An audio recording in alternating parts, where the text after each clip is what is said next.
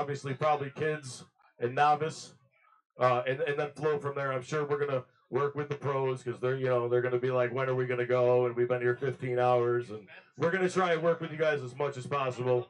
Um, but obviously, we want to pay a lot of attention to the kids and also with the up and comers with the sport. Our future.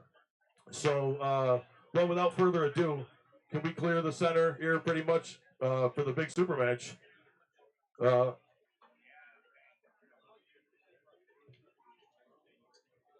James, we got music coming out for the super match or anything? Or just gonna call him? Okay. All right. First to the table, we have a veteran of the sport. 17 years this man's been pulling. He hails from New Jersey. He is a mechanical engineer sporting his own team, Team Latimer. He's also a Capricorn who loves walks on the beach and candlelit dinners and arm wrestling. Yeah! He is 48 We are live in Keystones. Holy cow. Screaming into that microphone. Here we go, guys. Oh my God. Are you sure about this, Sean? Logan, come on. Sean's getting wheeled up right now. Outstanding. Hey, Ron, help him. Jesus. My God, Logan Bittinger. My goodness. Well, we have the up-and-comer, the young blood. Some of you might have seen Logan made some headway getting a pin on Devin Larrett. Blackout. He's an equipment operator. This man is a Zodiac who hates long walks on the beach. Oh my goodness. And candlelit dinners and breaks arms. Craziness going on right now. He is 23-year-old Keystone State coming to you live from Harrisburg.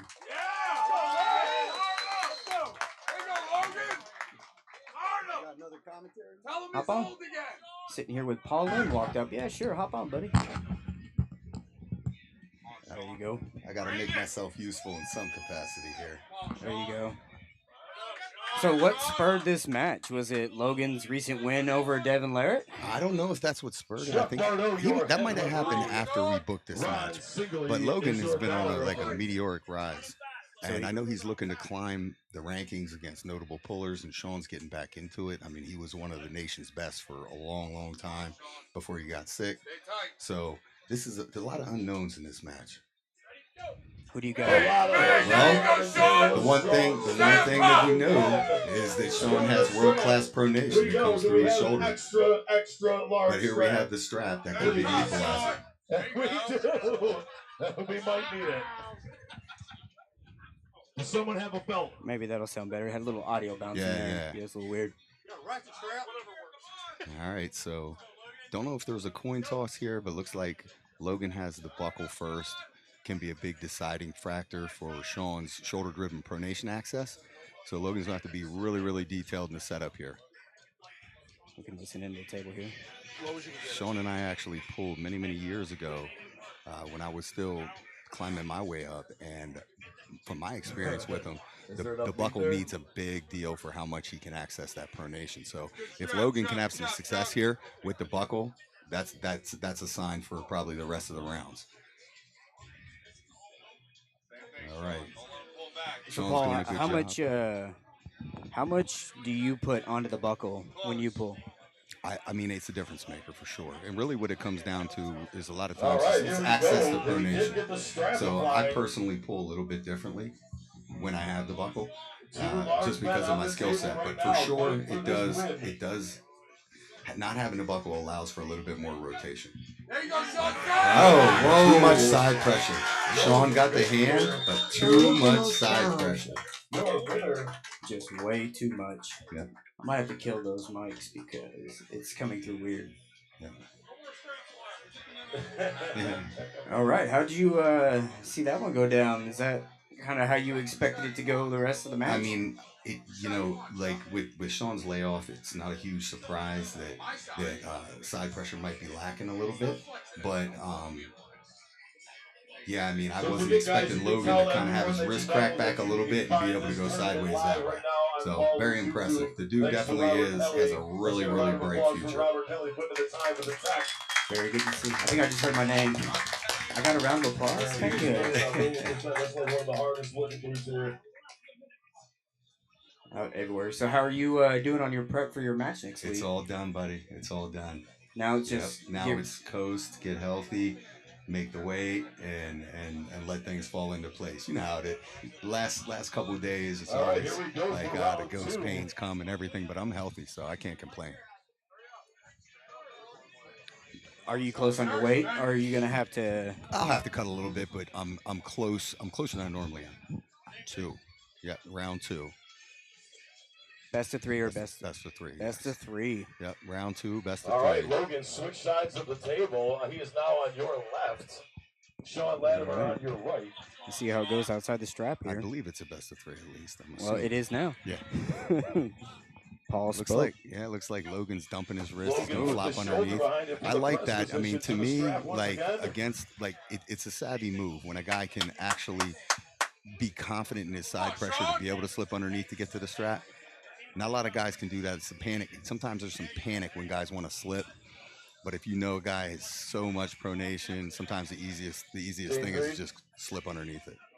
Yeah, I heard Simon in the Rev Clinic last night talking about that slip right there. They call it walking the forearm, where that's actually borderline, intentional slip there. It's always wondering, did he want to try to press or did he just want the strap? Right, and there's gray area. So, if you're doing it right, you are actually trying to flop wrist press. Yep. So, and if it doesn't go, you slip. Right. You go back. And that's the old school mentality of like, you got to hold on. Both people have to be trying to hold on. How can we really determine if they are or if they're not? Correct. You can't determine what I wanted. Come on, Sean! Yeah. Yeah, I was watching Dallas Langston a couple years ago in Arizona State. He would wedge and just drop down. Straight down. And if you hung on, you got pinned. Yep. And if you didn't hang on, just slipped to the straps. What he wanted. It's like it's all in the technique. We got quiet. Yeah. Right before this go. Yep. Come on, Sean! Here we go. Logan Bittinger with the reverse cap. You see the index finger down on the strap and the thumb on top of the index finger. Classic Travis Bajan style setup. Too much side. Interesting. Sean had enough pronation to compromise his wrist twice, but just not enough side. And your winner is it best of 3. Very good. That's interesting to see Sean get the stop like that, but the second surge went straight to the pad. Yeah. It's Logan clearly has a lot of structural strength. So we're not talking about a super hand dominant guy right now, but when you have that horsepower to go sideways and backwards and drag, sometimes the hand doesn't matter. And I believe he's one of the faster supers, right? Yes. He's got a lot of speed. Yeah, and I'll tell you, when Logan's not that tall. I'm guessing he's 6 foot, 6'1". Like if you're gonna be in that class with these weirdos now, you better be twitchy. To jump everyone outside their position. Yep. So what would you say is more important in arm wrestling? Being stronger than your opponent or being able to disable their strength? That's a great question. And I think like this being stronger and the gap is more important. So if you can control the gap and that gap can be like, we're talking about being 2% stronger and being able to incapacitate, then maybe I'll take the incapacitate. But if I can be 10%, 20% stronger, I'll take that in arm wrestle. Extra horsepower is always better. Staring at Logan the whole time over there. Just waiting for him to come back. That's what I've noticed with all the practice champions. They're really good at disabling that horsepower. Yep. Sean Latimer trying to figure out, but they're not very good on the go to get onto the offensive side. Well, a lot of times too, when it comes to practice, like everybody's letting rope out, they're letting guys work, they're letting guys have advantage. And the seasoned pullers know what they can and can't do in a setup, and they know the difference between those guys. And a lot of times, that's just we got guys that are so good coming into the sport, but the experience is so important. You got to come here, you got to come to these tournaments to get these ready goes. There's no replacement for that, and you got to take those losses to the people you can beat, and learn and dissect it as to how can I gain what I need in that setup to be able to beat a guy I can. That's the beauty of the process too. And so this one, Logan went outside. Yeah, went outside. He got outside the hand, still back into the strap. I think he's feeling comfortable now. He said, let's slip traditional. Let me see if I can peel the fingers. The nerves have gone out of desperation mode a little bit, maybe. It looks like he's still setting up outside. I would like to see him push past here and trying to set a hook. We're we're in a point where I think we're seeing superior side pressure. He's probably in control. Now's the time to go ahead and gain that little experience and try and hook that elite top roller. Logan's too scared to go in a hook, though. There we go. That's how you do that. He did push his hand forward right when you said that. And Sean said, please no. He pushed his hand forward. There you go. I might get to see it now, maybe. Maybe he's going to set it in. I see a little. Let's see. I think he's going to do it. He's got a high knuckle set with his hand pushed he's past. He's in such a good position now. He can do either. I saw him load a little rise there, a little up. Let's see where he goes. Yep. If you don't get it off the go, you can always elbow foul and restart back to your lane. Oh, wow. way too much side pressure. Confidence went up every round. 23-year-old great job. It's so great to see Sean back after all this time off, man. I can't wait to see where he's at in another year. Let's hear it for Logan. Yeah, great job, looking guys. absolutely fantastic. Great job. Who would you line him up with on a super match? Logan? Yeah. Nick Stone standing right over there, left arm. Oh, staring at him. Left arm. What about someone, international guys? You know a lot of the international guys. Who would you level him at with right now? Did you think would be a good fight for him on the international stage? Trying to think, man. I'd like to see him. Like the stateside. I know he has Wayne Withers coming up. That's going to tell us a lot. How he performs against Wayne's long arm and top roll is going to tell us a lot about what, where, how can you make that match at the next level? Because these guys, like the super heavyweights, dude, it is like 20 deep of monsters, like they could change it genetic any day, right? freaks and stuff. It's hard to say who would make a great match yet because I don't know enough. But although I do think, like right now, Logan Bittinger having till December to pull Wayne Withers, I like Logan's chances because he's just going to keep getting better. Yep. So it's hard to say. I'm scrolling through the Rolodex in my brain, and I'm not sure.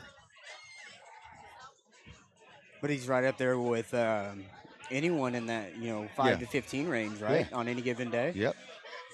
That's impressive. He's only got a couple years in the sports, doesn't he? Two or three. Yep, he's young. He trains with Zach Lee.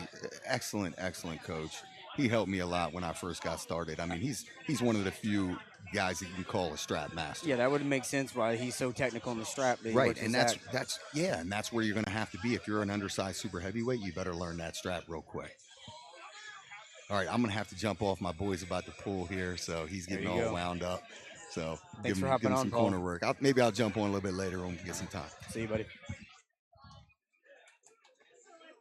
All right, that was a fun little super match there. I think that was the only match we got. Okay, cool. I haven't been told if I'm refereeing and where yet, so I'm still just going to be here on the headset.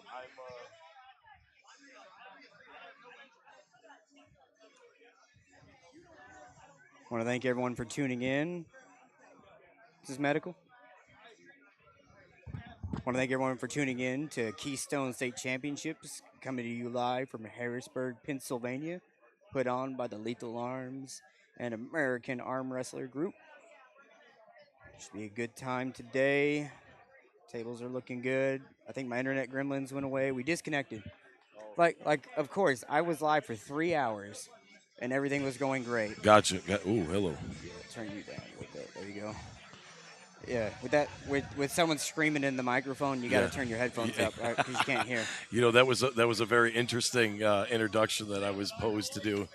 It was something to be fun when I was trying to get the information from the guys, and they're asking you, you're asking them their zodiac sign, and they're looking at you going, "What do you need that for?" Don't worry about it. I go, "Don't worry about it." James, he likes to put a twist on everything, and absolutely. We're gonna make it fun. We're gonna wheelchair Sean up. That's great. It was, we all know Sean's gone through some pretty trying surgery, so it's pretty awesome of him just to stand up and take that match against a kid as powerful as Logan, for sure. Yeah, we were talking about Logan is just super impressive, and being, you want to call him pretty much brand new, just 2-3 years in. Over here on your right, my left is going to be table one. We're going to start with the female team. 13 to 15, we got Lydia All Tucker, right. Priscilla Hearn. I got a feeling I'm gonna get ripped away at any moment. Yeah. Hey, that's it, man. Go ahead. But no one's told me yet. That's so all right. I'm gonna say they got it until they don't, right? As long as you stay close. If I have any technical issues, then I'll, we're good. Yeah. Deep. That's you. Yeah. And this is me. Refs for table 1. Oh, is that the Rona Conda? All right. Perfect. Perfect. All right, table 1, we got Lydia and we got Priscilla. Okay. So that's table 1 on that side. Very Gotcha. good. Table 1 is going to be your top left screen. Table 1.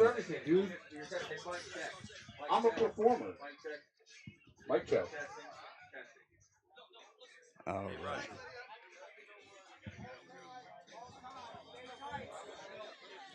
I want to get this thing. All right, Lydia on your right. We got Priscilla on your left. This is going to be a best of 3. Here you go. What do we got? Teens up here? Teens and younger. Table 1. All right. I need to go tell people about Yep. cameras. Be right Go back. do your thing. You guys are all set up. Dude.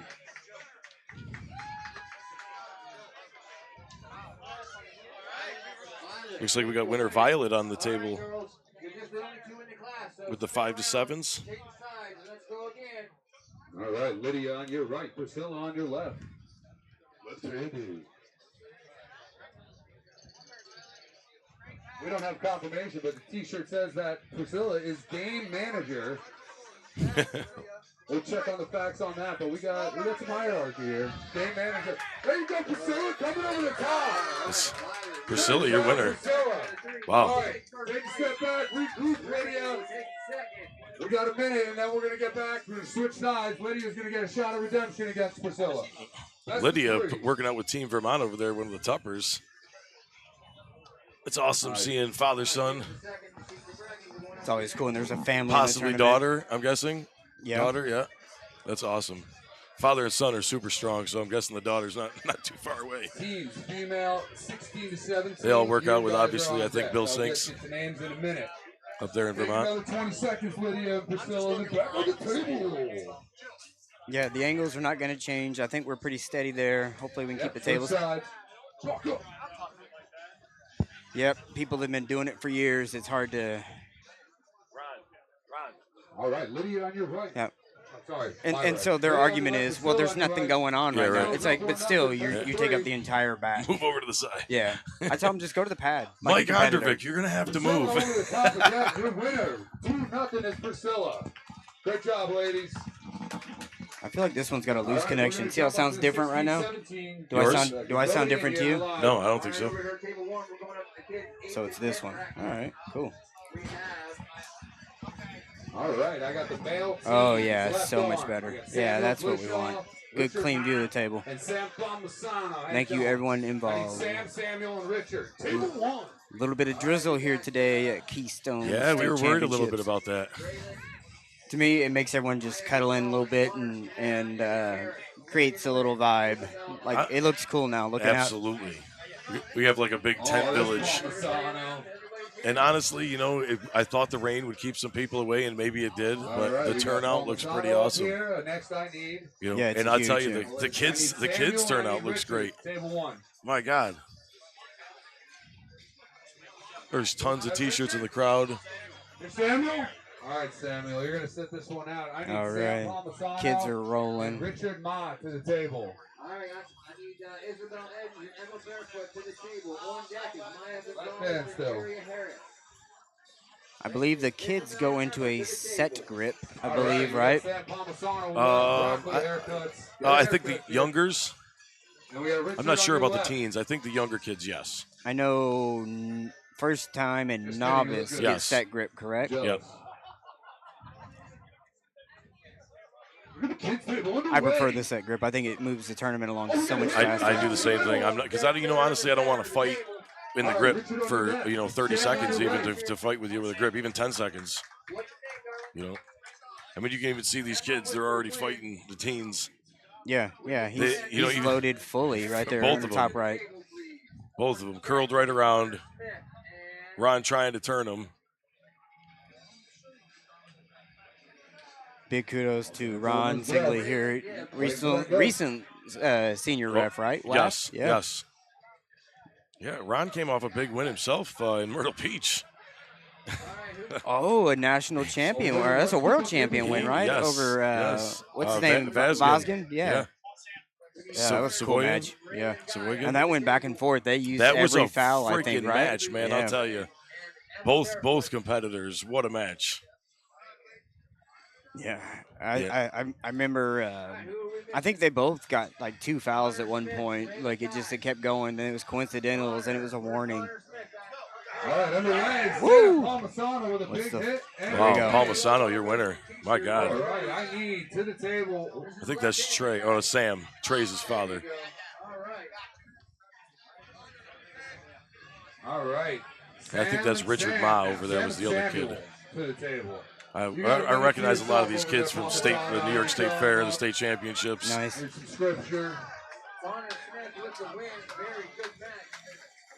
I love seeing the parent interaction too.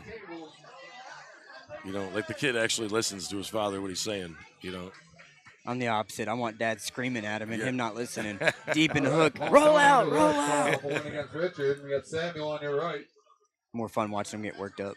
Richard's got sponsored billboards. Crazy. Richard knows how to do it. He's no newbie for sure. I've seen him pulling many kids divisions. He's a pretty good competitor, but we'll see what he's got against Sam.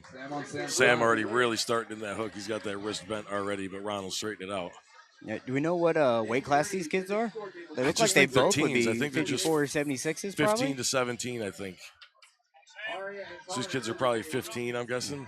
Looking at that setup, it looks like they would wreak havoc in the 154 amateurs. Oh, there you good go. stop. Yes. Look at the match. Sam coming out almost close with the elbow. Ron's right there. Look at that. He's standing up trying to get it. He's got it. What a Elbow match. foul. Oh, we got an elbow foul. We're going to see it again. Yes, guys. I love it. There's Paul Lynn. Paul Lynn giving some furious instruction right now. Yep. Paul Lynn. Look at me. Look at me when I talk to you. Tell me what I can't do. Yep. Paul's son Lincoln looks like he's about to get on. He's a freaking nightmare on the table. Wait till you see this kid. This kid has been chomping at the bit since like 9:30. He's been at 100 miles an hour since 9:30 this morning. Yeah, he definitely has his dad's intensity. Absolutely. You can definitely feel his father in him for sure.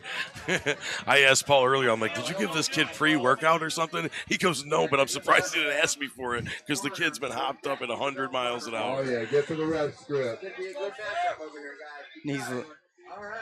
So look at the kids over on the other table over there, the young girls. That's the girls class. How crazy. I mean, for me to think, one, that you have a kids class, that's impressive. But you have a kids girls class. There's enough competitors here for that, which is awesome. You don't see that anywhere else in the nation. I promise you. No.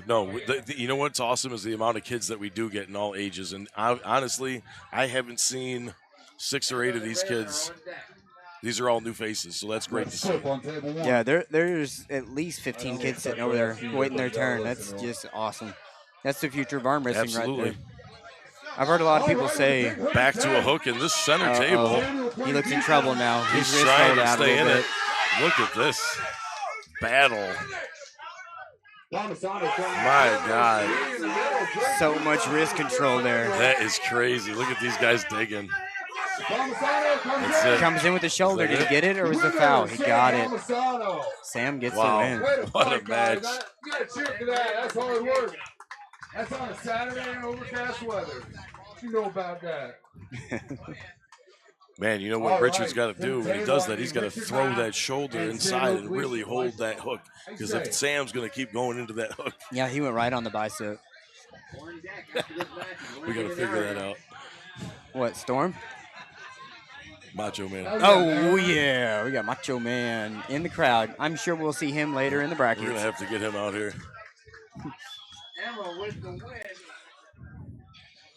Yeah. If you know Sam's going to dive into a hook every time, then that's where you're going to have to go. You're going to have to commit to that shoulder and stay in it with him. Yep. They're on table You 1, take top your 15 left. seconds, bro. Got Lincoln. Minute-long matches. Lincoln, they're coming Yeah, in. breathing is important. Stand by that. Connor and Emma are on deck. All right, Richard on your right, Samuel on your left. Winner Shoots goes outside, against gets the win. Palmisano in the final. Lincoln gets the win. Yeah, definitely.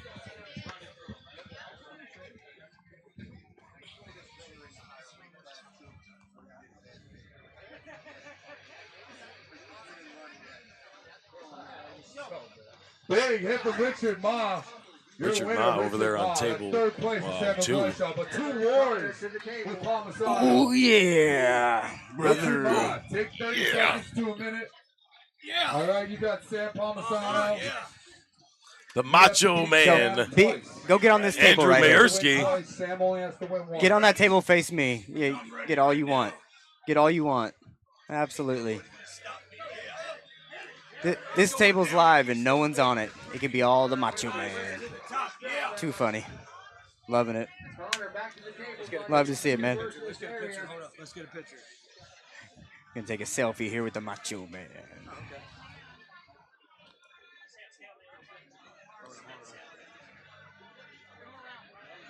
Oh yeah. Get in here. Yeah. What are we doing? Hands up? Well, I have to. There you go. Let's get it ready. Yes. Oh yeah. Love to see it. Love to see the energy, Love it, man. man. Good luck today. Love it. Good luck today. That's awesome. Just out here having the best time of his life. Puts a good vibe in the crowd. Yep. He gave us our opening prayer. Said Oh, an awesome said a lot of prayer. good things about all the things going on in the world today. It was nice to hear that. Kids are loaded up hard here. They both are. That was poor. Sam getting total hand control, totally engulfing the hand of Richard Ma. He's pulling him right to his side. Right, Richard on your left. That's where I'd want to start too. Connor took third place.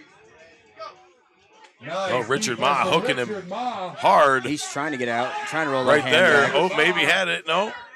Winner is Richard Ma. Richard Ma. Mario would have to win twice. We're gonna switch Look at these sides. kids, man. Wow, these teens. I shouldn't call kids. The They're winner of the teens. next match will be Yeah, the I don't want to be. God. I don't want to be in on that at all. No, I don't think I want any part of 13 that. to 15 left-handed class. Huh? What'd you do today? As I thought. You Nothing. drove, you sat passenger. Yeah, we done nothing yet. Nice job, guys. Think about that.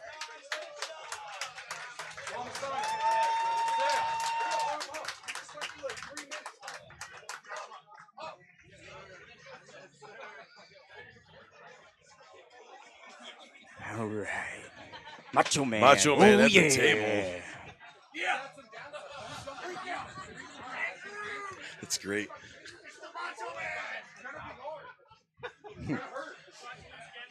He's eating awesome. every minute of this right now. He Loves loves it. it.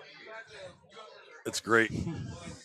Going through, hitting everyone with the All wolf right, pack, to the getting the table. entire crowd engaged. You guys Absolutely switch love sides it. already? Oh, no, chalking up. All right, guys. One more time in the Richard has fought teens. his way back. He's got to win. Come back from the B side. This Wow. is your Sam, reward. who was What a match run here. through it, man. It's going to be a good match. Good ball, This sets a high tone already for the beginning of this tournament. Yeah, the novices and Richard on first the timers right, like Sam this is on what the left. we got to do. Yeah. Top the teens. Good luck with that. There've been some grinders. You teach these kids how to top roll. Everyone's going inside I and know. fighting for their life. Deep inside. They're committed too. Two young guys, but they know the sport. Richard regrouped after taking the first loss, came back and found a way to win. Sam has gone through 2 minute-long matches with Samuel. All right, Mr. 13 to Big, we're gonna 15, get my a ass. big people in the class. We got Kenzie Keith. Oh, Joey Arrows always putting the colorful commentary on. I love it. She has somebody to hold. yeah. It'll be best out of three. This is the joy of having a senior certified ref right there. If you disengage the grip and walk away, you can receive a warning for not trying to get a grip. You can't just walk up there, put your hand up, and you can't just not get a grip because you want the referee's grip. Ron's not messing around. He will foul kid out. Yeah, you can't just walk away from the table. I mean, once your elbow's down and you're already in a There we go. Meeting in the grip middle. fight. Richard Look at the Baker rotation from Sam. Elbow off the back of the pad. Yep. Foul on Sam. He's trying to get into that open top roll, get that wrist back. Sam unhappy with the call. Yep. Because once he gets his wrist set, it's really hard for him to get out of it. It's looking good. He had the rotation in that last one if he stayed in, but I think he lost the elbow as soon as he got the rotation. He needed that extra little inch. Dude, you're so old. I respect you. There we go. All right. Look at the difference. Maybe it's the screen. You can see how hard the rotation's being put on by Sam Palmisano. Yeah, he sets up. There we go. Richard staying in the pocket. Right there. Richard Ma taking the hand and wrist opens him right up. Yeah, I think he just got too much wrist. Yeah, that's wild. Kid's got a can opener. Yep. Be looking for him in the next year or so to be making some noise. Guys, we're moving forward. Your winner is Richard Ma. We're going to Nice job, guys. All right, I need Garrett Gleishaw, Josh Sullivan, and Jay Gonzalez. Left hand, 16-17. Which one? I feel like he's overpowering him. Dude, that was awesome. Right. Like this speaker versus that speaker. Oh, yes. I thought you were saying the table. That's why I was like, what do you mean? That's why I gave you the what look? Audio. Like should I turn him down or him up? What do you think? Which down? Them up, you saying? We're just going for the him. Should I turn this speaker down or that one up? It's all about timing. That one's already pretty loud, so I'm guessing maybe. Come this one down a little bit. Yeah. Yeah, take your hat off. He's blowing people out. He don't need to be that loud. Where you at? Raise your hands. All right, to the table. I need Jay Gonzalez and Garrett Gleishaw to the table. Hey, we're going to cut him down a little. Yeah. Cut you down, Joe Yaros. You're being too crazy already. Ease a little bit of that top end out. It's too early for this crazy, this amount of crazy. Well, you said it. Here, let me give you this so you can put it over here. There you go. Didn't want to put it near the electronics. Appreciate that. But all right, kids are going. I think this is a bigger teams class now because these guys look a little bit heavier. All right, Garrett looking to redeem the Gleishaw name because Samuel blew it. I think this is the 17 and 19. Or, teens are by age, not by weight. That's how y'all do it. I believe so. The teens go by. That's how wrestling does it, so that would make sense. We try to put all the kids or whatever, all the teens together, or anybody for that matter, in the classes that we can by weight. Closest to their weight in the first rounds. That we do. After the first round, we can't do anything. This also might be the left arm, the same class. Because I just noticed we're going left arm now. How was that last one left-handed too? Last one was left-handed too. Yep. Tell how much I'm paying attention. I'm blown away of how many people keep coming. Like every time I look somewhere, there's a new pop-up. It's such a cool concept. I like it. Well, we kind of need it today. Hopefully that rain will calm down here in a little while. It's not too crazy. It's just a drizzle, but it's still enough. It makes it to where you don't want to stand out in it. Yeah. But it's cool, like you said. Everybody's kind of crowded together. It forces a vibe. Yeah. Hopefully it doesn't mess with the internet. Let me check that actually, because we got kicked off right before we went live, but now it's running strong. Oh, David covered to Joshua Sullivan. Big grinder. Look at the girls go. Oh, Chuck, call the foul. That was a professional foul over there. Professional foul. You saw it. She looked at him, raised her arm. Are you sure? Yeah, I think I fouled. Yeah. Got the 8-year-olds over there. Strategic fouling. Right, I need Jay and I need Garrett back to the table. I love it. What'd you tell them, Ronaconda? Violet takes the win. Little redheads. They look twins. Serenity takes second place. Good try. Don't forget to That's get your awesome. rewards. Love seeing the kids. Yeah, like a year apart, and then little baby brother. All right, Jay. All right, we're moving on to the next class of the kids. We're going up to the 8s to the 10s. The hardest thing about being on the live feed is I can't pay attention to the names of some of the kids. I think Joshua. Raylan Geib, Maya Gonzalez, Connor Smith, Arian Harris, Sadie is in the green. I believe. Megan Lynn, and Isabel Edens.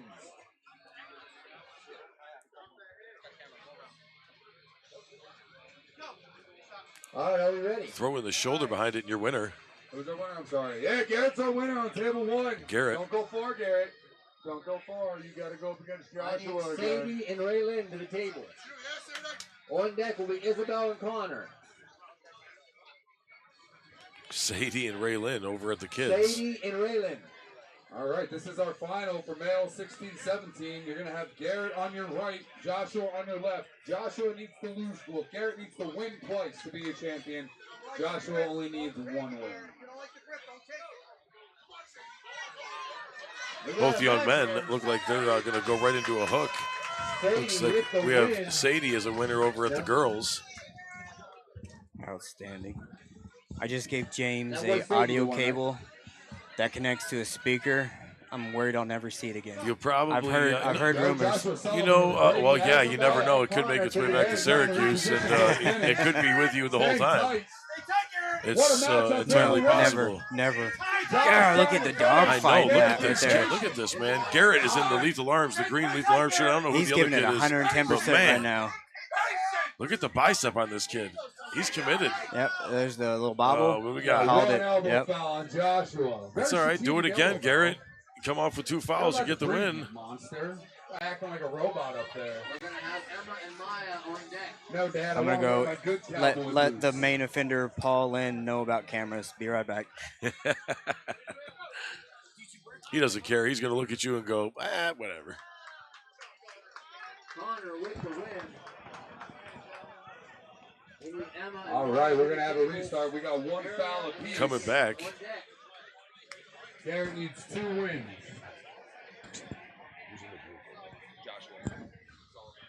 Joshua in the blue and Garrett in the green. Kids are doing grinders over here on the table. My goodness, man, they are deep in a hook for a good 5, 10, 15-second matches. The girls over on the table, too. Back to a hook in the center. Look at this. Garrett driving. Got the wrist pressure. Both guys in a hook. Gets the shoulder behind it and hits. Garrett gets the win. Regroup. We're switching sides. And we're going again. All right, these are your first and second competitors on the left-hand side. We'll see who that right hand makes any difference. We got Lincoln over on the table with. Choice decision in Atlantic City. It was funny. I was talking to Paul. Lincoln stepped up, and Paul forgot I even existed. Get your foot over. Get right on us. Did you see the top roll hit of Lincoln? My goodness. Yeah, I don't want any part of that. He's been training. I bet you live for live, he's probably right there with me. The kid's ferocious. And he's also got he's got a lot of drive. He's one. Right, guys, he was playing around yesterday, and he's one of the, like, hey, you can't do this. Done. That's all you have to tell that kid. Yep. Tell him he can't do something. Don't jump up on the top of the trailer, dude. You're gonna get hurt. You can't get up there. You'll get hurt. All I see is his dangling feet. Yeah, one hop straight to the top. Yeah, that's cool. And I know Paul's gonna push him. Probably, his whole life. Paul just seems like a dad that wants him to do his best. Absolutely. Be cool to see what he does. Paul played football. What level did Paul play football to? I don't know what level he played, but I know that obviously he's. I think he's either still or was. My goodness, that was a quick hit. He took him right over. Flash pin. But, he was a strength and conditioning coach for his football team. And I don't know if he still does it. I think he's still with it. One of the Keystone Championship shirts this year is the white and green, which I believe are his colors for the football team. Oh, nice. Nice little homage to him. All right, it's going to be the same predicament as before, right-handed. It's kind of, the Keystone, that white version of the championship shirts, it's got that almost like old school, high school championship shirt feel. You know what I mean? It's kind of a cool concept. I like it. So it kind of works well, especially with Paul. Yep. All right, Lydia on your right. Paul obviously on your left. We don't know if that a huge name in arm wrestling right now. huge matches, huge wins, huge opportunities, and good for him, man. He worked hard for it. Works hard every day in the sport, promoting it. I know people message him all the time, and I tell you, man, no matter what, he answers every message. He's the nicest dude. I love that he did not make himself any closer or better, but he just needed to move while he was instructing there. Yep. Yep. He's like, I'm trying to tell you what to do. You listen to me, you'll win. Yeah. Yeah. I love Paul. Yeah. His left arm's looking good. He might be able to beat Artem now, left-handed, maybe. Yeah, you never know. You know, love to see that match. I'm surprised you don't see him. Artem's traveling all around in different places. You know.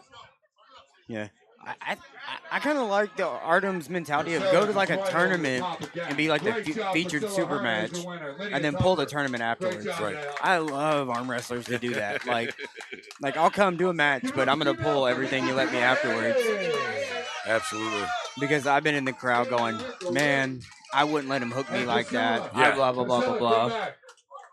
You know, a lot of these guys afterwards, too, they pull and pull and pull for hours. It's amazing. They'll be pulling here, multiple classes, and then they'll pull for hours afterwards. We will tear this whole place down and literally have to take the table apart. That's While right. they're on the table. Say, okay, last one, we're going to take it apart while you're on it. Yeah. Oh, yeah. I've unbolted a table or two with people arm wrestling on it, for sure. We got Lexi Palmisano on your right. Priscilla Hearn. She's got a dry sense of humor. We'll work on that. Your winner over there one more time. Oh, yeah. Macho Man. I love it. He's going around to everyone. I know. He is literally. The whole crowd. He's giving grandma. You give me a high five. She's like, you better not mess with me. Right-handed. We're going to switch sides of the table. We're going to run it back. We're going to work on getting a smile for Priscilla. We're still running teams and all that. I'm going to take a load off. Watch the screens. Because I can see this table. Can't see that one. So I can see two. Just watching. Yeah, we don't have three running right now. Look at your hand. So you start pushing into the through the kids and the teens. They'll open up all three. Not sure what they'll put on it. I know a lot of people are registered in two different classes, and we try not to overlap. Pullers. Yeah, y'all have so many classes. First timers, novice, amateur, semi-pro, pro, masters, grandmasters, women's amateur, women's pro. Holy cow, you guys got a lot of classes here today. It's definitely a lot, but I think that I was really against that semi-pro class when it first was brought up. And honestly, like it's grown on me over the years. I just thought it was an extra time in the tournament. It was longer for people to be here and unnecessary because either you pull amateurs or you pull pros. There's no in between. But like I said, the semi-pros grown on me, and now I pull semi-pros myself because I can't hang with the pro boys. I think the semi-pro is great for people that get phased out of amateurs. Yeah. No one should start in a semi-pro. Right. It's either you go to amateurs, you murder them, and then you go to pros. Right. Or you kind of grind through and win for a little bit, and then you start winning consistently, but you're going 0-2 or 1-2 in the pros. Right. That's what the semi-pros is for. And Right. you guys have the pullers up here to do it. Sure. Yep. Just having 3 day one, no one joined it because everyone had an ego or whatever. Right, and honestly, like a lot of these, we have to talk with a lot of the people that are still pulling the amateur classes that are like, hey, you've been doing pretty well in these amateur classes. You've been winning for the past few months or a few years, and it's time now. Like you should kind of get bumped up. Yep. I love that it's a option of how you guys do it. You can't pull amateur and pro. Right. You can't pull novice and pro or novice and semi-pro. You got to pull one apart. Yeah, we try to we had a couple people today that wanted to pull am and pro, and I just explained to them that we couldn't do it. Well, we got an elbow foul. He thought he had the win, but going back to do it one more time between Richard and Sam. Got ripped off the pad as he was getting pinned. Yep. But yes, I explained to him that we can't jump a class. You can do amateur and semi-pro, or you can do semi-pro and pro. I've heard them. They were pushing everyone to stay an amateur, just go up in a weight, and that's my preferred method. But if you're a super, you can't do that. Yeah, But yeah. I think you get more value as a 76 guy pulling a 98 guy. Yeah. That's still the same level of experience. Sure. Than pulling a 76 guy that's on the verge of, being a national pro. Richard Vaughn. Well, you got Zach Lee here, that's Sure. it's my first time, or I'm gonna pull Zach Lee. Like, no. Pull 98s, That's stay right. with amateurs, and, That's right. and get more pulls that way. And honestly, I try to, if there's no semi-pro class, I'll skip over and go right to pros, and I'll try and hang. Sometimes I can. Sometimes I can't. Yep. Yeah, these kids are tough, man. I mean, this new generation, they a lot of these guys live it, and with work and family, it's hard to dedicate, that time. And a lot of these kids have the time to do it. That's the number one thing I hear from people that are in their masters and all that is, man, I can't imagine if I would have started at that age. Right. Like, could you imagine if you had 30 Absolutely. years in doing this once a month or something like that? Yeah, I've been doing it 11 years now, and honestly, if I had gotten into it 8 or 9 years before, I think that it would be a lot different of a feel, generation, everything. Samuel Gleishon, Sam Palmisano to the table. Richard will be waiting for you in the final. And the only reason I say that is because I was hanging around with Don Underwood the other day, and he was talking about, I need to start training in the strap. It's like, Don, have you not been arm wrestling for 35 years? I don't think you need to train much. No, he absolutely does. Really? He says when he's in practice, they don't use a strap. They just arm wrestle. So they just hook and drag. Yeah, so he'll get a semi-competent, 176 dude cracking his wrist back because I don't know how to use a strap. And that just blew my mind. It's like, you've been arm wrestling for so long, and it's like you don't use the strap. All right, fight for that grip, Sams. That's a good iPhone there in the camera. Oh, we're actually hitting the camera now. Oh, perfect. Gotta buy the book. No free sample. There we go. He sorted himself out. I'm always worried about people kicking stuff when we're all crammed in here like this. Yes, yeah. Equipment's expensive. We get it. They don't realize it. Stumble around. Oh, big hook, dragging him. Got it. Sam got the win. Wow. Palmisano. Be on the lookout. All right, Sam Palmisano, get that arm up. Take 30 seconds. Think about what you want to do. We are live in the teens class right now at Keystone State Championships. Live from Harrisburg, Pennsylvania. Put on by Lethal Arms.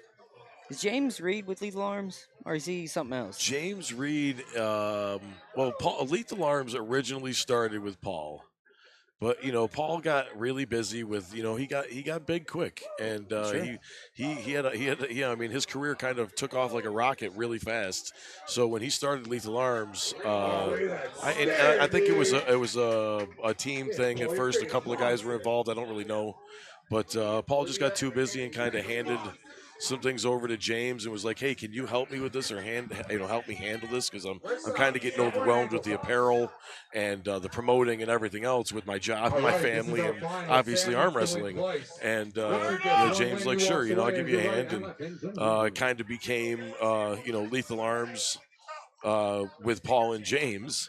And, Chuck has always been a huge part of Lethal Arms, too. I can't take anything away from Chuck Bardo. I mean, he's been a huge supporter of Lethal Arms for a long time. Yeah, he reps every single event, right? Yeah. He's always the rep, Chuck is a huge supporter of it. If you don't, Chuck's a good dude, man, but, you screw around with him or frick him over, he's not going to like you, and you're going to know he doesn't like you, but he is a huge supporter of every organization.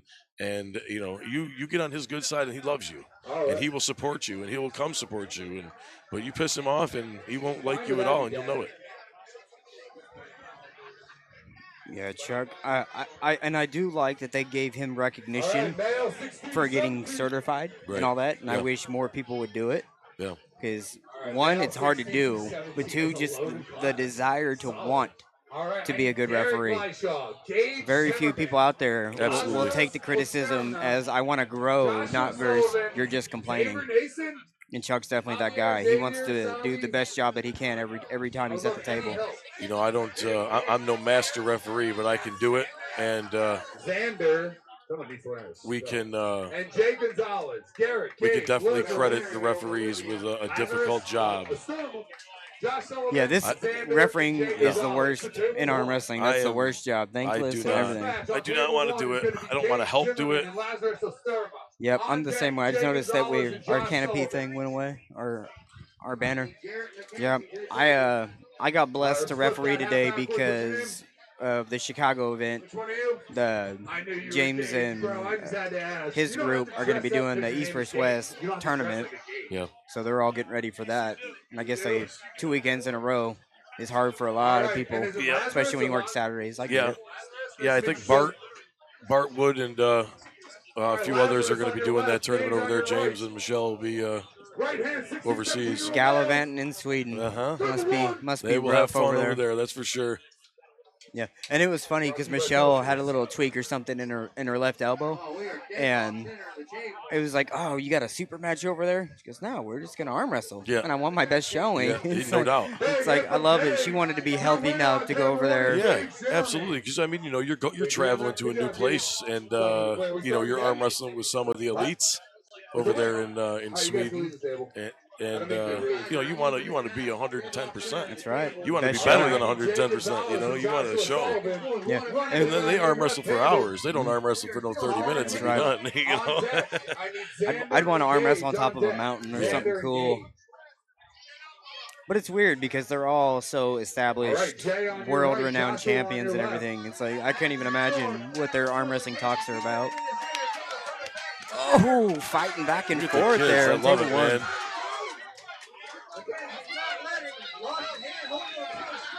Love it. Oh yeah, straight it down. Look at this. Yeah, they're still going. Fighting in the center. She's back.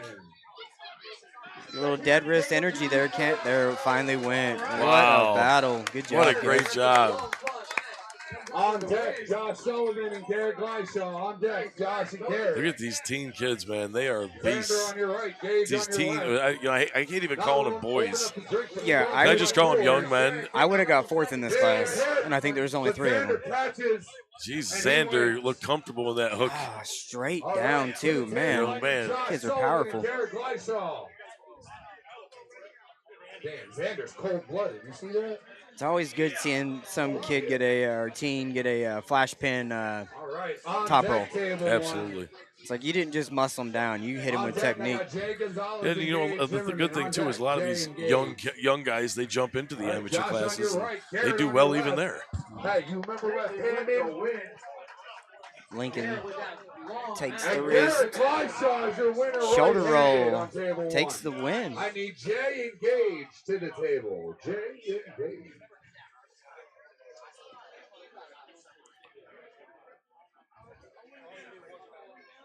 This team's male 16 to 17 right-handed class. Such a cool environment here at Keystones. Got people with pop-ups and grills, and someone's got their camper pulled over here. Yeah, that's Macho Man. Oh yeah, that's right. We encourage people to bring their pop-ups and put more and more up and keep adding them to it. Make Tent City bigger. Yeah. You know. It's like the only thing that would make it more like a concert is if there was actual like a live band or something over in the corner. But this is exactly what it feels like. Oh, it's It feels great. like we're hanging out at a concert. But instead we got arm wrestling.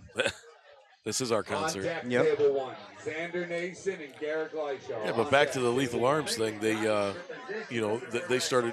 James and Paul started working together, and then I don't know if James and Paul both came up with American Arm Wrestler apparel, but that came about, and I think that they're slowly transitioning a lot of the CNY Arm Wrestler stuff over to American Arm Wrestler, trying to make that the brand. But Lethal Arms is such a well stated name especially with Paul being such a huge promoter of it. Alright, on deck, I we mean, got he's got a Gage huge and following. Josh. So It'll never go anywhere. yeah, so it'll stick around for Taylor sure. on your The left. CNY has become more of an American arm wrestler, which Where Xander again. Arm Assassin Lucas Raymond, he's up in Yes. this area too, right? How Yes, far he he is. from here? No more of this bullshit, I all think he's. What are you even doing in these classes, I don't know if he's Scranton area. Nothing against your I don't know if he's Oh, okay. Scranton area. Yeah, he might be like an hour and a half away from here. But I know he's. All right, Gage I think he on just your did a right. powerlifting Joshua thing on your or a left. grip competition. Yeah, Winner he's goes up super again. busy. Oh, man. man. Winner takes God. fourth, loser takes Super fourth strong place. kid. You know, that's Winner another goes up kid that against I Garrett. started out with, and he's just awesome. His attitude has always been awesome. Gage Zimmerman's got a monster hit. Double hops. Double foul, so no fouls. You could have no fouls or all the fouls, your choice. So if you foul a lot, it actually means no fouls. The refs have no idea what they're doing. Joe Yaros doesn't foul ever. Joe Yaros is Big hit foul. from Gage Zimmerman. Is a foul. Josh Sullivan catches. He's regrouped. Oh, what? And our winner is Josh Sullivan. My Give it up for goodness, fourth place, you can Gage tell how Zimmerman. cold-blooded these kids are. They don't even I'm- slap. I'm watching their faces, and they know they're in the fight. They don't even 100%. shake hands. Absolutely, because it's a fight. Yeah. Good Yep. job, Gage. Good job, Yeah, the rest we'll of the we'll team. talk afterwards, but for right now, we're fighting. No, I'm good right now.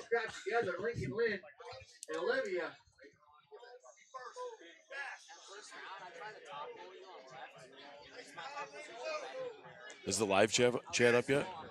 Or no? Oh, I put that off. They kept disconnecting. It's fine with me. Yeah. I don't think there's a ton of engagement yet. I was gonna kind of wait for the pros, but let's check it. If we got someone to talk to, we'll talk to them. And Paul Lynn over there rubbing out the arm of Lincoln. All right, I think Joshua Sullivan Lincoln's on your pulled right. every class. Garrett Gleishaw on your left. Winner will go to the final. Of course he against has. Xander. Heck yeah. Loser will leave with third place. And you know what? Nothing wrong with Browns. Nothing wrong with You Browns. What good about- right there? What about it? That rain on your by your. It's on the other Okay, side. all Yeah. right, just wanted to Yeah. let you know. Yeah. Yeah, that one the tripod gets rained on, and that one the tripod gets rained on. But I don't Camera's think good. it's touching the camera. We'll find out. Hopefully not. Hopefully we don't find out.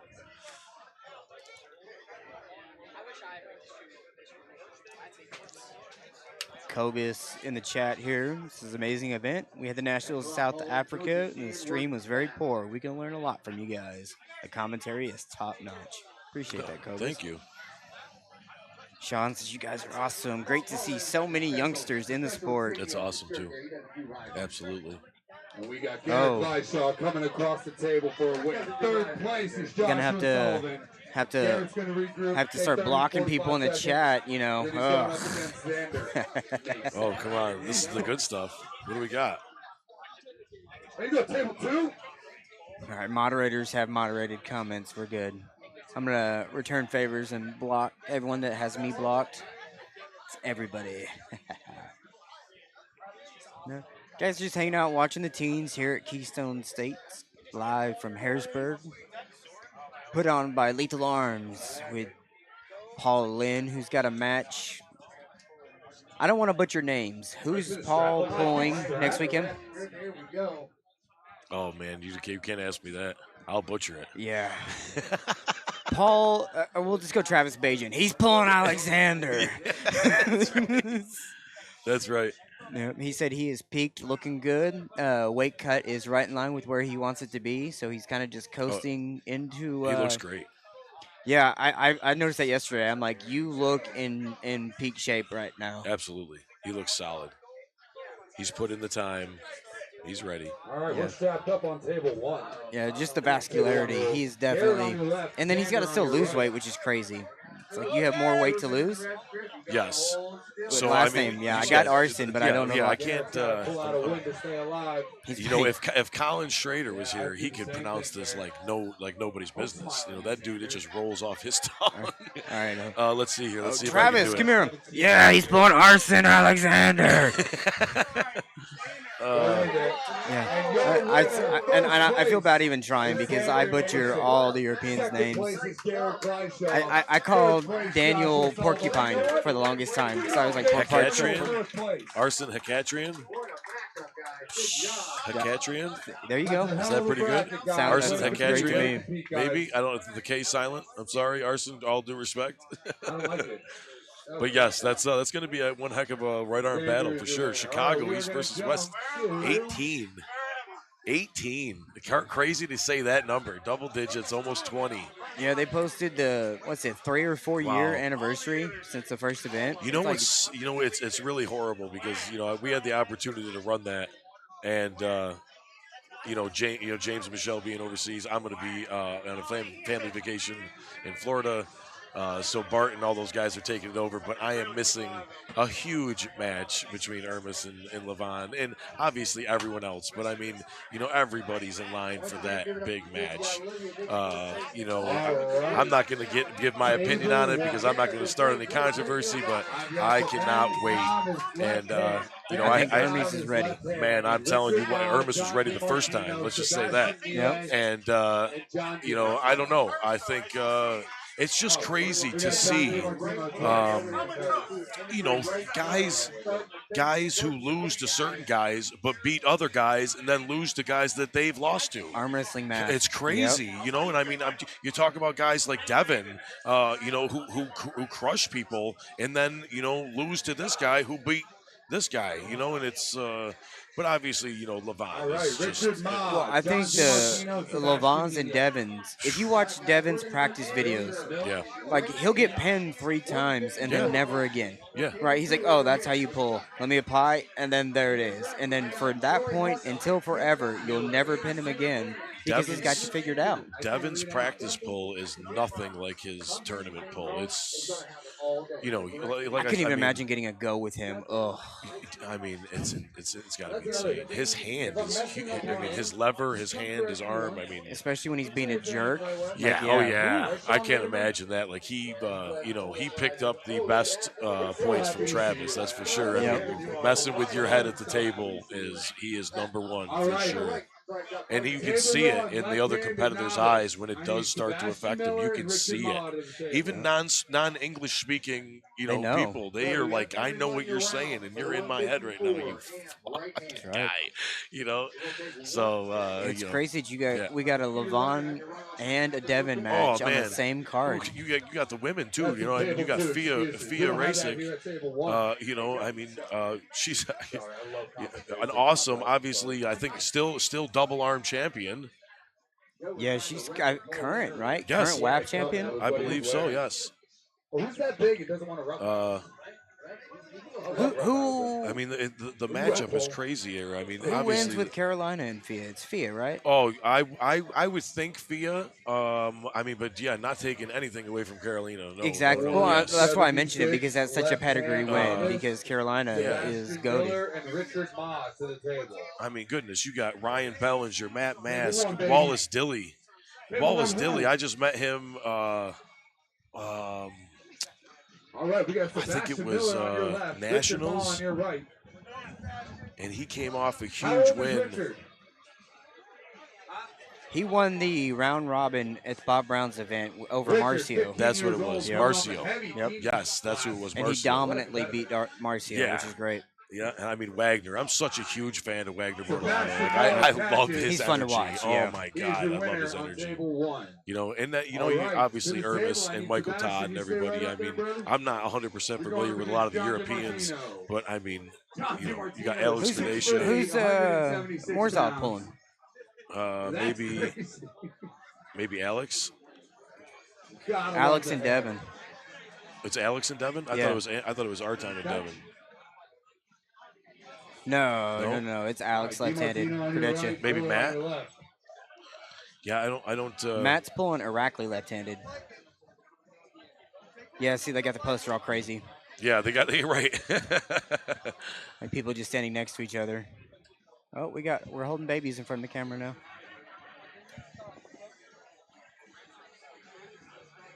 Oh yeah, let's give it up for 176 novice. DiMartino coming Be right across back. the table. Yep. Miller staying patient. Sebastian over there Martino's got the pressure from the top. trying to keep the hand These guys pressure are on. competing. You're watching. Let him know. Let him know. Good job, guys. Good job, man. Finish the Martino. Hard name to cheer for. Come on, DiMartino. And your winner is John DiMartino. You know what? I've had better crowds in my day. You guys are so. John DiMartino, your winner. Winner DiMartino, he'll be in the final, waiting for the winner of Richard Mon. Sebastian Miller back to the table. Good time. I think we're winding down towards the end of the teens classes here. Regroup, think about it, Richard. Make the adjustment like you did last time. Let's see if you can move some ground. Sebastian Miller, you do you, buddy. You look seasoned. Novices. All right, yeah, we got Devin and Alex, Michael, Todd, and Georgie. I think all Oh, that's right, Georgie. That's who. Ivan and Joseph Murado. Ivan Portella, Joseph Murado, Artom, and Alex. Obviously, LeBron Alex and is pulling Ernest. 2 matches. Oh, he's screwed with Devin then, because you know it's going to be co-main event. Ryan Ballinger. I mean, Alan Ford I know is a beast too, but I'm a huge Ryan Ballinger fan. That's probably going to be a good match. I think Alan's strong enough right now that Ryan's ferocity is going to be caught, and then they're going to have to fight it out. I would love to see him fight it out in the hook because that's where it'll go. That's where it'll go. But you know, Wagner and Manuel, Fia and Elin Janaheim. I'm not familiar with Elin. Me either. Matt Mask and Irakli, and then Wallace and Rickard. Yeah, it's gonna be a match. I mean, it's never a bad card for sure. Yeah, I want to see Wallace get some left-handed matches because I had him down in Tulsa to pull our #1 guy, Bryce Talton, and I don't think there's anyone in Oklahoma right now that can really move Bryce left-handed, maybe even with 2 hands. He's that far ahead of all of us, and Wallace just ran right through him. It's like, holy cow. Congratulations. That's awesome. That's awesome. It must have been the shirt gave you extra power. Hell yeah. Look at that. Great job. Awesome. Kids get the same awards. That's awesome. I love it. She came up earlier. She's like, I'm going to arm wrestle today. And I go, well, I got to ask you one question. Are you going to win? And she looked at me and she goes, yes, I am. I'm not here to lose. There she goes. And she showed me her medal. Yep. Shout out to Lethal Arms for getting enough medals to give them to the kids Absolutely. too. That's usually they're generic or different, but those are the same ones. Those are cool. You know, that just makes the kids whole. I mean, they're going to go back to school. They're going to show them to all their family. Absolutely. They're going to wear that thing You know proud. that's getting worn to school. Oh, man. They're going to wear that thing proud all day today. Oh, we're in the summer. Yeah, they're Oh, probably not wearing man. to school. There it is. Yep. Solid shirt, Judah. But I know when you tell someone, I'm a world champion, state champion, yada, yada, yada, that don't mean as much as when you show them the medal That's and the right. video of you winning. Oh, I can get that shirt. People don't know what state champion arm wrestler means.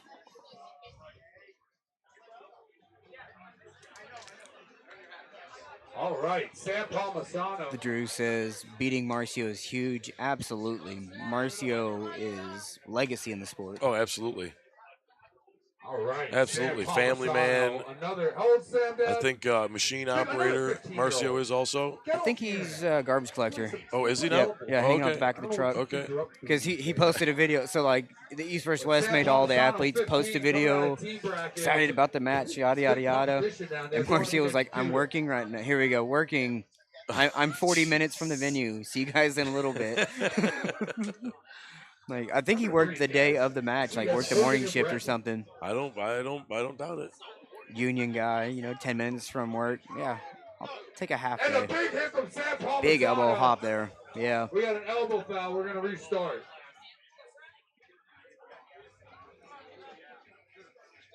Yeah. Bolus Dilly, super nice guy.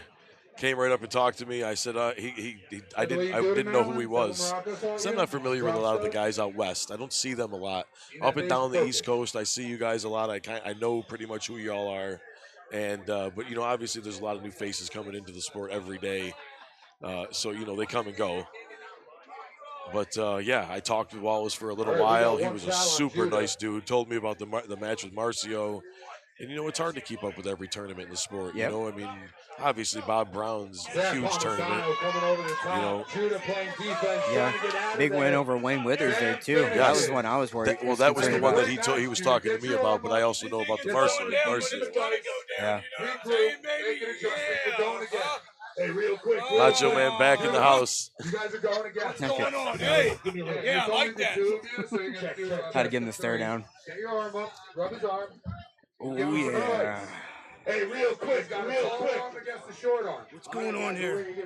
We are watching some arm wrestling. This is live feed arm wrestling, but we're actually watching guys in front of the camera. We'll get him. Go get him. First timers are going to run right after novice. I didn't realize there was any more than 2 guys, so the first timers will run right after the novice left hand. All right, looks like we got first timers and novice coming up next. Left hand, I believe. You guys should have went pro. 154 amateurs, right hand. Coming up to table 1, it looks like. Seconds, guys. Get your arm up. All right. We made a mistake then. Thank you for letting me know. I did yell. Yeah, no, tell him, James. All right, stepping away. See you in a little bit. Amateurs kicking off. 154. Right hand up there on your top left of your screen. Coming to you live from Keystones State Championship here in Harrisburg, Pennsylvania, put on by Lethal Arms Apparel. I know I'm wearing one of their shirts right now, super soft. They have a booth full of them, so if you're on site and you want one, come get one. If not, check out the website. All right, so it's going to... 154 amateur right up on your top left. First match of the class taken off. All right, we make mistakes. We're not perfect. All right, so Judah, Sam, you're going to have another guy in your bracket. Now, Sam won. I'm going to take a guess. So I'm going to say that Judah, you're going to be up against Dan right now. All right? You okay with that, Judah? You seem real excited. Because I'm doing things to get you more matches, and you don't seem happy or grateful. That's crazy, right? I'm just messing with you, dude. I'm just kidding. You're going up. Dan and Judah to the table. Need a little squirt gun so I can squirt people that block y'all's view.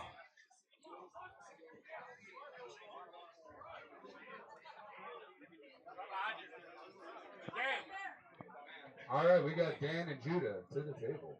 All right. All right, name of the winner. Name. Who won, name? Tim with the win, all right.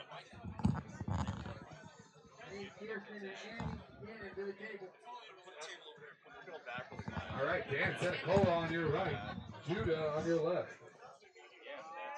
Go give him fire. Looks like we're getting some bracket stations set up here for the third table.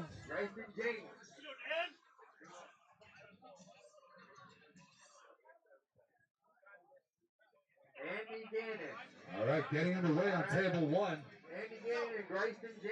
Dan Sanacola with a big top roll. Judah trying to recover. And your winner is Dan Sanacola. Was able to hang on that thumb and get the win there. All right. It's going to be Dan Sanacola and Sam Palmisano to the table. Dan and Sam. Looking for Grayson James. You can take 20 seconds, Dan. Yeah, he would sit down and like it would be like an earthquake over here. It's so massive. But I got one cable that's sensitive, you can see. That's the only one I'm worried about. It's a camera. It would come undone, be my luck. There you go. All right, Dan Sanacola on your right. Yeah, Sam that ain't gonna work. on your left. Grayson James, anybody last call?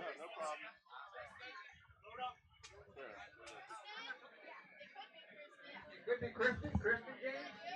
Because you're gonna. Oh, we're going to the rest of it. Hey, you're gonna have to go sideways now. All right, getting everyone set up. All right. Hey, you might want to clear all these people out. Yeah, there you go. One take at a time. All right, so, Andy, James Reed acting like he knows, like he's done this a time or two. good job, Andy. You'll take your arm out after that battle. You know, man, you don't want to Yep. get too much fatigue in there. We need Justin. Everyone was warned, do not crowd the tables unless your people are on. And we've had everyone just come in and want to just hang out.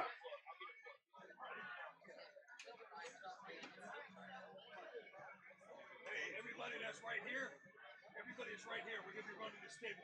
Do we have Justin tonight? I love that he told everyone, hey, move. And everyone went, okay. And no one moved. And Sam Palmisano with a big pitch. Dan catches. Sam's on Newton, I think. We got Justin here? Dan trying to finish. We got one elbow foul on Sam. We should be running the novice on that table, bottom left, that you can't see right now.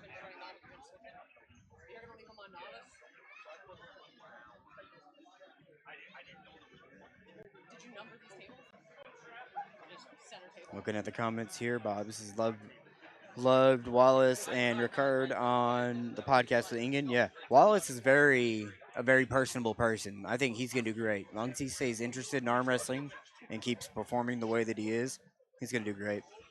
She's going to go. So, I only have first timer right and left after that one. Checking the stream. It looks like everything's still going good. I hope the quality's been all right and connection's been solid. Being outdoors, crammed into a mass of people like this is always worrisome. So I am recording a copy that I will upload separately in HD in case there's connection issues or anything like that. So know that all of your matches will be captured if the live stream fails. All right, Judah and Sam. Take a minute. Take a minute, Sam. You've been working hard today. We added another guy. Work and your then crack. arm wrestle again, Rona Conda, if that's okay. Guy with the microphone. Everybody right here. Guy with the mic. We need Andrew and Tim to the table. Andrew. All right. Here she goes. Man, so fast he's got keepers name.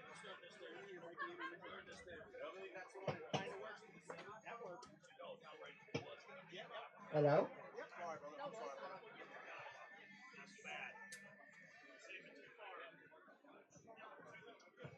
All right, Yeah. to make an adjustment, regroup, do better than last time. That's all you got to do. A little bit better than last time.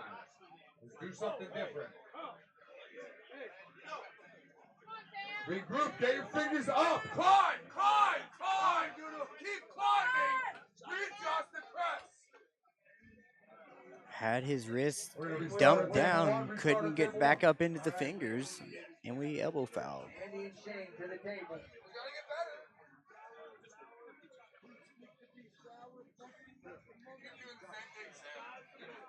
Andy, fresh off that hard fought first round. Table 3 almost ready. Going to be running the novice over there in your bottom left screen. Looks like Simon's on the table with his strap. You can go tell him he's actually going to be on the back side of that one.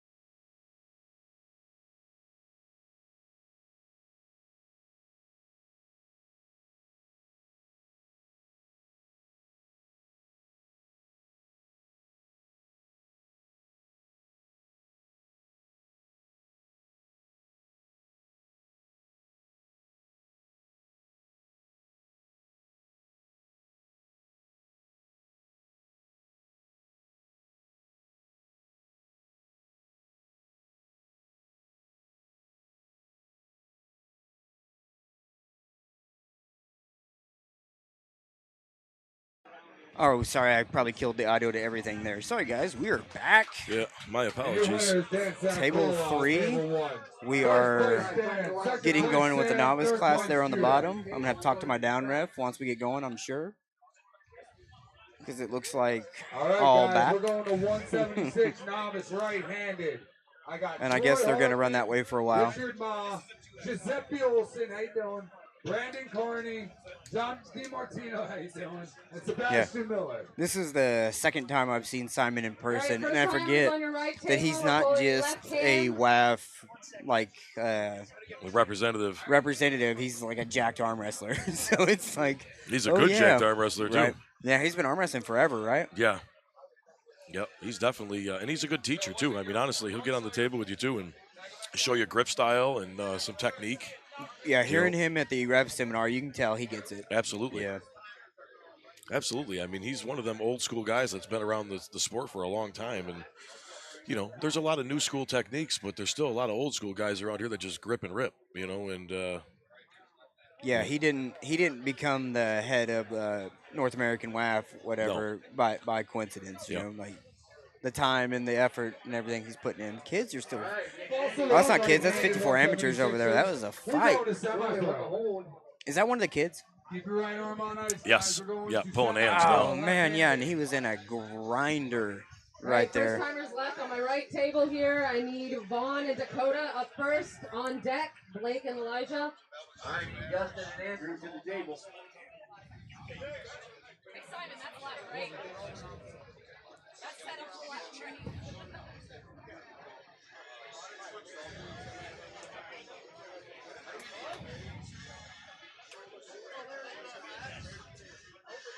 What are we doing down ref? Tim and Shane will be on deck. All right, semi-pro 176 left-handed. I need. Who we got in the camera there? Gerard Lowe, Who- We got John Anthony. Who is this down ref? Kevin He Piper, Anthony I'll tell him after the match. he's trying to head ref. He's like squaring shoulders and dead center. Yeah, he needs to be on the side watching elbow tips, and wrists. He has one right there in front of you. That's his chair. They moved it out the way. But, I mean, if they want to stand, it's fine as long as they stand where they're supposed to. Yep, mute him. There we go. I think everyone's working with him. Let him know. All right, Matt Moore Blake and and Anthony. Elijah. There we go. He's got it. Cool. He's doing great. Yeah, he's got it. There you go. Yep. I am completely fine with an oblivious ref that doesn't know they're in the way. But it's some that say, I need to be in the middle of the ref. It's like, oh, I'm sorry. Again, we don't want you running back and forth to a table with the same hand. Okay? Everybody got that? All right. Now, Joe, don't Okay. bug me because you're bugging him. All right, thank you. I'm confused easily. Thanks. All right, semi-pro left-handed. I need Matt Moore and Anthony Pagans. On deck, Kevin Piper and Jason Oswald. Shane and Tim to this Why is table Simon right letting there. him do all that ref? Down ref is for wrists and elbow tips on the go. Nothing to do with centers, shoulders, any of that. All right. For those watching, in case you're Moore wondering. and Pagans. How you say that? Pagans? All right, Elijah, take 30 seconds. It's you and Dakota. No. Simon will tell him if he gets done, if he's doing something wrong, I'm sure. On deck, Piper and Oswald. Well, usually they only get reprimanded when they're not doing enough, not for doing Right now, extra. I need Right. Dakota and Elijah on the table.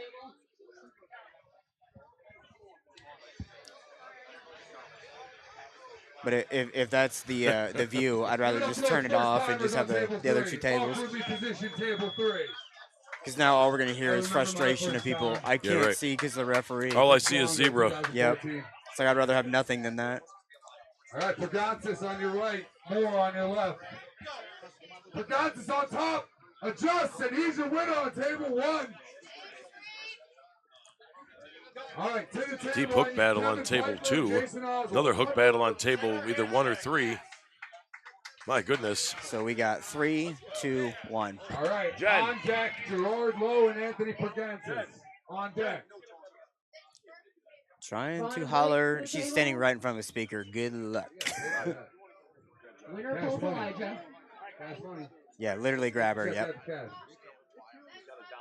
Now we got Oswald on your right. Even at the We got beginning, Piper on your that's left. the thing. Yeah, even at the beginning. Yeah. Like never Thank ever you. should you be Timers there. on I table know. 3, get We're just gonna underway. have to teach him. Yep. And if he's new and he don't know, that's fine. Like we'll help him get there. There you go, table 3. Yeah. Let me just go. I'm gonna go sit with him. I got him. Let me help All right, him. this is a semi-pro on table 1. Piper on your left. So it's Blake and Elijah on the table. Blake, you take 30 seconds if you need it. Oh, you can't do that. That's a warning. Ooh, just a little bit early. 198 next. And we got a hit from Oswald that takes the win. Good job, Piper. All right, to the table, I need Gerard Lowe and Anthony Pergantis. That's my favorite kind of referee. Even though he was in the way, he's super excited, wants to help, was happy to be out of the way he Oh, yeah. needed. It's like, no, if you need to ref to see, absolutely get there. Just be aware that you shouldn't be in the middle for very long. John Anthony's our Right, we got left-handed Gerard Lowe on your right, champion. Anthony Pergantis Left-handed champion last year. For the Semi-pro. He was coming for the right this year, but got injured at work. And I believe tore his bicep and then had some complications with his ulnar nerve. oh no, And just got cleared after 8 months. One elbow foul. Yes, he's not even pulling this year. And it's killing him, but he's like, I had to come here and support the tournament even though. Yo, if any of the Yeah. if any pros yeah, or especially when there's no black spectator people fee and all that. Yeah. Come as a returning champion. Throw up some shoulders. Wish the next champion luck and tell him you're coming for him. I'm not kidding. It's I will use you on the it's microphone definitely if you don't more of do a this. It's your family-oriented event here. That's why we Are were you kidding me? so apt to have Are it you joking? outside. All right. First time, Yeah. get your arms Yeah, up in between like because they were the talking axes, about so it, you like get the the rain, this, that, and the other, elbow down. There you and go, red shirt. I'm talking to everyone you. had a spot in their heart about doing it out here in this field and all Absolutely. that. It's like so. It's kind of like the your left hand. Who's that first time match over there? Give it the up for tone. table 3. You know, the tone set for Keystone is outside. All right, I'm ungrateful. I'm sorry. You guys are doing it. So we tried to battle the rain to get everything set up out here in hopes and prayers that it would stop. And honestly, looks like we're in good shape. It's not raining out there anymore, is it? Oh yeah, there you go. Forgot this. Well, hopefully it's So done. It's just overcast. I would absolutely All right, take I an mean, Jason occasional Oswald and Logan drizzle Wren. Yeah. over a hot day, a 40-mile-an-hour wind day. We've had some scorchers here. Yeah. I mean, we've had 2 or 3 or 4 scorchers here. So having a little bit of reprieve from the heat, kind of nice.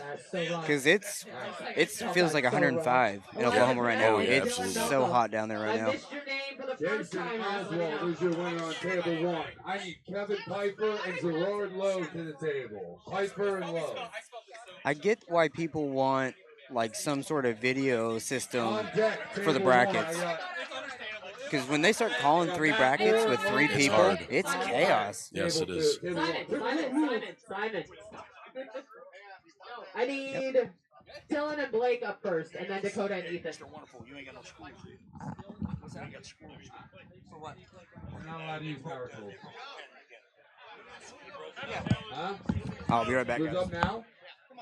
Up now is Gerard Lowe Dylan and and Kevin Blake on the Piper. table first for my first timers right-handed here, and then Dakota, Ethan. Piper and Lowe. On deck, Moore and Wren. Use your teeth. Use your teeth. If you're a real arm wrestler, you got the finger strength to do it. You're a fake arm wrestler. Fake arm wrestler, so. There we go on table 1. Ooh, false start. We got 1 warning on Piper.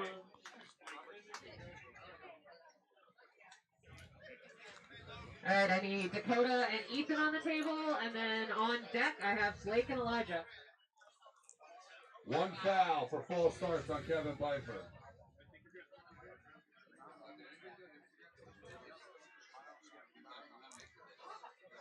Two of 3 tables going here at Keystone States. Coming across the table. Nice top roll, kid. I love the excitement. Everybody loves winning as much as you. First timers and novice at the tables now. All right, I need Matt Moore and Logan Wren to the table. Looks like we're into some amateurs over on table On 2. deck, Anthony Pergantis and Jason I can tell you the Oswald. On setups deck. up there definitely I need look Blake and Elijah a little to the bit table, more and then on advanced. deck, Dylan and Ethan.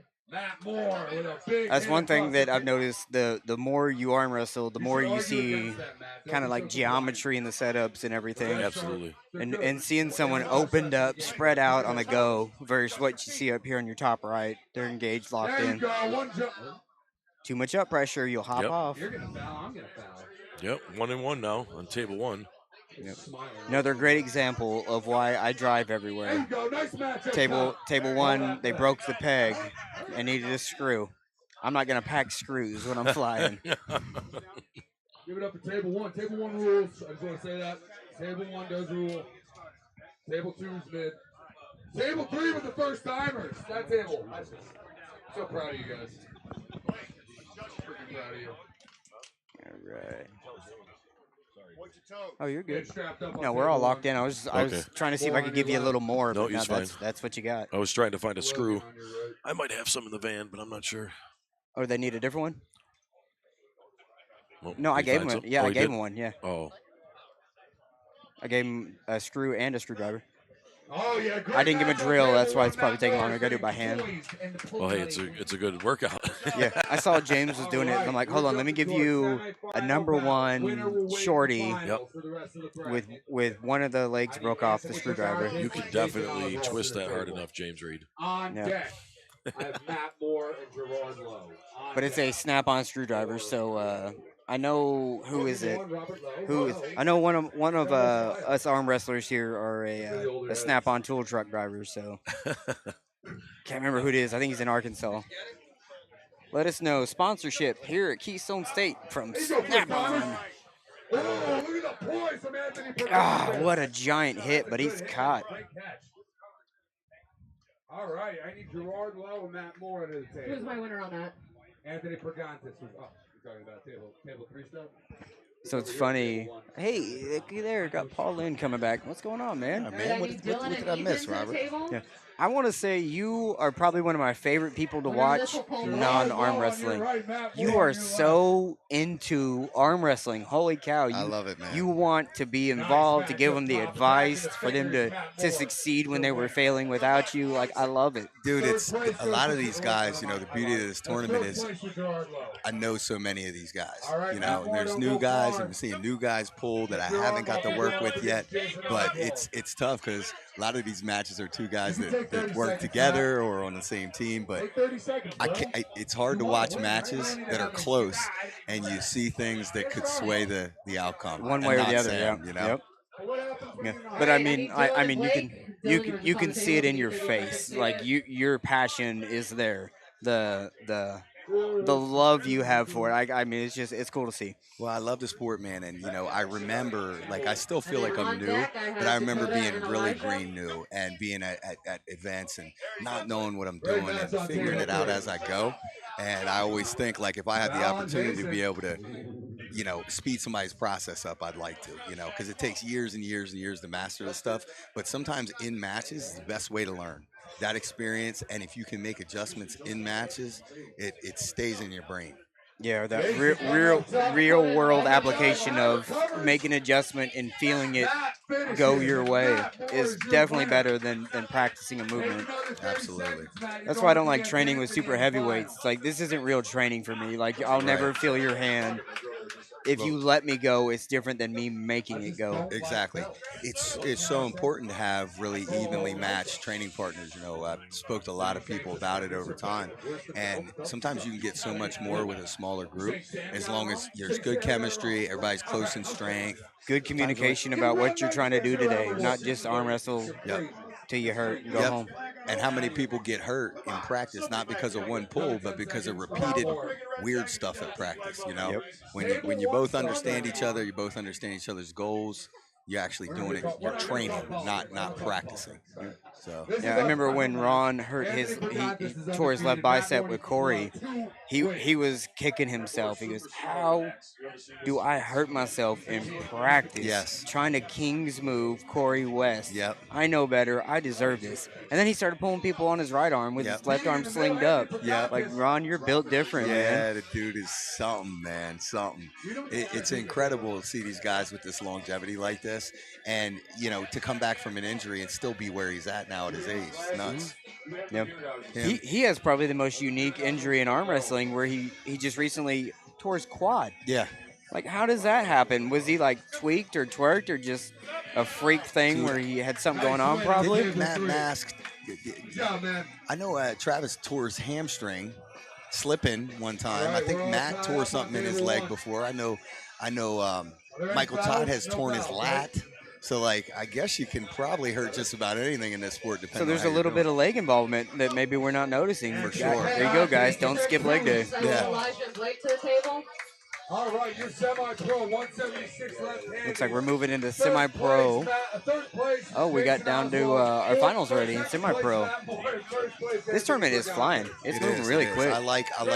You know what? Everybody wants to hang out and everything, and that's great. But if we get it done quick, we can still hang out. Yep. You know. Well, it was cool seeing everyone show up like an hour early, get the grill out, and have like a tailgate. Yep. And then it kind of got quiet, like 10 minutes before. It's like everyone's zoned in. Like, you didn't have to go grab people. Hey, where's our 54 guys? Like, no, everyone's here and they're ready. Yeah, there's tension, man. You can feel it. It's good stuff. And then when the pulling's done, everybody's going and drinking beers and eating barbecue. I remember we were talking about the kids. Like, they were like death staring each other down. And after a pin, like, there was no high five. There was, I'm coming back. Yeah. We'll high five at the end, but right now I'm coming back. Yeah, I love it, man. I love it. And I'm glad we had a decent turnout. I think there was there was only a couple classes that only had 2 or 3 in it. So most of them 7, 8, and that's what we want, I'd like to do a better job promoting it locally. Well, this is probably one of the hardest years because I think there's 19 events within 4 weeks right now, within 2 hours. Yeah. But I can tell you, like, it looks like you couldn't really handle much more, right? Like, you look around, everything's shoulder to shoulder. Everyone's crammed in here. Yeah, it's the trade-off of that is like, everything's kind of condensed, but it looks like pretty much everybody can see. Mm-hmm. And when you have a whole lot more, it becomes tricky for those things. Like, how do we even make it so people can see? And then, like in the past, we wound up taking those big circus tents and having tables in each corner. So guys got to figure if they're pulling 2 classes, they got their head on a swivel. And I don't think then you just have pockets of people watching. At least now there's kind of like a half moon. Yeah, so. I think the next evolution is like a little riser stage. Yes. That's it. Like, because I don't think you guys want to take away from the vibe that this creates, because it's so cool. Yeah, and you're right. I was thinking about it when James was talking about doing these pop-ups rather than circus tent. Like circus tent, we had plenty of height, and I think we had the little 1-foot stages. And because of the concern with the clearance, we couldn't really do that. So, but yeah, I think you're spot on. If you raise the table 1 foot, 2 feet, now everybody can see from everywhere. Yep. Yeah. Might have to do a circus tent for the competition, and then these little pop-ups around it. Yep. Because it is, I don't know, maybe you could like VIP a tent or something and set up like 10 of them, because it's kind of cool. Yeah. Not have to pack your own. Yes. Have your own little spot, throw your blanket down, your chairs down, or whatever. Well, it's some people may not want to share. It's interesting, like, because the tournament morphed. I think I said it before. Like, we started off in a local bar, and the first year we did it, we packed the place, and we were like, okay, we'll probably get like the same turnout next year, and then we like doubled the entries, and we're not ready, and we're there until like 1 in the morning. Yeah, bar loved it, And the bar used to pay us to be there, but we outgrew it, so we had to come out here. And when COVID happened, it then was like that critical mass, and we wound up getting like 500 some entries. Of course. And now, like you said, everything's jumping up, and there's tournaments everywhere. So entries are a little bit down. I'm guessing we're probably close to like approaching 300 for this one, which is less than before, but people still, I think, come because they like the environment, the whole tailgate, like. festival type feel. Yep. Yeah, I've been to a tournament or two, and this one definitely has a unique vibe. Yeah. Like, not only is it a unique setup, but I mean, just the atmosphere here. Well, you know, we did get to talking to James, you know, in the past, and we talk about, like, you know, when we had that 500 entries, we're like, whoa, I wonder if we can top that, you know. And honestly, I don't think like the number of entries it should really be the goal. It's more about, like, you know, just having that good time, and then ultimately getting the best pullers out that we possibly can. So I'm totally fine with this right here. To me, this is perfect. We're not going to be here all night. We're not going to sweat and die. So it's nice. I think you and I are kind of similar in this thought pattern of this is Pennsylvania State. Dave Chafee lives in Pennsylvania. Mm-hmm. It would be cool to see those guys come back out and reclaim a couple of these state bigger tournaments. Yes. You know what? And we're gonna see Storm Chelino after a long hiatus. He's going to be out here doing that. We got Brandon Elsesser in the class. I know Sam Harris is here. I don't know if James talked him into pulling yet or not. But, like, some of those guys that kind of established arm wrestling in Pennsylvania, you know. The ones that ran the Northeast Forum and all that. Yep. The tough thing about Chafee is this state's so damn big that he's actually 4.5 hours away from here. Right. So, and we talk about, like, all the elite pullers in the Northeast. Dave Chafee's the only one that I haven't practiced with. Like, I've gone everywhere. So far away? Yeah, it's not that it's just so far away. I've been further to, like, Bresnan and stuff, but I've just never been able to sync up because it feels like Erie is just in, like, Canada. You know? Right? Good match here. This absolute grinder right there. Yes. Great match. Nathan Hahn trained with our team long ago and took a hiatus, and he's come back a couple practices. He's just as strong as ever. Didn't miss a beat. Outstanding. Love to see it. On deck, Desmond Wren and Jeff Luke. Now we got Victor up here. Victor's a Lancaster puller. He started out with straight us, arm foul, and they actually branched off, started their own team. Good call. Got to protect the amateurs from the King's move. I'll tell you what, this live feed looks amazing. Looks good, right? Yeah, man. And you know what? It's like, it's incredible. Like, it's watchable. So, like, if you're tuning in, you want to see your buddy or your nephew or something, you can, you know, it's pretty clear where everybody's pulling. You can see every match the entire time. You can see every match if you want to. And if you want to go back, it's all there. Yep. I think what I provide, I like to call it the friends and family feed. So you get all these camera guys that are going to clip it and get the great angles and all that. Like, that's great. We need that too. I agree. Those videos are way more fun to watch. But I can see you right now, who my neighbor that always talks about arm wrestling. Shoot me the link. Yeah, I'll watch you arm wrestle. Yep. Yeah, and you know, it's two different things. Live streaming, like, and edited. Yeah, ultimately matches are different. But really, what can you really do better here? We have the same camera angle for every table. Mm-hmm. It's all pretty much unimpeded. You know, we got a clear view.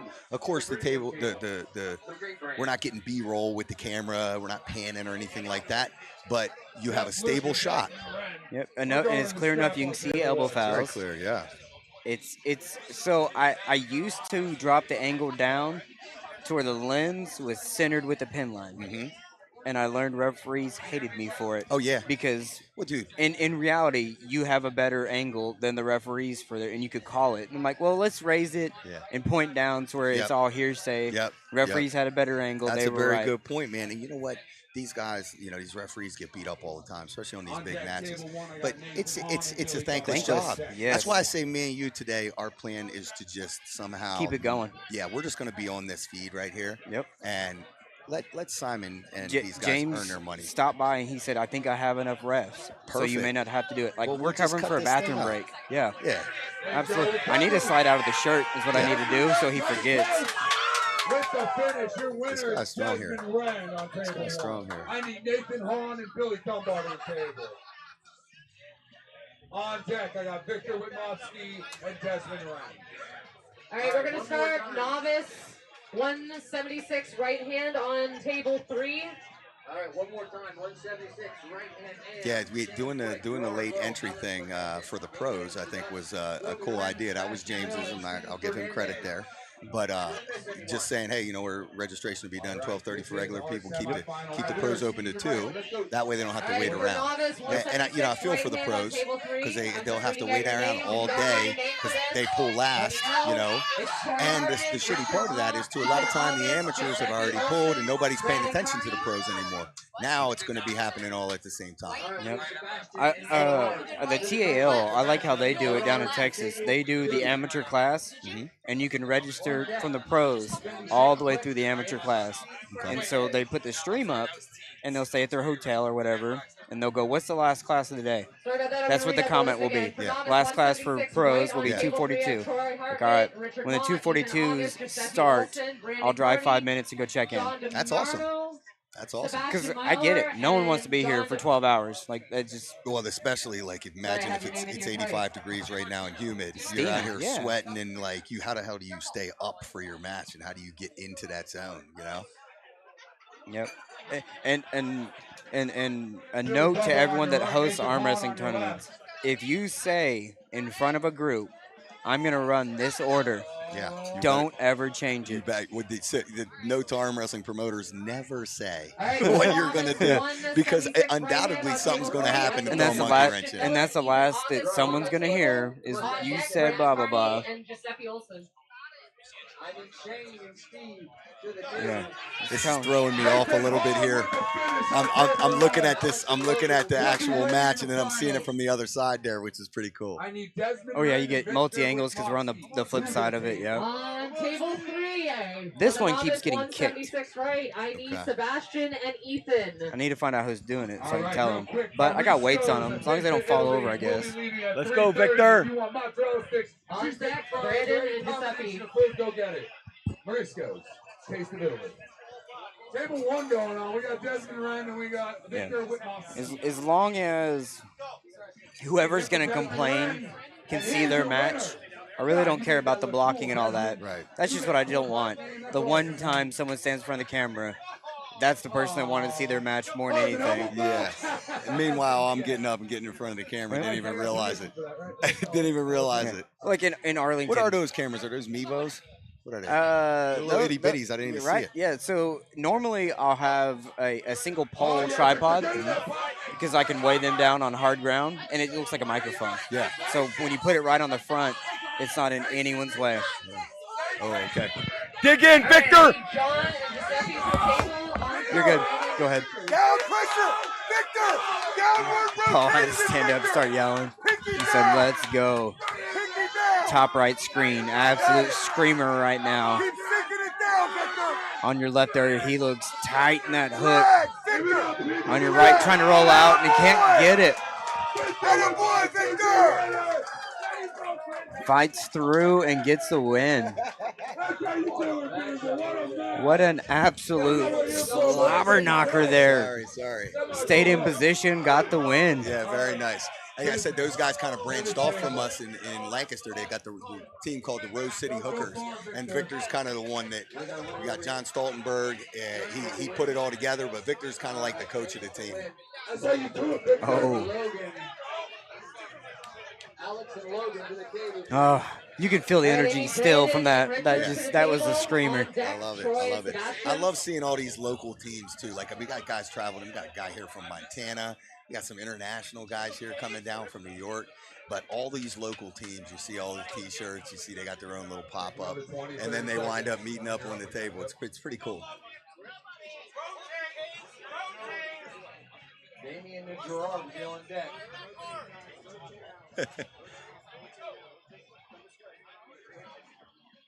All right, guys, we're going outside with the slip going to the strap. All right, seems like everyone's caught their breath now. All right. The tournament's back in motion. Loser will take third. We are coming to you live from Harrisburg, Pennsylvania, presenting the Keystone State Championship, brought to you by Lethal Arms Apparel. Yes, thank you to West Hanover Parks and Recs for allowing us to use this venue every year and being so hospitable. Greatly appreciate them. Again, we don't do this stuff with sponsors. We front the money ourselves, but West Hanover's been kind enough to allow us access to their entire facility. And I can tell you, working with the facility yesterday, that's exactly how they treat you guys is exactly what you want from there. Like, they realize what you guys are trying to do, and they say, if you take care of it, use it. Like, it's great. Like, there's no, can we use this plug or whatever. Yeah. It's like, It's pretty ours much is total yours. access. Here, Yep. get in the building, take what you need, whatever, put it all back, clean up when you're done, and Yep. everybody's happy. Yep. I'll tell you, it was a nice experience working with Senator Kelly for the certificates. So nice. Let's talk about that. What do you get when you win here at Keystone State? What paperwork? You got state certified state championship certificate. Very nice. Comes with a big manila folder to come with it. It's the same thing that a high school state championship team would get. We won the state championship in 2011. They invited us down to the Capitol. All the kids got dressed up and came, met some of the senators. They presented everybody with essentially the same certificates that we have now for this event. So Senator Kelly's office was awesome, super nice and responsive. They originally only printed us 10 out. We were like, whoa, no, we need like 63 of these things. And they printed them for us on short notice. I drove down to the Capitol building. The lady met me out by the fountain and handed them off. Heck yeah. Super amazing. So, I know some other promotions are doing these in other states. I do think it's a step to making an actual state championship. To me, it gives you guys a legitimate state champion. That's what I was thinking. That's really, really cool that y'all are doing that. Well, is that James Reed? We give him a little credit for that. He definitely organized it. I don't know if championed it, maybe, or not sure. He probably came up with that. But yeah, for sure. And you know what? Like, you listen to the kids and stuff, and like even my son will be like all of his awards, he don't really care about medals and stuff, but he keeps those certificates. And then when he goes to school, he can say this is official. You know. Yep. Yeah, never even would have thought about doing that. Same thing, they were talking about the every city that's got a chamber of commerce has usually got some sort of athletic board. Yep. And it's like, go to them and say you want to host a tournament. What can we do? What do you offer? And see what is out there in your local city. I mean, ultimately, I would think that would be a good first step for like creating a progressive approach to arm wrestling too. If we could get that in like multiple states, and then unify the people who are doing that, have like a national championship. But I don't know, man. Well, the way things work now that someone has seen it once, they're gonna go, "Hey, James, how did you get that certificate?" Like, because like they may not know it was a thing or the steps you need.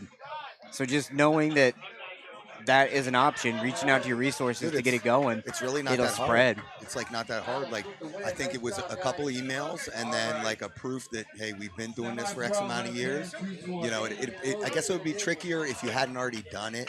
But being that we had it for like 6 years. If you haven't done it, you probably shouldn't be presenting that award, right? Correct. Just about every active state's got a kind of an established championship. And I talked to a lot of the old school pullers when I first got in, 9-10 years ago. And back in that day, the tournament era, guys collected those, like the different organizations had their state championships back then.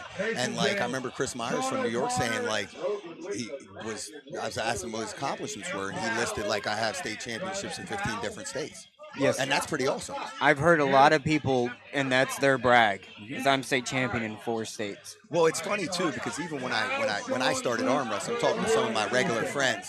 And I'm like telling them, like, this was right before I started. I'm like, they're like, well, what do you want to do with this sport, Paul? Like, and I'm like, well, I want to be the best I possibly can. I want to be a national champion. And in my mind, national champion. My buddies are like, national champion? Are you serious? How about you just stick to the state? You know what I mean? But honestly, that's the way people see it. Because in any organized sport, winning a state championship, even at a high school level, is incredibly hard. Mm-hmm. And it's a huge monumental achievement for any kid that's able to do it.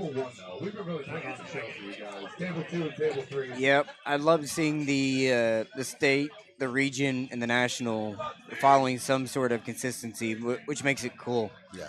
Knowing that you got second in your state and you go up against someone else second, you guys grind it out. It kind of legitimizes that whole hierarchy of different states, because it's hard to tell if you don't ever travel how you're going to do once you pull a new hand. You don't know the guys. Yep. So like we know there's certain states out there that are just loaded with arm wrestlers, and like to think Pennsylvania is one of them, but I mean, Florida, Georgia, you got all these states, Texas, they're killers, and we all see it on Facebook, we all see it on the videos and everything, but until you grab these guys, you don't know what you're up against. I'll be right back. I found my camera. Gotcha. All right. All right, guys. We're getting semi-pro 220 left hand underway. We got All right. Shumagala on your left and Tal Aidenson on your right. All right. You heard the names there. Top right corner. Looks like semi-pro 220. Rápido. Line up, Steve. Steve, rápido.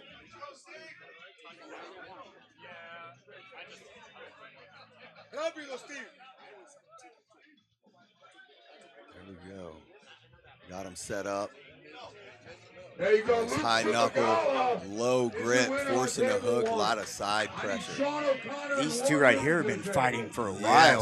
Yes, back and forth in the middle. Straight side pressure, no wrist. Keep that pronator. He switches his hat around mid-match. Keep that dragon pronation. He looks like he's just staring him down, but he's not bringing anything back, is he? So much patience here on the right side. I don't know this young man. Is he toying with him? He looks so stoic, just kind of casually hanging. Anybody who has the balls to toy right there. No. Coming straight side pressure. Straight side pressure. Internal rotation from the losing side. Yeah. He almost lost that for unsafe position. Yeah. Saw Simon jump up. Yeah. I would have done the same thing. That's the stuff that gets me anxious, man. Yeah. All right, we got Warren Raber, one of my pullers over here. Strong left arm. He's my winner on table 3.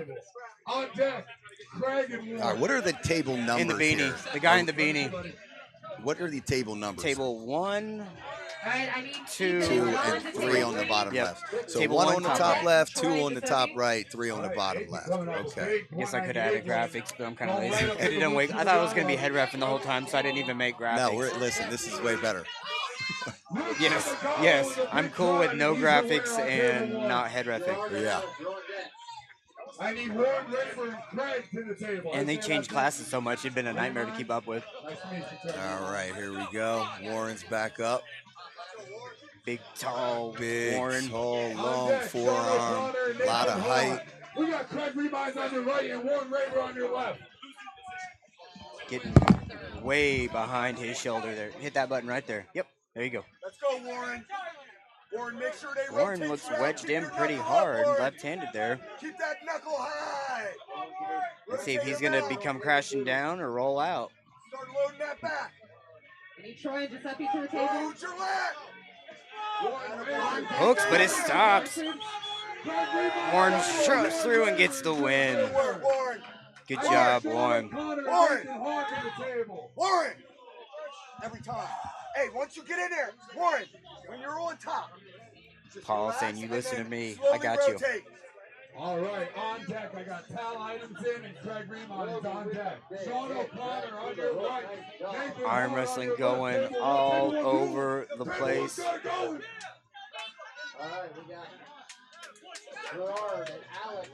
go. Interesting. This amateur in the beanie over here on table number 3. Kid's tough, man. His press is quick. He's dropping right down on everybody. All right, let's see here. Getting gripped up on table 1.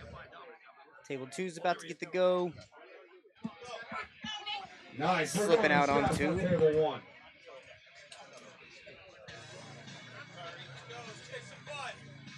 I tell you, no, like when the whole concept for adding the semi-pro class in, got a lot of criticism. Some people loved it. What we learned is that the pullers definitely love it. So the pullers for sure have gravitated towards it. You know, talking to my guys locally, they now have a step-by-step process, and they don't get fed to the wolves when they go into pro class. Different schools of thought on that.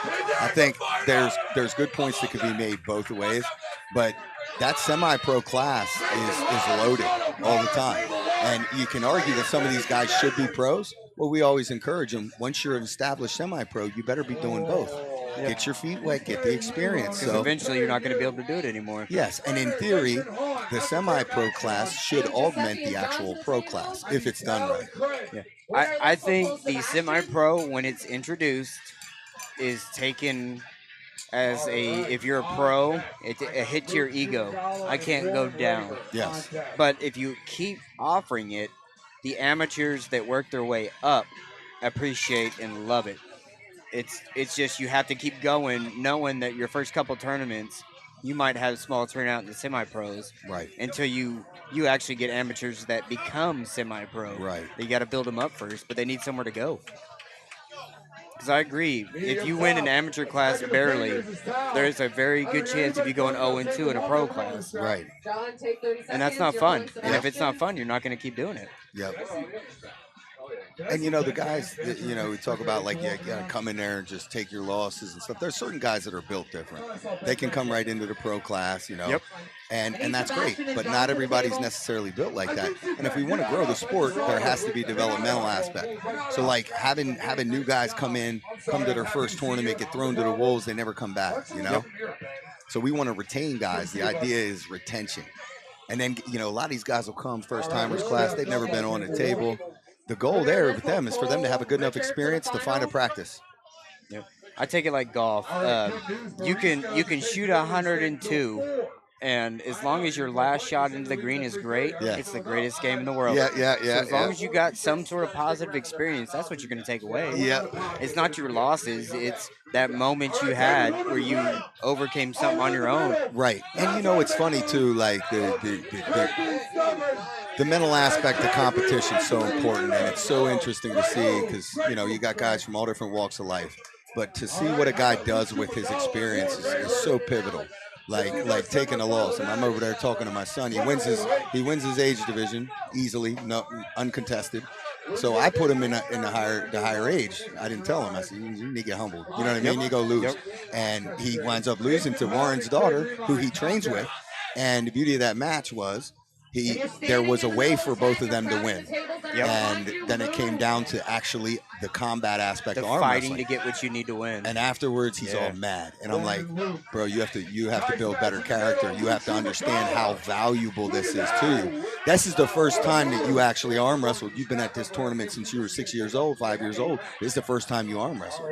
So, that's just running through people. Yeah. Yep. And I said, now you run through everybody. You don't think about this at all ever again. But when you get beat and you get beaten as close, now you go back and say, man, I got to learn how I can slip and get to the strap. I could see your kid specifically, not just Lincoln. I know him, but I just remove Lincoln from existence. Your kid gets hungry from a loss. Yeah. I could see you pushing him, going, you going to let him beat you again?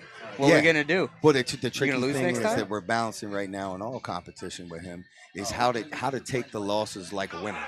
Because he'll get negative, and like I try to kill that energy right away. Exactly. There's no value in that. Yep. There's lessons and losses. Devin's been posting videos about that. Yeah. That he don't remember the people he ran through. No.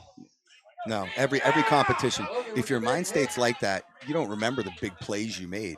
You remember losing. You remember that guy who dominated you. Well, like James was saying, when he was doing fighting, he would chase his losses. Yeah. So like, I fought him last year. He beat me in September, and then we pulled in April, and I got him. Yep. That's more satisfying, and that's the 100%. story everyone tells. And that's the difference between a winner's mentality. The I'm going to go find this guy. This guy beat me. I'm going to go seek him out. Then the flip side to that is saying, oh no, that guy's here again. I can't win. Your energy changes. Rather than getting hungry, you get defeated. We were talking about this with the group back in the ARM TV days. My favorite thing was when Gary Roberts would walk up, what's your name and where you from?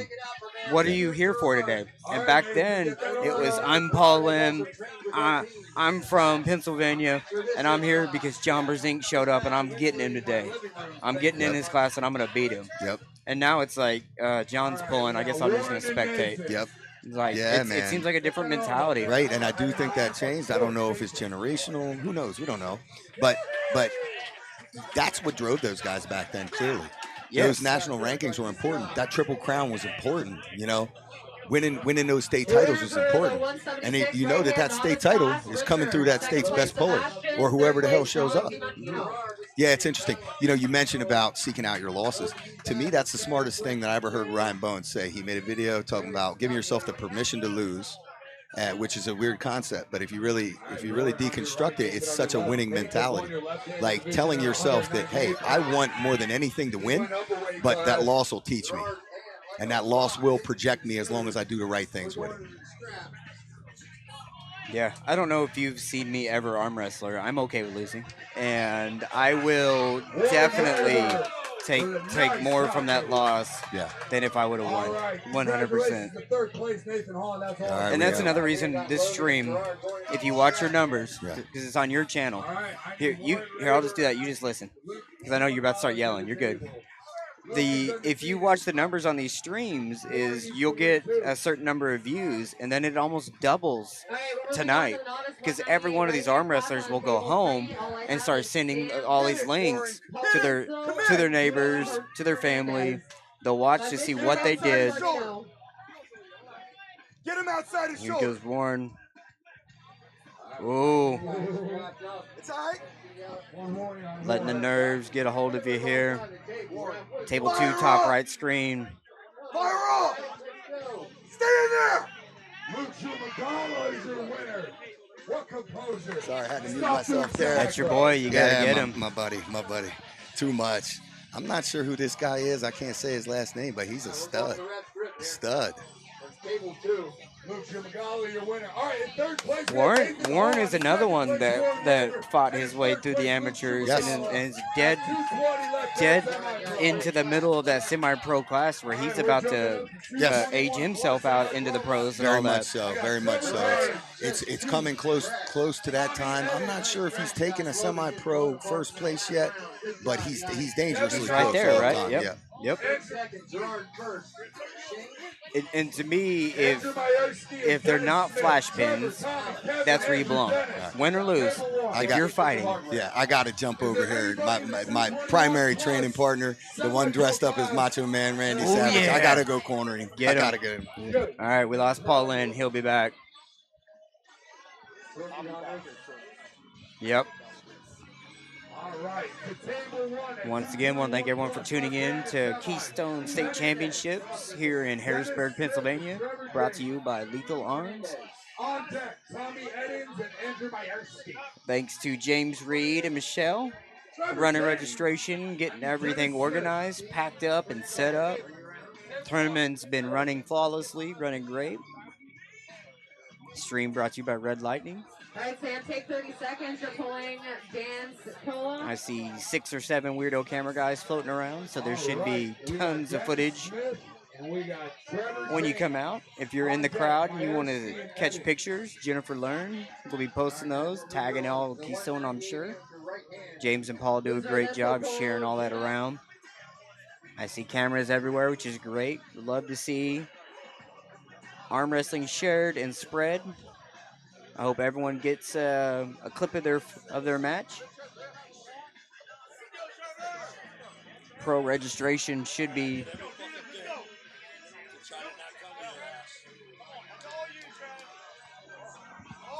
All right, Trevor on your right, Dennis Smith on your left. I love it. James Reed just knows that I'm more prepared than him. It's okay. It's all right, James, that I'm more prepared than you. It's a ginger thing. But I don't have a lighter. Yep. I got batteries, screws, tape, but no lighter. And those of you that know me know why that's funny.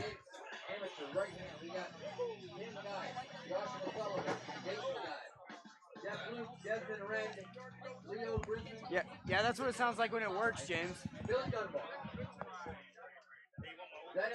No, I don't want your old batteries. 2. That's what I'm here for. I'm here to make your job easier, James. I don't know if you guys know James Reed, but that guy puts his heart and soul into the behind the scenes of arm wrestling. You'll probably never see him during the tournament except for when he's having to be a hard ass because people aren't listening. Table 2, we are deep in the hook, floating elbows, bouncing around, trying to get out on that hand, but he can't get through. Mr. Smith, what a great Great match there, table 2. Here we go. The Macho Man, Randy Savage. He went through the crowd and personally dapped up every single person here. He's trying to build up energy and hype, but there's no room for that, Macho. Get on the table.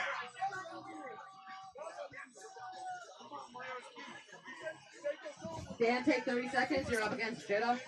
Something flying on you. I remind everybody, if you're standing in the middle of the tent, you might be blocking another table. Watch where Might you're be. standing. You are Get definitely out of the way. blocking. You're in front of a camera. Or fight for your position, take your spot back, and get some throws bloody knuckles. Yeah. I will fight you, Joe.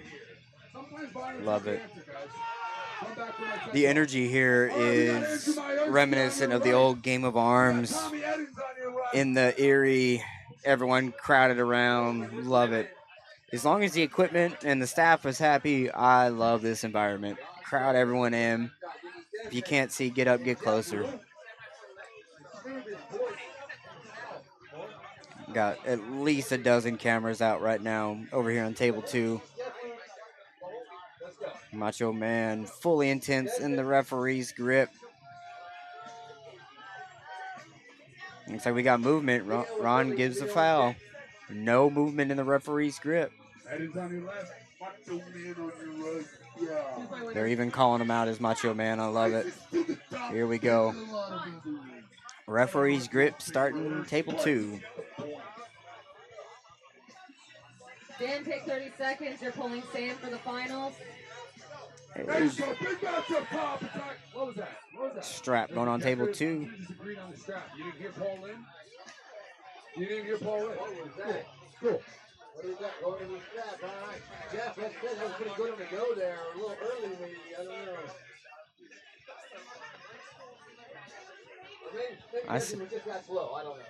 Jennifer, I don't know if you ever watch streams back, but I see you and I thank you. Keeping people out from hitting cameras, getting in front of them, so that all of you viewers have the best view possible.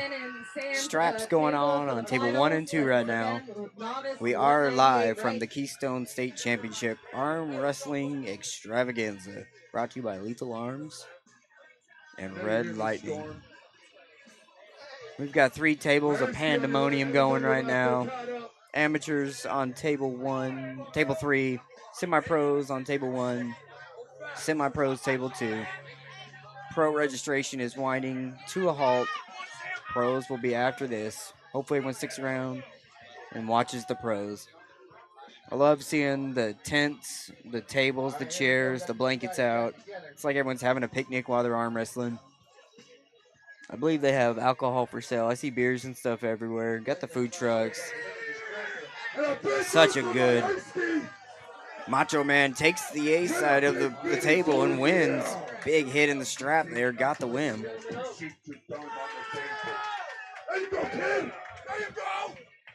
Macho Man was smart. He went by and introduced himself to literally every person at the table, so no one can not root for him.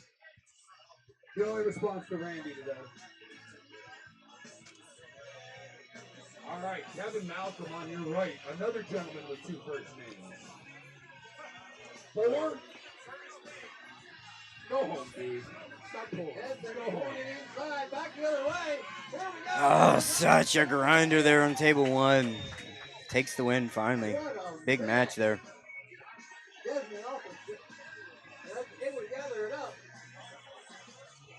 All right, Dennis Smith on your left. Kevin Malcolm, Curtis Lee on your right. Billy to the table, please. It looks like you were Jason and Josh. That makes more sense. Yeah, that's why I didn't say anything first. Nice hit up top. Hanging on. Oh, we're going to the strap on table 1. And now you get why I do it. It's like, I get the best view the whole time. Yep. Arm wrestling's flowing right now. Look at that scream, giant hit. Get some table audio going for you guys. I had to turn down because the music was blaring. Where are we at? Let's get some table audio. Tommy, are you okay? Oh, of course. The second I turned it on, that's why I turned it off, that speaker. Yeah, set up for table audio. And then they put this giant loudspeaker directly in front of the speaker. I had to give the camera people some earbuds, some earphones, earplugs. Because it kind of hurts your head when you're standing right in front of that speaker. Uh-oh, we're down into a King's move there. That's a straight arm foul. Stop that match, table 2. Your winner on table 1 is Dennis Smith. There we go, got the winner.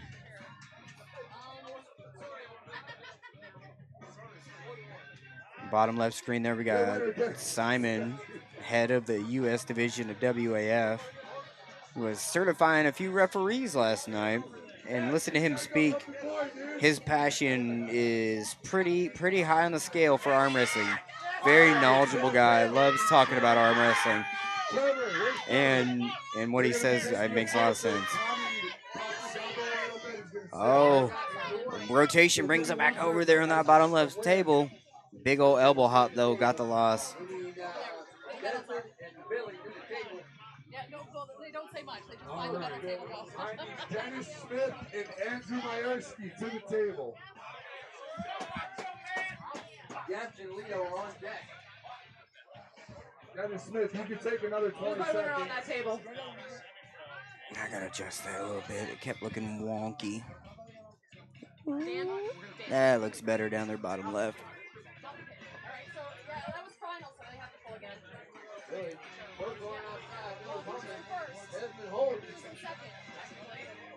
There we go. Coming up from the B side, you gotta win twice.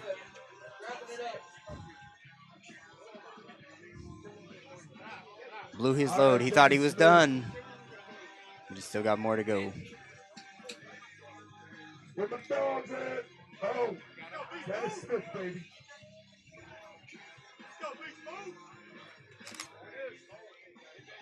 Here we go. Beast mode going up on table 2 against the Macho Man. Smith on your left. This is your semifinal match. Winner will wait for the D-backs to finish up. Damn it. Come on, Ron. Get out the way.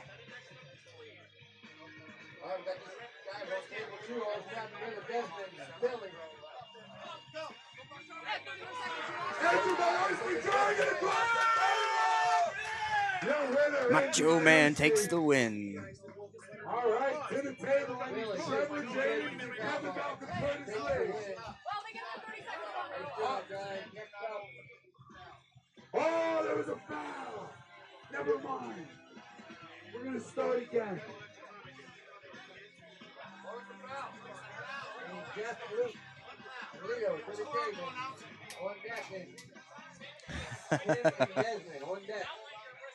I'll throw a foot. I can't work in these conditions. We need another chair for this guy. Got him hunkered over there. All right, so is it a warning? One foul on Andrew. Storm Chelino in the crowd, eagerly looking on. Do you know if Storm is pulling? He is. 220 and 242. Storm Chelino later today in the pro class. Is Sam? I saw Sam Harris. He pulling? Sam Harris, Brandon? He's here too, right? El Salsor? What a crazy loaded tournament. Roger Learn, he's here. Gonna be an absolute nightmare. Dan the Nightmare's here. Should be some good arm wrestling here in the pro class later on. For those that remember me about 10 years ago, that was my getup. Let's see here. 3:42. Pro registration closed about an hour ago. Sam's still pulling on table 3. Get it after Paul Masada. One more. Good job, guys. Ooh. No, your beard is more red. No, dude, your beard is more red. All right, want to thank everyone for coming in and tuning in to the Keystone Arm Wrestling Championship. We are coming to you live from Harrisburg, Pennsylvania. Look at that wrist, bro. Don't let it start like Jennifer is on point. Tuck that gallon of water then. Want to say big thank you to Jennifer Learn. She is keeping everyone out of the camera line right now. Just keeping you guys with a clean line so you can watch all your favorite arm wrestlers 198 right hand compete. on table 3 right now. I have Sam and Dan. Amateur finals going on over here on table 3.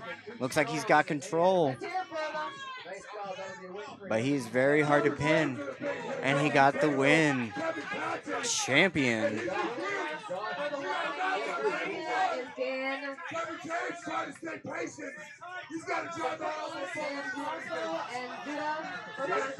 Grinder going on table 2 here. Can't finish.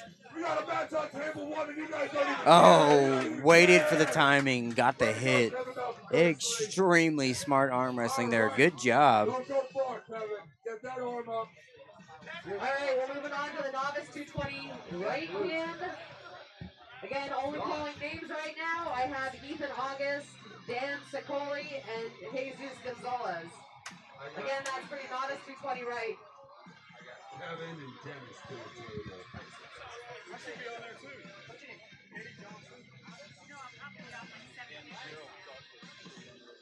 Calling up the novice class over on table 3. Got a couple names. Looks like they need to be added, and then we'll take off.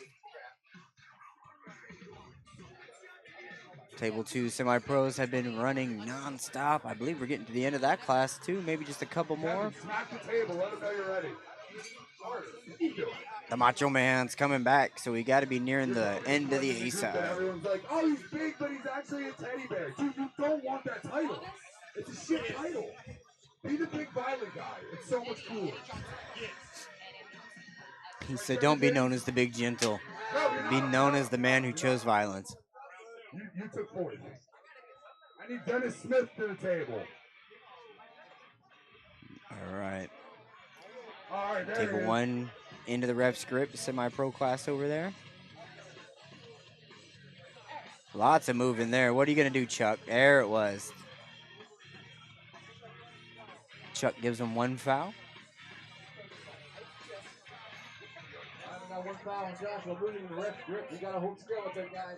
All right, for my novice 220 right hand on table 3, I need Dan and Eddie to the table. Sitting here, And we've got the then on main deck, I man, need Ethan and Jesus. James Reed, pulled up. I want to make sure he gets a moment here to say some things. What's going on, James?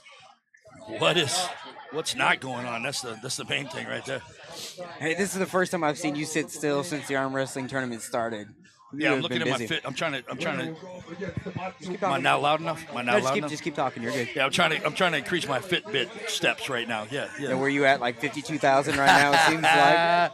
I wish. You know what? It feels like I'm at 37,000, but I'm at 12,000 actually, man. Yeah. Not bad, halfway through the tournament. Yeah, I know. So I was telling him earlier, this is my favorite, I think, tournament I've been to. The outdoor vibe on it is so cool. You know, that's my wife too, because if it was up to me, I was worried about the friggin' rain. Right? And I'm glad we listened to the brains, the Operation Michelle. Well, there was no way in hell I was going to make that call, because then I'd have to listen to Paul Lynn. That's right. For probably a month or two, listening to him complain about how we did something. Did the wrong how choice. I made the choice. Yep. Yeah. But she makes a choice. Yep. Yeah. And We'll make it doesn't work. matter. Yep. Yeah, it doesn't matter. He's like, whatever choice she makes is good. But, Yeah. you know But what? her reasoning was better. It was like, this is the spirit of Keystones, It's the right? vibe, right? Yep, Yeah. 100%. Like everyone's having a good time. I was talking about how beforehand everyone comes. We had grills popped up. Everyone was hanging out, and then 10 minutes before the posted start time, it was like everyone was in their zone. It got quiet. Everyone was kind of like zoned in and all that. Everyone was getting dialed. It's a cool atmosphere you created here. You know what? We started this because of the COVID. When we were still doing the tournament during the COVID, and the PA wasn't as locked down as some of the other states, and so we set that up. And I think I told the story a couple times. We set it up. Normally we'd have a giant tent here, but I didn't think we'd be outside, so I didn't bring the tent. But we separated all the tables. You know, I was all concerned with keep everybody separated, and I was arguing with Paul, because Paul was like, Paulie was an anti-COVID guy, and I said the referees are going to all wear a mask. If the puller wants the mask pulled up, they're going to do it. I'm going to have hand sanitizer all over the place. And so it was a big ass tournament. I think we had about 400 and some entries at that tournament, maybe 5 even. I don't know, because we had a couple of 5 years. But so we get here and there's 2 people with masks on. Out of 175 pullers and there's 2 of them masks on. And I'm throwing a fit. So then, and then I had to listen to Paul Lynn again. You know what I mean? Yeah. Every Got time you it again. backfires on my ass, dude. Yeah. Just don't argue. Oh, what are we doing? A Macho Man might have just taken it. Yeah. Andrew, yes. He's trying to run through. He slept in the parking lot last night, just so you know. You want dedication, you want to win a match, sleep in the parking lot before the event. There you go. He wasn't a camper. He wasn't in a tent or anything. No, he slept. He told me he slept on top of the thing. Just because he wanted the full He experience. just wanted to win, dude. Yes. There you go. That's how you do it. So we've gone through the first timers. They're done, right? First timers are done, and I didn't even realize we had as many as we had. Yep. Yeah. When I filled it out this morning, there was only 2. And then by the time we got started, there was 10 or 12 first timers. So I skipped over to the division, which is dumb, but we finally got it in and got it done. Yeah, because you thought it would have been like a super match or something, right? Yeah, that's all it was. Yeah. Yep. Yeah. That's awesome. And then we got, I think we're, I don't know if we're we haven't started pros, but all the other divisions were halfway. So when we get to pros, how will the pros run? Will it just be like a different weight class per table? No, right. I'm going to, yes. Am I going into pro left-handed or semi-pro right-handed? What do you, Let him deal with a little bit of a fan service here right now.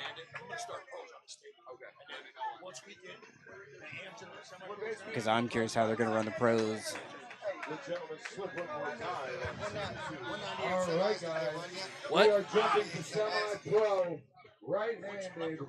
James isn't running brackets, but everyone's coming to him to ask about brackets. I love it. I know we do. I'm in charge here. Ladies, you're getting some work in. People wanting to get some additional classes in. So one of the joys, if the class you're wanting to pull hasn't come up yet, at least ask. You never know. You might be able to get thrown into another bracket real quick. Right-handed. Right. I know promoters are always happy to take more entry fees, so always ask. Worst they can do is say no. I already see people walking around with 2 or 3 medals. Love to see it. Yeah. James Reed is back. You Being never know. You being never know what accosted. people need, right? Being accosted, yeah. Yep. Yeah. I did manage to eat at this one. Normally I don't eat till the end. Same. Yeah. Yep. It adds bathroom breaks to me. That's why That's the I'm problem. trying You not have the to same drink. problem I do. Yep. Yes, I don't want to have that. Yes. Yep. That And I'll give credit where credit was due. Leonard put that idea in my head. He Oh, he goes, did? yep, because I don't like breaking off to go to the bathroom. And I'm like, I wouldn't even have thought of that. But I've gone 10 times, because I'm like chugging water. Oh, yeah. Well, that's a different story, yeah. But I've seen, like El Cesar will run. I shouldn't even put his name on. I know a guy. There you go. We'll say it wasn't El Cesar, right? Tell me a story completely unrelated to It what has anything absolutely was, nothing to do with El Cesar. Yep. But the last thing you want to be is pooping in the bathroom where all these arm wrestlers coming in and out, right? Oh, yeah. So I know a guy, and it's not El Cesar, that will find the furthest bathroom away from wherever we're at, and he will go to the bathroom there. And then if he's in there too long, for one instance, we were calling his division. I had to switch weight classes because I couldn't fit El Cesar. The guy that would be El Cesar, yeah, something like that. Some other guy, You follow that story, yeah, whatever, yeah. That's too funny. Yeah. One thing I haven't heard yet at all is a name being called 27 times. Really? I love that. Like, where is blah, blah, blah, blah, blah, blah, blah, blah, blah. Yeah, Where, I'm sure it'll happen, but yeah. but it hasn't My yet. name's been called 27. I'm talking about the arm wrestlers okay. and the brackets. I got you. I love that everyone is able to hear. They're within, a quick distance to the table. And the emptiness is not really, while the class is running, the emptiness is pretty minimal. Like right now, we're waiting for another class to start on that table. I have to figure out a way to. I love to have the music blasting, but not. I want to pull it out a little further, so I might run like a ring or something out around this thing next year because I really like that atmosphere where it's just blaring. But everybody else disagrees with me, but that's what to I me like. right now, it feels perfect. You can hear what song's playing. You can sing along with it at any spot you want in the Go ahead, park. do that a little bit. Do it. I can. Yes, please. I got an auto tune button. Please do. Please sing along a little bit. I'm sure everybody will love that. Yeah, can we get a better song? You got any like Christian rock, country? My jam. Sure. Just kidding. But I think the the little platforms that you normally bring. Yes. I think that's the only thing it's missing is being able to see it further away. Yes, so those fix it. Yeah, and if we had the bigger tent, we people don't get as crowded in here. Like I said, we normally would have that big circus tent, and then all the pop-ups would be all the way around it. Well, so last time it was 20 by 30, right? No, I don't know if it was last time before. I think we did a 40 by 30 or 40 by 20. We had the 2 center poles, so it was a 40-footer. I was about to say, that's 12, 24, 36, 48. So we got more physical space. Yeah, but we just got more poles. It just feels bigger because it's so high. It's taller. You got the 2 center poles. That would be the biggest. The biggest adder is being able to get higher. Yeah. But freaking Warren, he's about touching the thing. He's so tall. And you know what? Every event, I've been doing this for a long time, right? In every event, we cannot figure out how to keep the people sitting down from being blocked by the. I can sit there all day and yell all day, and it doesn't do any good. Stanchions, you need to put them right up against the front, and then block off to where you can't walk there.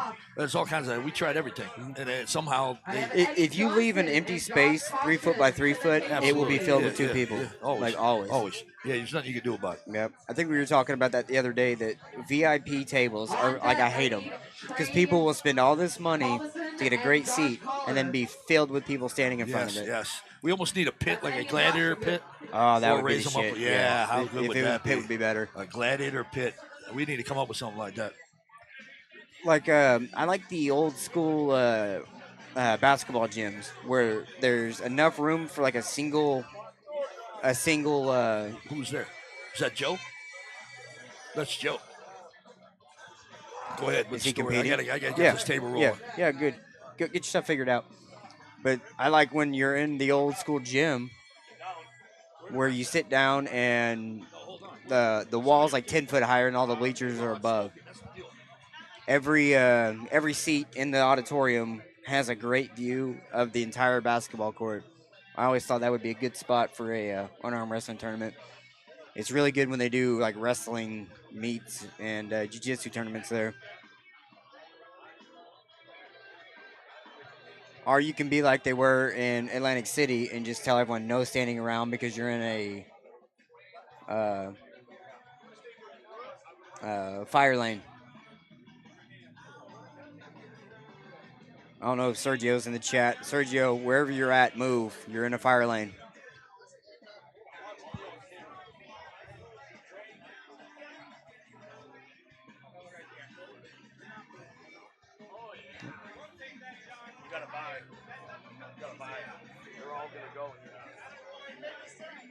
Yep, all the cameras have been beat up and moved around. Love to see it.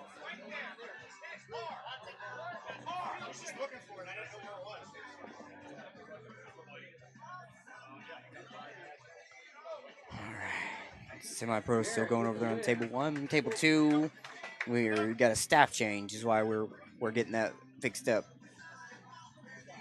Staff members are happy and encouraged to arm wrestle, so it looks like someone is getting ready for their class that was involved with the bracket, so they're switching it up. Oh, there we go. And it looks like he's back.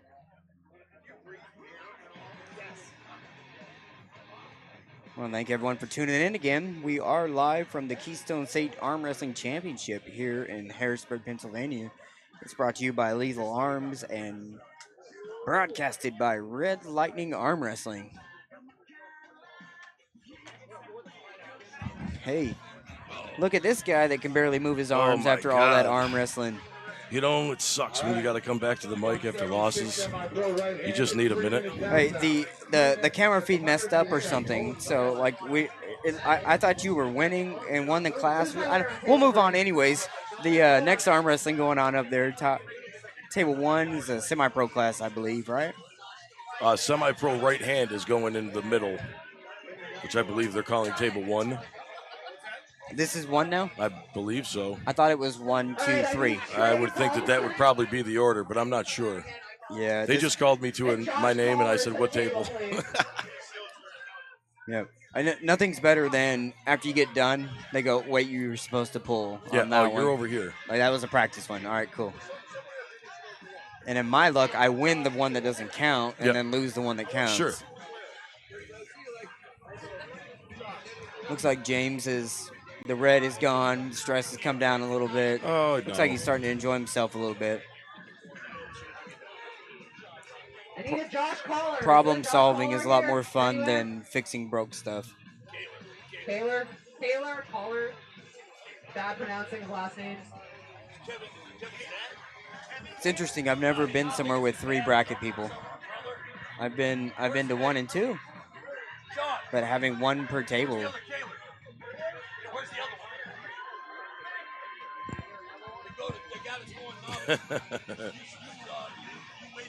Little confusion in the brackets. Yep. Big Sean Latimer there, bottom screen, saying, I'm not sure why Sean is sorting out our brackets, but Sean is the guy to sort out the brackets. I think Sean weighed in who they're looking for last night. Oh, the remote people. Yeah. Someone weighed in that it didn't show up. Love it. What's the call, Chuck? Suspense winner. Larry Flame. Do you know Patrick Aubert, referee? He's the guy that goes, strap him up. No, I don't think so. He's got glasses and big curly hair. Doesn't arm wrestle, I don't think at all. But he will always, wait, stop. And wait for the room to like die down. Strap him up. It's like he's a theatrical guy that like, I love it. He'll make sure everyone is very well aware of the call he's about to make. Yeah, no, I'm better with faces. There's so many names. Right. John Keith at Dakota. Yeah, I make people show me their Facebook. Yeah, show me your profile picture. That's how I'm gonna know you. Most of the time, I know their name, but there is a lot of times that I don't. Yeah, I've had someone tell me about me to me. That was my favorite. Like, that's me, man. No way! Like, yes, that's me. Hey, there's this event this weekend. Are you gonna watch? Like, yeah, I'm gonna go do that. Yes, I'm gonna watch. Yes, I am. I probably will see that one. Yeah, and I still, if I don't do a lot of events with you, I will always wait for you to reach out to me, and I'll go, was that this weekend? Shit. Yeah, I'm just kidding, man. I'm already here. Yeah, I've been here for 2 days, bro. Yeah. But it's fun, like, because when people only do one event or so a year, those are completely different people than the James Reeds that do it all the time. Absolutely. And I got to take my digs. It's fun. Like, super stressed out about, do I put my medals this way? Do I put them this way on the table? It's like, you know what? Lay out the shirts. That is such an important thing. Let's stop and think about it for a minute. Little stall on table 3 here. I can't get the finish. There it is. Got it. I think that was the father of the little girl that came up to me and said that she won a medal. That's even better. Yeah, we were talking about that it's cool. Like, Texas has a grandkid, a mom and a dad, and a grandpa that all arm wrestle together. No kidding. And it's so cool watching them because they're like Paul Lynn of intensity on coaching each other, right? Really. They'll be right up there just screaming at each other. I love it. Hey, that's what helps. You know, you need that intensity, that push, especially in the moment, you know? Yeah, sometimes you just need to be snap back to reality to make a slight adjustment. Sure. And you can't think of that on your own. Is Logan pulling in the tournament too? I would probably say yes. I don't know that.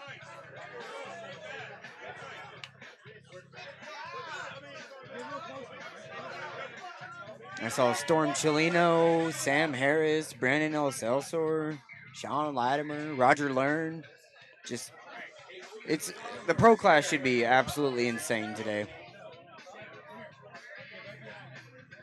A lot of faces, a lot of names. Usually is a pretty good showing here at Keystones. Yeah, I think he said something about 300 something entries, and I believe it. It's massive. Yeah, it seems like a mad dash of people for about 2 hours today. We couldn't really keep up. Two of us were doing registrations, and it was still pandemonium. Yep.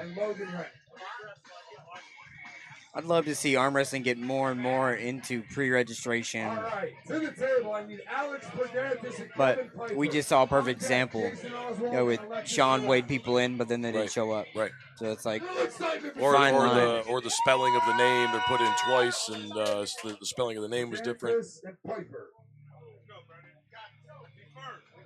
Same person, confuses the bracket. SHAWN, right? SEAN, yep. Yeah, I know Corey Miller fought that with quite a bit with Aries. Like, he would have 5 Sean Smiths in there, and it's all the same guy. Right. It's like, I need to know your math. Does correcting this hurt or help me? If it helps me, let's do it.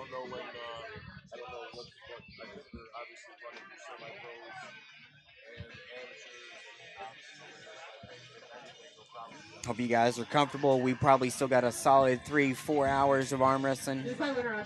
Pros have not started yet, still running through. A lot of strap matches today. Yeah. I still wish there was like a wristband or something you could get for I want to pull on the strap. Yep. Just to fast forward things. Like, hey, if 2 wristband people come up, just put the strap on. All right, I need Gerald Douglas and John Keith to the table, please. If it's a super match event, it's even worse. Like, we got to watch 9 slips for one go. We're going to strap on table 1.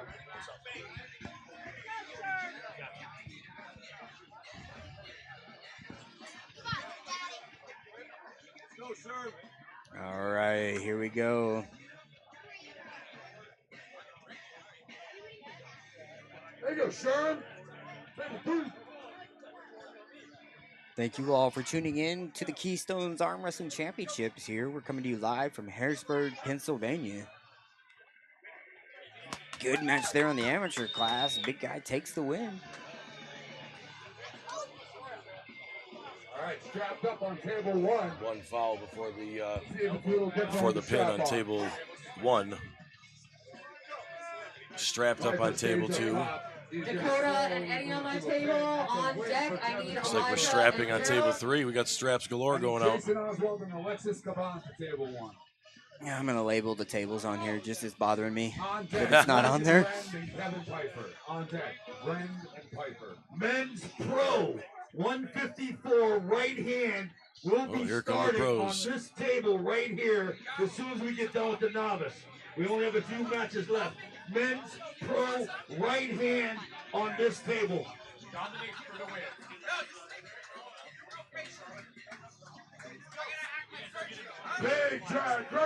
Big hit. That's his freaking go-to.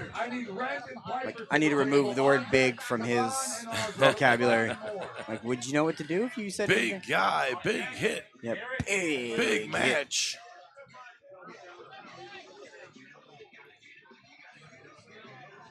Brand on your right, Piper on your left. And this may not be the way it is, but it's the way it's gonna be now. Hey, we'll see how it looks on there. Beautiful. That helps enough. That way you guys know who we're talking about. We say table 1, 2, and 3. Strong in the strap on table 3. Yeah, I remember up until me getting tripods, they were like, we're just doing the pro table, right? I'm like, what are you talking about? You think I'm going to come out here for just one table? Sure. And if we could do 4 tables, we'd do 4. Yeah. And if we would have had 4, they would have been in the bottom right there. You know, like, I love that we're able to see every match pretty much in entirety, unless, someone walks in front of it. Sure.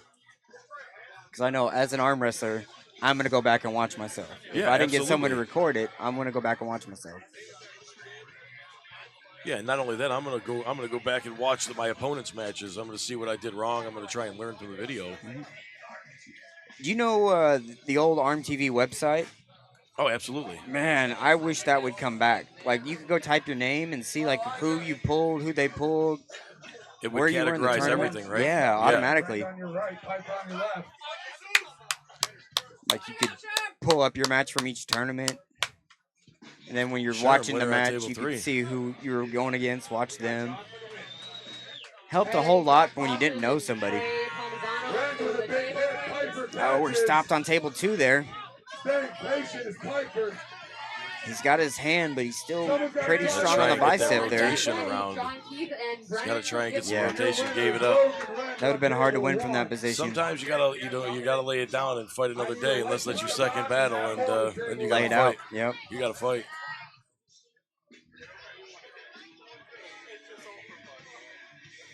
On deck, Jason Oswald and Kevin Piper. Moore and Caban. I think we're to a good spot. I'm going to step away for a moment, and I'll be right back.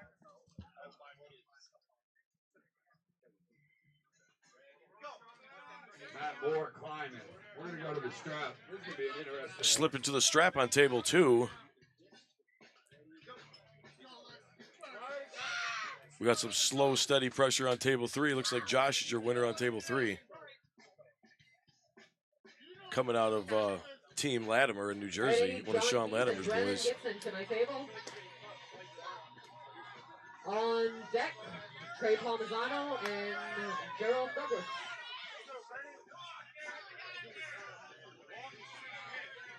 Big battle on table 1. Both guys in it. Larry Flame got the hand under in a bad position. He's fighting, trying to stay in it, but he's definitely lost his hand and wrist. Needs to get his shoulder behind it, or she's going to try and pull through flop wrist. He's hanging onto that thumb. After all that, to the straps. I need Jason Oswald and Kevin Piper to the table.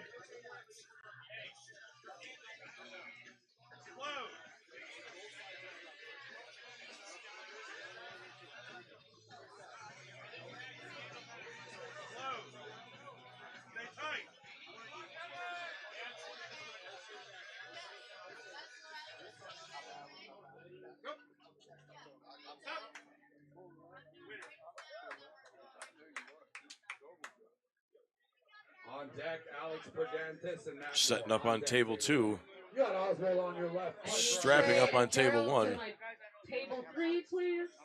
On deck, Brennan and Eddie. Table 1. Sorry, I thought it was just Steve. Jason, Oswald is your winner. Here we go, Sherm back on table 3.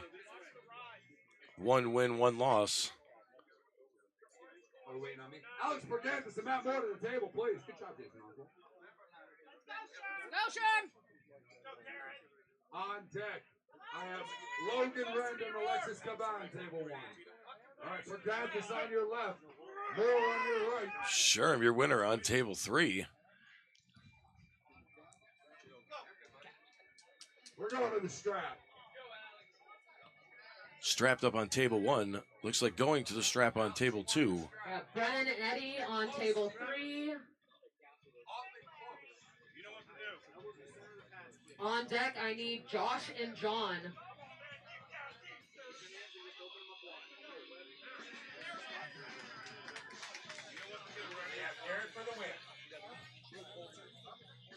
Turned out to be a pretty nice day here at Keystone States in Harrisburg, Pennsylvania.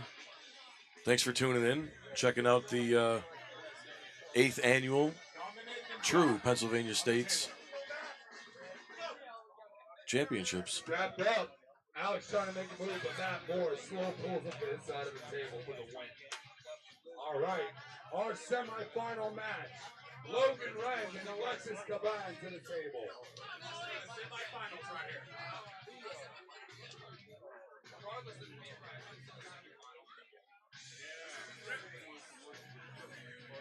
Press spread, table 2.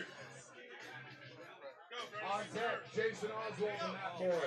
Alexis Caban with a big drag across the table. He is your winner. He'll be waiting in the finals for the B bracket to finish up. And I am Robert Kelly back on the mic. So walking up, I just went to the bathroom, come back walking up. It looks way different walking up than it does sitting right here. Absolutely. The crowd is huge. It looks right like a freaking mob. Like it almost feels like old school fight league or something like that. Like what's going on in the middle of that? Because you can't really quite see through it as you're walking up. You just see a bunch of tents and a ton of people. And some music blaring. Oh, look at that. Surprise on the flash pin table, too. All right, Jason. And then on deck, I need Brennan and Gerald Douglas. You're going to be going against Logan Wren. Saw Brandon. I still remember the last Monster Factory when he pulled Dallas. I think I have a picture of his forearm bending 3/4 of an inch outside of his shoulder. And then immediately in my camera roll, the next picture is like Rebecca, like almost puking. Oh my God. Because we were standing right behind him. So you saw his arm like out like that. Like you got rubber tendons, or I don't know what to call them. Like how you got that far with no injury. That's awesome. Son comes up and congratulates him. I love it. Give it up to Logan Wren. He takes third place at 176 right-handed semis. All right, I need Jason Oswald to take third. So one of my favorite things is when people post just a raw video of their match or whatever, and you hear the kids in the video. Yeah. Go dad, whatever. Come on, mom. For sure. That's so cool. And you know, in the moment, you don't really hear it. But Correct. afterwards, when you watch it, you're like, oh, that's great. Yeah. He was cheering for me. And if you're stuck, that happens and you go. Like to me, that's just energy that help you get the win. Look at Sam Harris over there looking a little dapper, knowing that he could beat half the people here. Always. The Dapper Don. So unassuming. Like him and oh God, I'm gonna feel terrible now. I practice them all the time. Sam Taylor. Sam Taylor's out of I think he's Missouri, but he's side part, blonde hair, wears glasses, very unassuming, soft smoking, but just destroys everyone in the 176 class. Yeah, no kidding. Over Sam didn't even recognize him at first. Ah, look at there, stuck up in the middle. Takes it back. Good adjustment there over on table 3. Take your 30 seconds, Sherm. Sherm's doing well today. My man. He'll be the sucker guy to me because he bought like a big thing of lollipops walking around handing to everyone. They call him the candy man at work. That makes perfect That's sense. funny. And he's handing out suckers. Everybody always comes to his cart. Yeah. And he's like, what do you got today? Oh, I got some gummy bears, some lollipops. The candy man can. I am novice, but I'm going pro after this one. All right, I just heard we're about to be starting a pro class over there on table 3.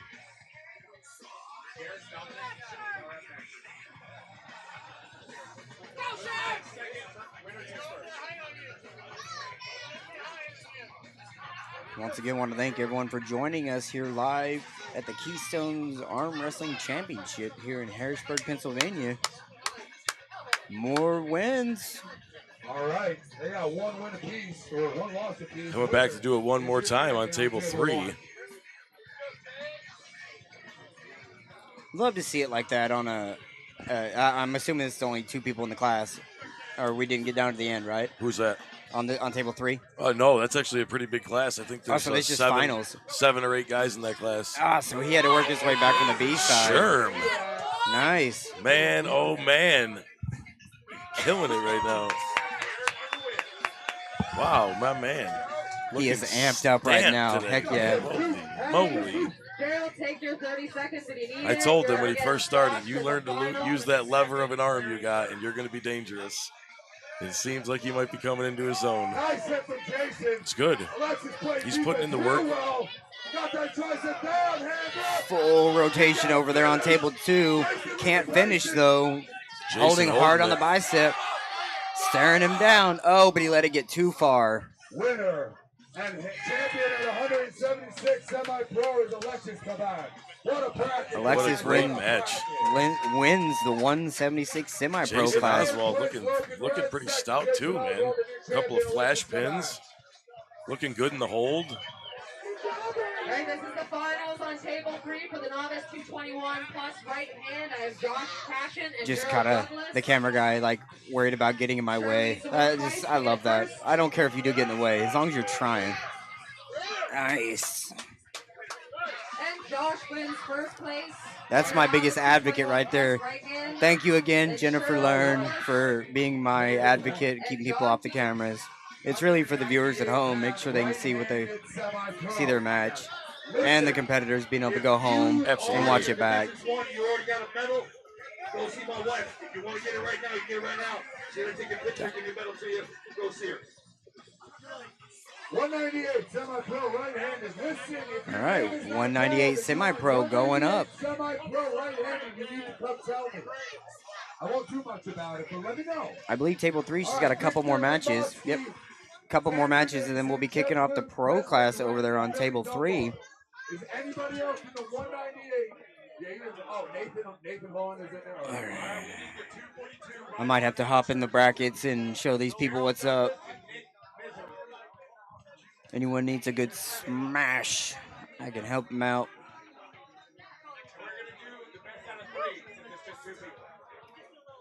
Let's see here. What do I need to do? Else for 198 semi-pro right-handed.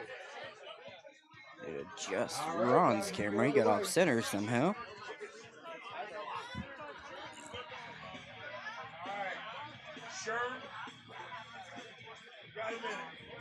All right, table 1. I need Nathan Hahn and Xander Nason to the table. On deck, Jeff Luke and Billy Dunbar. Right-handed 198 semi-pro. There we go. That looks better. A little more centered up for you guys. They're on table 2.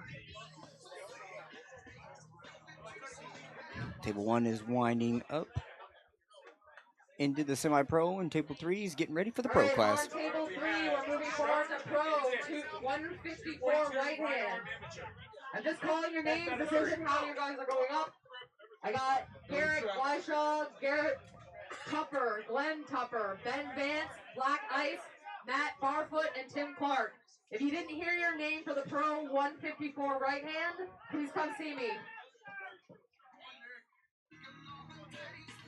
All right, Xander on your right, Nathan on your left. For the win. All right.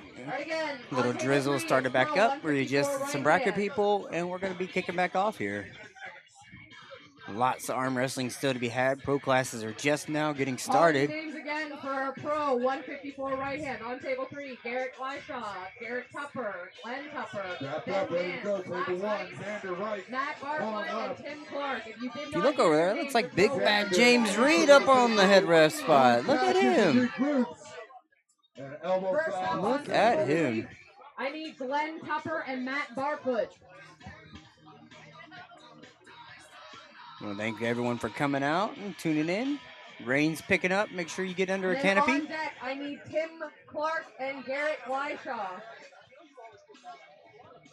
All right, one foul on Xander. Rain, go away. Second elbow foul on Xander Mason. Your winner is Nathan Hahn. All right, I need Jeff Luke and Billy Dunbar to the table. Everyone's getting in here and cozy. On deck, Victor Wittmanski and Nathan Hahn on deck. All right, I'm going to have to probably cover that up if we're getting wet. Look, don't ever do that again. In front of people, I have to fight you now. Yeah, hopefully the stream doesn't go down, guys. We are all covered up under rain. No rain delay, though. We're still running brackets. Pop open the stream here on my phone. Check it out. Paul Lynn coming back. Paul Lynn, can we do something about this rain? Oh man, listen. I put a call in to the man upstairs. Yeah, I think his mailbox is full. We should know all things are possible, That's except true. for a clear day on Keystones. Absolutely.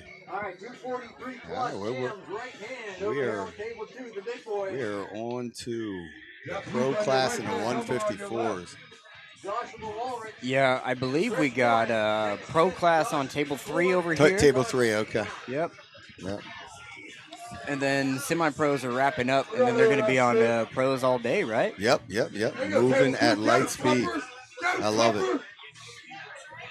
You know, for starting at 1 p.m., we're moving. Yeah, we're not doing bad, right? It's only 3 hours, and we're almost done with awesome. the novice, amateur, semi-pros, kids, teens. Yep. Oh, I'm still catching my breath on all the classes we've ran already. No. Masters, Super Masters, Grandmasters. Did we get through all of them, or we got them still left? Have we done any Masters yet? I don't think No Masters yet. Masters run with pros and all that. Because you guys pretty much do like Masters on table 2, pros on table 3. Yep. Like it's like that class is the table, and then just run all the weights through it. Yep. Nice deep cut by Mr. Tupper. All right, we're going to the strap on table 1. Got water coming through everywhere. Love it. Yeah. This young man over here, I'm not sure of his name, but I think we saw him pulling the youth class. 16, 17. Now he's in the pro 154. I love it. Love it. Got on the comment here. Can we get a statement regarding KU? I haven't heard anything on what's going on with them. You know what KU is? KU. Knuckles up. Knuckles up. That's a great question. But I saw him here. Blaski is here, so maybe we'll get an idea. We get a chance to talk to him. Ask him about that. He's wearing Knuckles up stuff, so that's good. I'm going over the names one more time, guys. Pay attention. Nick, Liz Levy, And the rain has begun. Yep, we're starting to leak through. Dennis Smith, Josh Kohler. Gotta protect our electronic. Yeah. Casho, okay. And then nice recovery from Billy Dunbar, and here's your winner on full-blown rain going right now. Love to see it. All right, I need Victor Whitnowski and Nathan Horn to table 1. On deck. Looks like we're okay. On deck, Billy Dunbar and Desmond Wren. Nothing better than having all these electronics in the rain in a field. Yeah. Yep. Yeah. James was talking about if the rain picks up, we'll just run everything into the inside. Yeah, right. I'll sit here and cry and go home. Yeah, like that. I mean, we could employ all these people and that'd still take a half an hour. Yeah.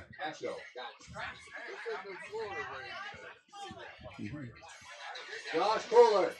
All right, Nathan on your right. Victor on your left. Yeah, it was. Did anybody ever find Josh Kohler? No, he's not here. Josh Kohler, okay. Nathan's got the top roll. Nathan finishes. He's your winner. I need Billy Dunbar and Desmond Wren to the table. Chris Warren, Dennis Smith to the table. On deck, Jeff Luke and Victor Whitnowski. Big Polish.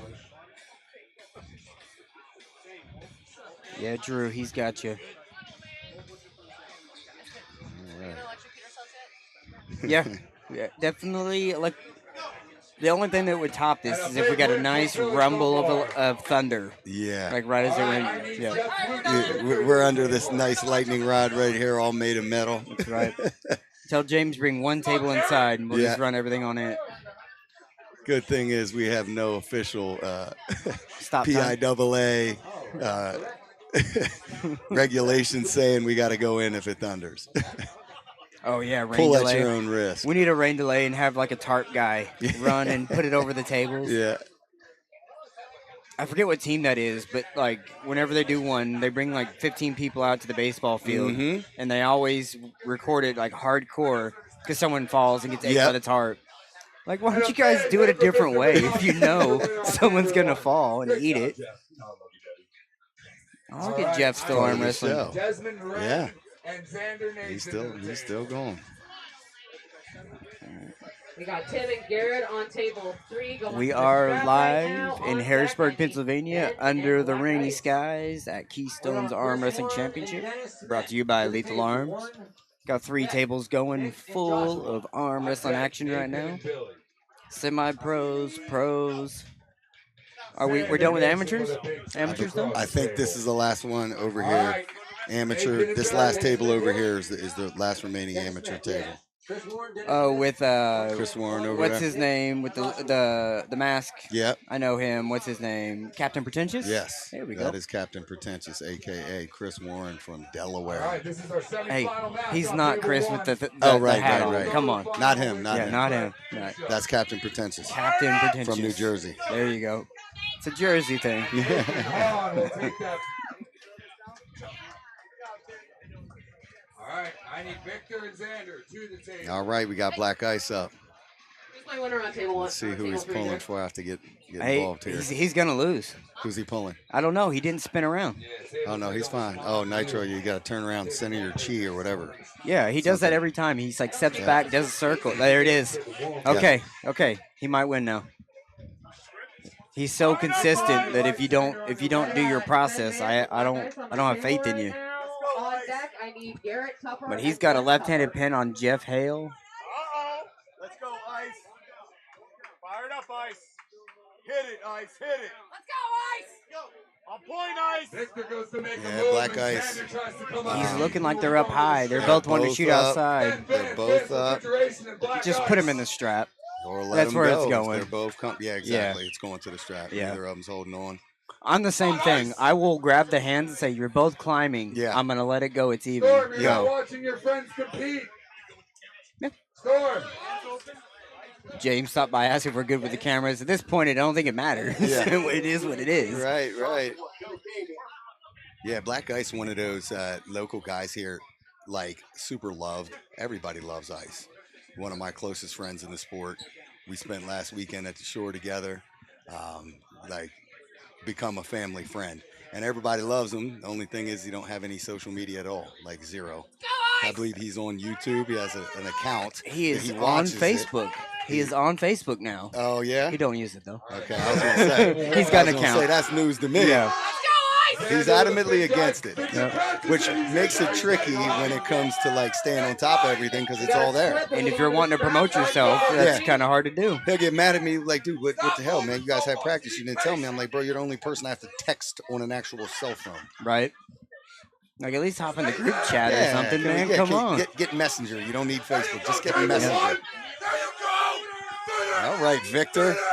Down pressure. Victor, Rose City Hookers. Good stuff. And your winner on table one, I need you to do the hand signal, ref. And your winner is Victor McToskey. Whatever your name is, you fake bulldog. Yep. Really? That gets a fucking... That did it? Let's go, Ice. Lock in. Keep that post up. Hey, way to go, Xander. That was a tough fucking class. All right, I got Billy Dunbar and Victor. Victor, you take the Pro 20 classes. seconds, 30 seconds. Underway over here on table 3. Black Ice getting into the strap. Simon getting him squared away. Finish over on the amateur class. You got Josh with the win. Nice Josh job, takes the buddy. win over there.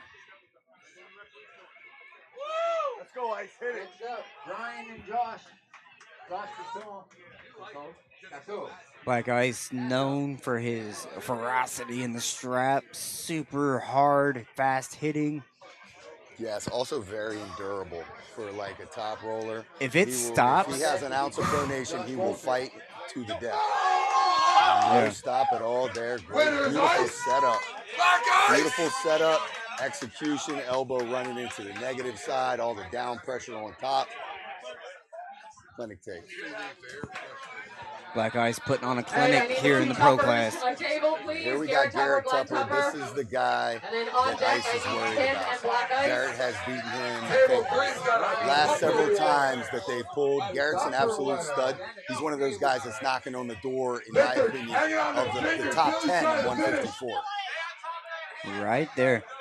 To be honest, I'm surprised Ice can still make 54. He looks massive right now. I'll tell you what, man. I'm always on him about his body weight, and his girlfriend Anna has been feeding him consistently. It seems like it's her responsibility. So whatever weight he actually had to cut some weight for 54, which I think is the first time in years. Ever, yeah. Yeah.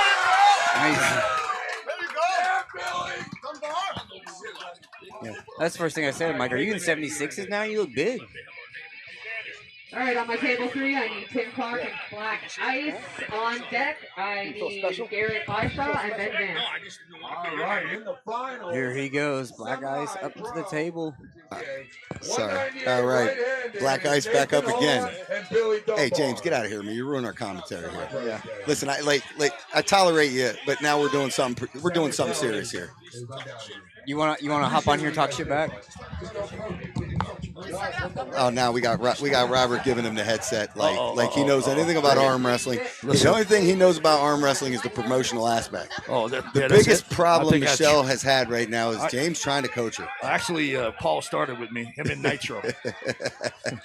I stole him away from Nitro. Ultimately, he wasn't learning the damn thing. You stole Nitro's identity. That's the truth, you know. All right, Ice. Hand control. Elbow foul. Ice getting fired up. I love it.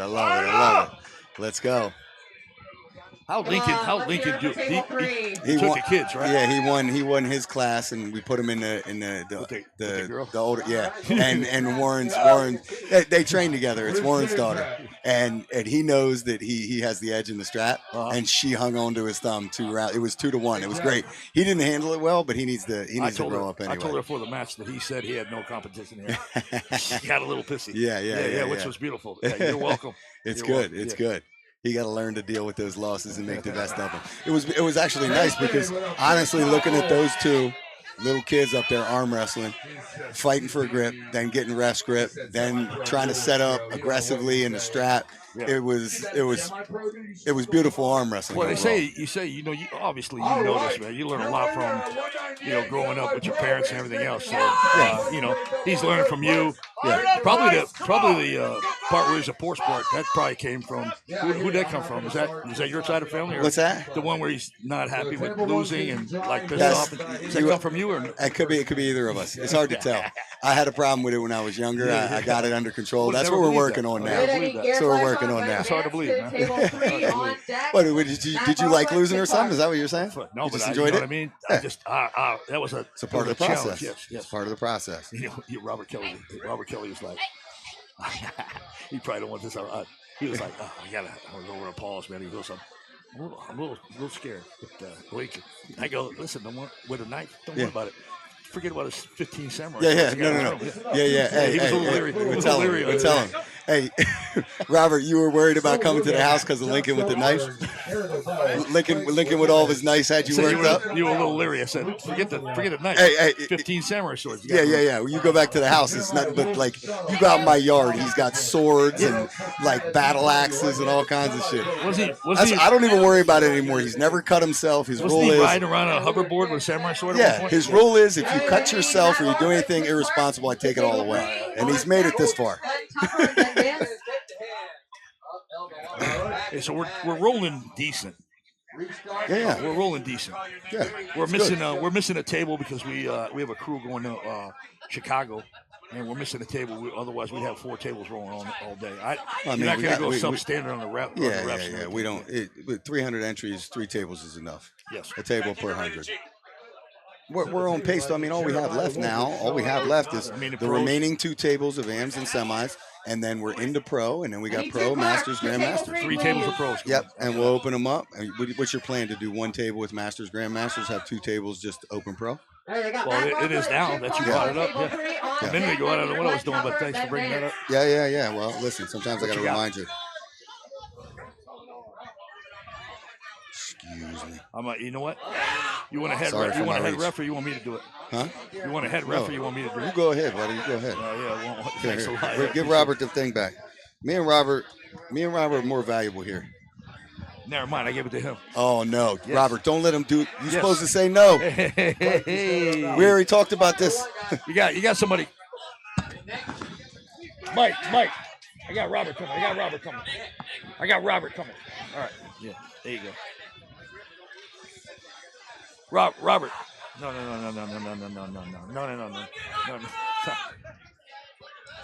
I didn't. Just switch it. Just tell him switch it. Switch it next match. Switch it next match. We're good. Oh, so Ice won the last one. Good. Nice. Does Dell know how far we are? Dell needs to know. Yeah, I told Dell, All right. Storm, Sam. Is Sam in the 76s? You put him in? I'll find out as soon as we come just up. put him in and then call his name out. Yeah, what the hell? He was saying he was on the fence, like he would fill the class if there wasn't a lot of people there. But you then told him that it was Zach Lee class. took himself out. He said he wipes everybody else out here, so he don't need to be in it. Left arm? His right's he didn't say injured. that. So He didn't say that. well, tell him Sam's in. Put them both in. That's what I say too. Strap on table 3 with Matt and Tim on the table. What's going on? What's up? He's going nuts. I love it. Adrenaline's pumping.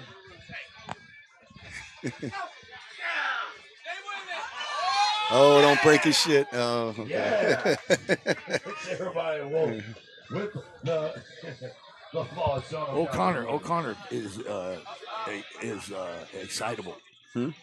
Happened down at. He's good. He's a nice dude, man. Okay. He gets emotionally. Good. Yes. That's good. That's a good thing. It brings in it brings the crowd up.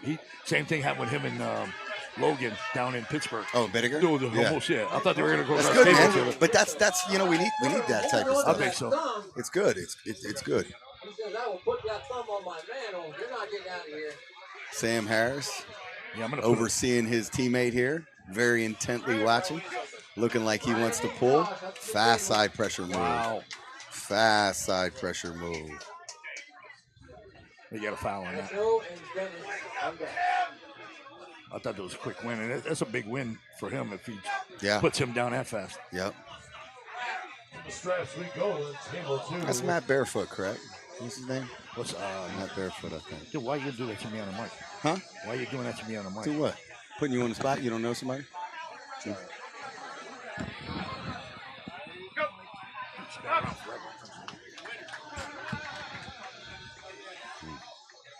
Never mind. He's in there. Tim Clark. Yeah. Tim Clark. Yeah, on He the didn't know right. that. On the right. On the right. Yes, Come on the left. I don't know the other guy. Yeah, Matt Barefoot. Yeah, Oh, we got Ben Vance. This should be good.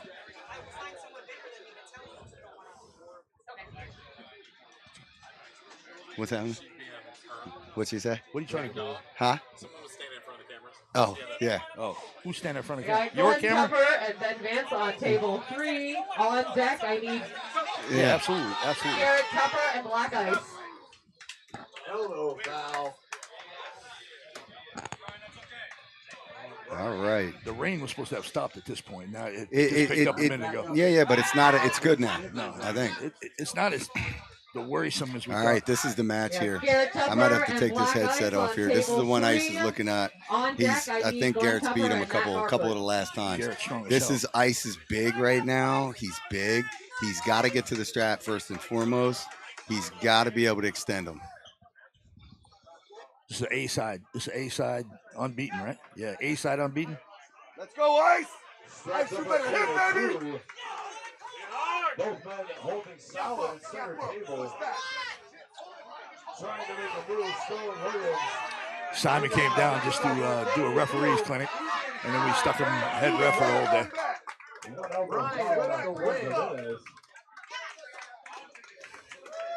Push back, yep.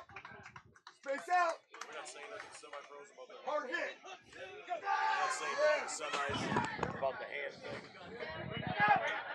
All right, we need Dennis and Josh Casilla. Ice is fired up today. He's talking up there. Garrett Tupper. Again, Garrett Tupper's had his number the past couple times, and this is a name he's mentioned to me several times over the past times we practiced. So this is definitely one he wants. And this is going to come down to setup here. If he can create a little space in the strap, get out of Garrett's hand a little bit, if he can get that wrist compromised in any way, there's a chance. But Garrett has so much side pressure even without his hand. Kyle and John Stoltenberg, table 2.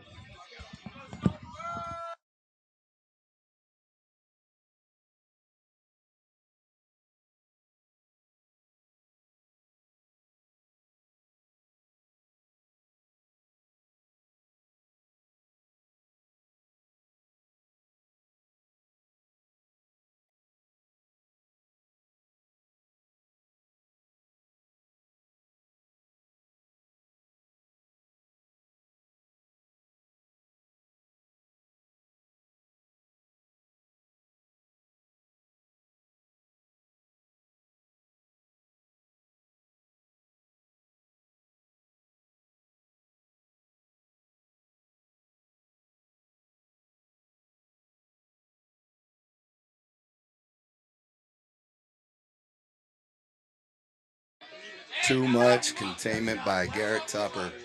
Yep. To the stretch we go Yep. on table 2. Yep, too much containment, too much side pressure. All right, Garrett Tupper looking tough in this class Tupper. right now. He's looking like the favorite to win it. Winner of this, We're takes back on to Black Ice. back to B side. This is the 3rd and 4th place match. Winner takes on Ice.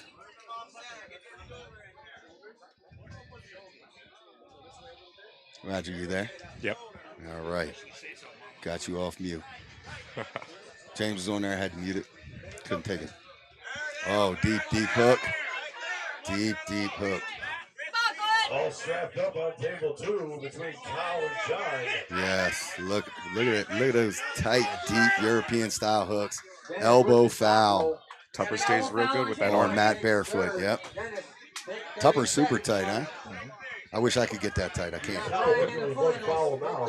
His biceps is getting away. It's bad. You have massive biceps. You got the same problem, too. Don't even worry about it. Not on your scalp.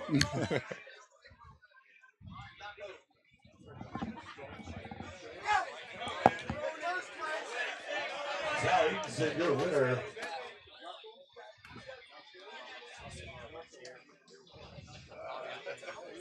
Oh, my. Setting up right back in that deep hook. All side pressure. Forearm on forearm. Matt Barefoot setting a drag angle. Needs a little downward rotation. Looking at his thumb right there in that setup. Not using a whole lot of thumb. He rotates that thumb down. He finishes right away. Matt, take your 30 seconds. You're taking on Black Ice. All right, here we go. For 2nd and for 3rd place here.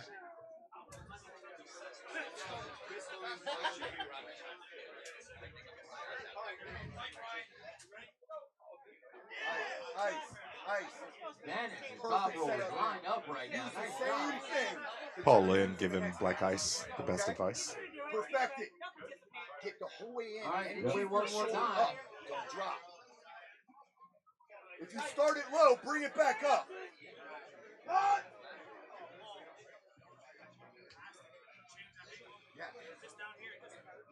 If he starts low and he doesn't get rotated here, it's over.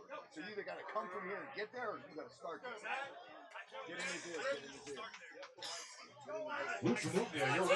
Oh, yeah. My bad. Okay. Exactly, and I discussing Ice needed adjustments here. And they're going straight into the strap. Yeah. Good news is you got the same style puller, you know, so you can work that setup. You can work that setup now and get ready for the next round. I got a whole thing. Right-handed, will be switching to the left, going back to the basement. Guys, if you're tuning in to the live feed, make sure you give Robert Kelly some love. Red Lightning Productions doing some amazing things with these videos and recording. It's awesome. He's kind enough to come out here and set all this stuff up for us. We are just old school meatheads.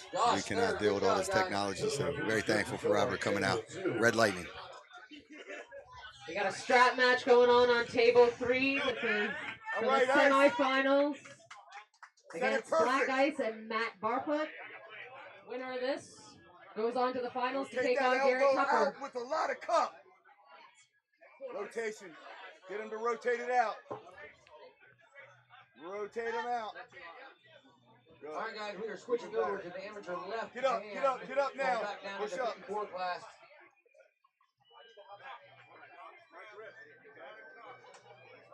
Wait a minute here. We haven't started yet. You want to just, there you go. You guys go back down? There you go. You're all right here? Okay, let's go to the top. Hard. Work our way down. Both men dive into a hook shot and Black Ice for the win. Yeah, Roger, that's exactly the setup that he needs in this next match. He needs to get back to the good side just like he was, have a little bit of strap advantage, and just do what he did, the same thing, only harder. Garrett Tucker came in and got the good side of the table. Went and got the good side on him. He got to it quick. I mean, you did have it first.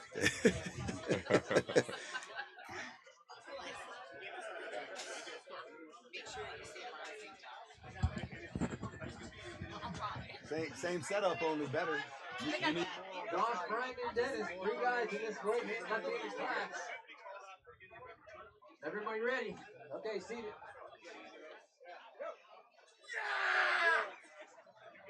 Zach Lee coaching up Ice now. This This is for first and second place over here on the pro table. Black Ice, Garrett Tupper. Garrett Tupper A side. He's already won once. Ice needs to win twice. Ice asking for the coin toss. Where's James? What's the house rule on the table side? I mean, Who's got called first? Top of the bracket. Top of the bracket? Who's got the top? Garrett has it. Garrett has it. Garrett Garrett's gets choice. choice. Yeah, Garrett gets choice. Garrett's choice. Garrett's on his side. You know, fair is fair, Paul. We like fair. Yeah. We on a nice fair start. Yeah. Talk to me like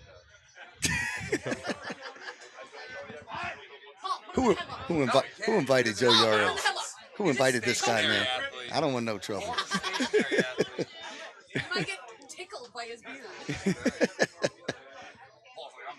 All right, I got Garrett Tupper and Black Ice on table 3 for the finals. Let's hear it. We have from Garrett them. and Black Ice setting up. Black Yeah, Ice here we go. needs to win twice. Garrett only needs to win once. All right, Garrett's got a good setup from this angle.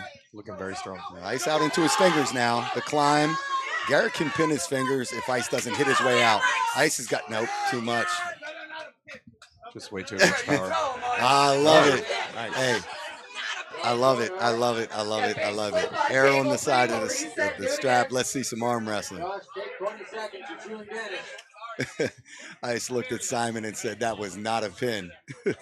Very close, though. Very, very close.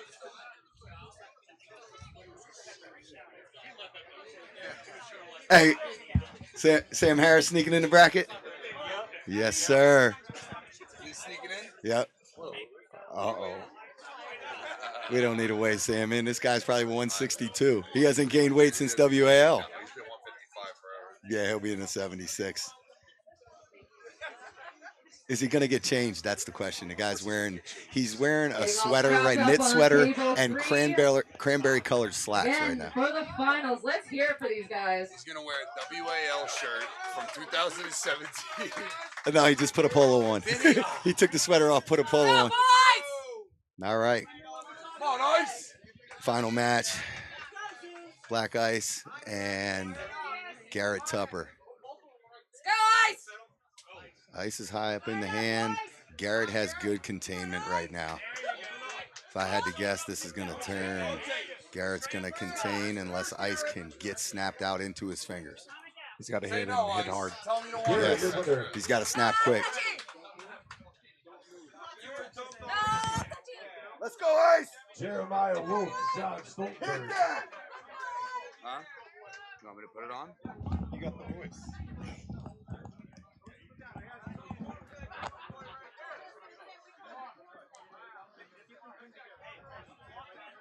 Table 3 rules. We got a lot of negotiation going on here. Somehow Ice being able to talk himself into a better set grip. Well, it's not somehow be able to. You're Yeah. supposed to talk Oh, to too the- much. That's what I'm worried about. Garrett's Garrett's tougher. He's too consistent. Yeah, his fingers and his side pressure. You see, he had compromised wrist right there. It didn't matter. Well, Ice tries to be fast, but if you try to go underneath with a guy like Garrett, whose wrist is so strong, he's gonna fall right to that, slow drag you to that corner. Yep. He does a great job of containing just enough with his fingers, never retreating his shoulder back and giving up any access to side pressure. Yeah, and his strap setup, you know. I don't know if it's a loose strap. It's not necessarily tight in that situation. Yeah. Which is up to you as a competitor to talk to the ref, let him know I want it looser, I want it tighter, and fight for that. Because 9 times out of 10, everybody wants that tight strap. Yeah. So if you go against the grain, you can work that strap to be a little loose, and I think that's something that Garrett worked just there. Yep. And I tell you, every once in a while you come across that top roller that once the strap is so loose, it's non-existent. And when you got the buckle side, a lot of times you can get away with that. Create a little gap in your hand, say I don't want it tight, say ouch, it hurts. And before you know it, the thing's loose as hell, sliding all over the place. And all it's doing is holding you together. Yep. That's it. That's a hook puller's nightmare. Joe Riviera, Ron Singley, Sam Harris, and Shishima. Exactly. All right, so I gotta say, we had first timers today showing a lot of, like, I don't want to say the skill is definitely it, but like just some knowledge of the sport. And I was very impressed with that. The amateurs were pulling like pros, semi-pro was pulling competitively. Yeah. At a certain point, I gotta say, I'm critical of people in their competition level. Go up to the next step, man. Take that chance, because we had a lot of good pulling today. And I think we're I don't know the word. I think we're robbing ourselves of some good matches just because people don't want to pull the trigger on the next step. Right. But it's important. Those losses are important. You're not wrong. You're not wrong. There's a lot of different ways to look at it. The truth is, everything you said is true. The levels being elevated here, I mean, from the styles of training to the knowledge of pulling. But I'll tell you, a guy who has a year in the sport now, regardless of like competition experience, they have informational experience. So much. I love those periodic booms in our sport, man. I remember doing when no one watched. Yeah. I love this. Yeah, there's so much information out there now that dudes can videos. learn at home, and then they come out a lot of times. You can see that they know what they're doing, but they don't quite know what they're trying to achieve with it. So they're fighting, but they don't know really what they're fighting for. They just know they're supposed to be fighting because they've seen enough videos that you should fight in the grip. Exactly. So they're saying things that they don't even know what it means. It's fun. I love this sport. It's a forever sport. Yeah.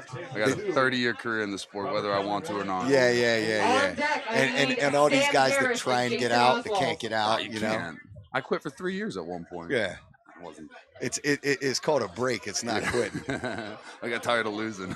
Here we got Jerry Sterner up.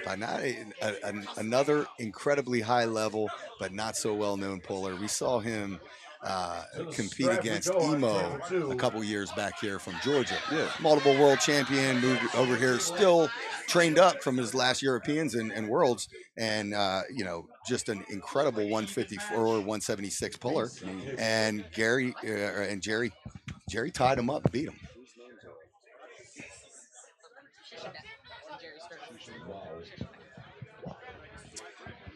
Now you run into, sorry about that, Paul. You run into a lot of these pullers that are just regionally competitive. They throw a monkey wrench into these big name competitions like Keystone States, right? And they won't leave their state, which is fine. Yep. And we talk about it in the North. That. We only know our region, right? But we know the killers. Like we know the Kevin Kahlers before anybody knew the Kevin Kahlers. We know the Miguel Fernandezes, the Goga Ubilavas, these guys that are in our area that are training constantly. And like you said, for whatever reason, they're not willing to travel. I mean, that's how Jason Merlot was for the longest time. Jason Merlot, Jason Vale. Yeah. And like these guys are savages, national level, maybe even higher savages. And then you come up to a local tournament like this, and all of a sudden you're in a death war or you're getting crushed. I think we're on a ref script on table 3. Yep. Nice. Jerry's so good. Jerry's just so like good. you said, man. I don't know much about Shishimbach, but you go inside with a guy that knows where he wants to go, like Sterner. He's going to take you where he wants to go. And here we have it. Golly, look at him dressed. Sam Harris. Like I said, he took the sweater off and he put on a better polo. Second best dressed guy in arm wrestling history. Pat Baffa is the only one. He was clean. He was clean.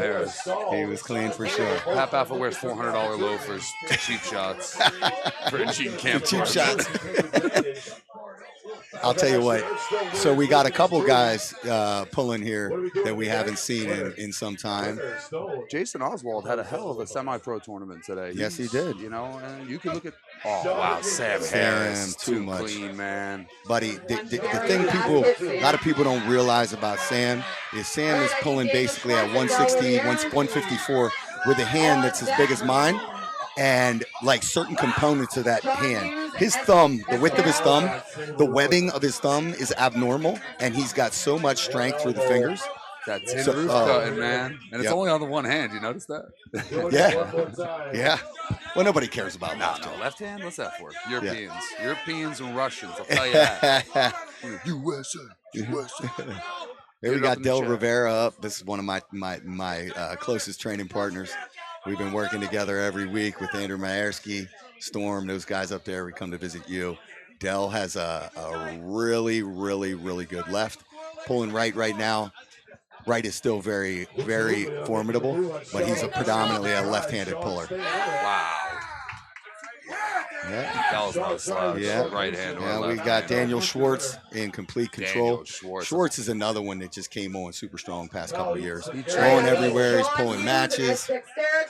Oh, he's pulling matches, but he's also, I saw him warming up correctly before an arm wrestling. A tournament is so hard to warm up for because your bracket might not get called when you think so or want to, and you'll run those nerves. A huge part of tournament day tournament pulling is navigating those butterflies.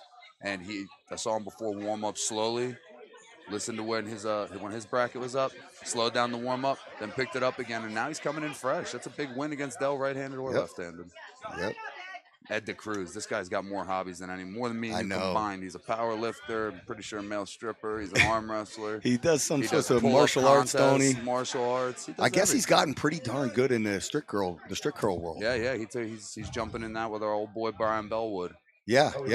I remember Brian. Yeah, Brian was the first introduction I had to strict curl. Yeah. And since then, I've been introduced to Leroy Walker. I talk to him very often.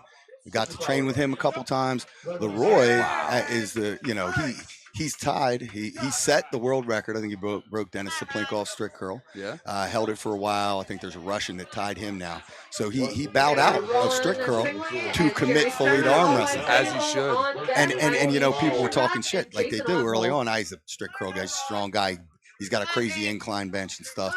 And he's not an arm wrestler. And he pulls like an open top roll style, but he's got crazy pronation.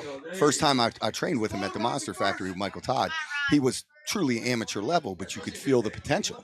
Yeah, right? Strength beats technique a lot of the time. Well, people don't like to acknowledge that. He's cleaned it up. And Ron Aconda trying to play defense. One of our Sterner. strikes on the staff, but Jerry Sterner just came in with a mission. He hasn't even blinked. No. I'm not sure he knows he won the last two. He's just Jerry's pulling. a stud, man. I think traditionally Sam Harris has had Jerry's number. Yeah. But like I said, the year that Jerry beat that emo from Georgia, I don't know if Sam could have beat him on that day, but Jerry did. Yeah. It was such a, and I mean, I think the match got picked up and it wound up going viral. I think ESPN showed it. Really? Yeah. Keystone State Championship got played. It's got hundreds and hundreds of thousands of views. Great match. It's a war. I reffed it. It's such a crazy sport that we could break it down to the year like that. It's like how competitive how good of an arm wrestler is Paul Lynn. In 2018, Paul Lynn can't hold a candle. These are just examples. Right, 100%. 2022 Paul Lynn, and it's such a great sport. We got Shishimbach and Jason Oswald that one. We're 176 still, yeah. Yep. This is the deepest class, I think. Like when you look at it top to bottom, I think there's a nice number of people in this class, and there's also a good level. Yeah, Chuck, Ron is pulling.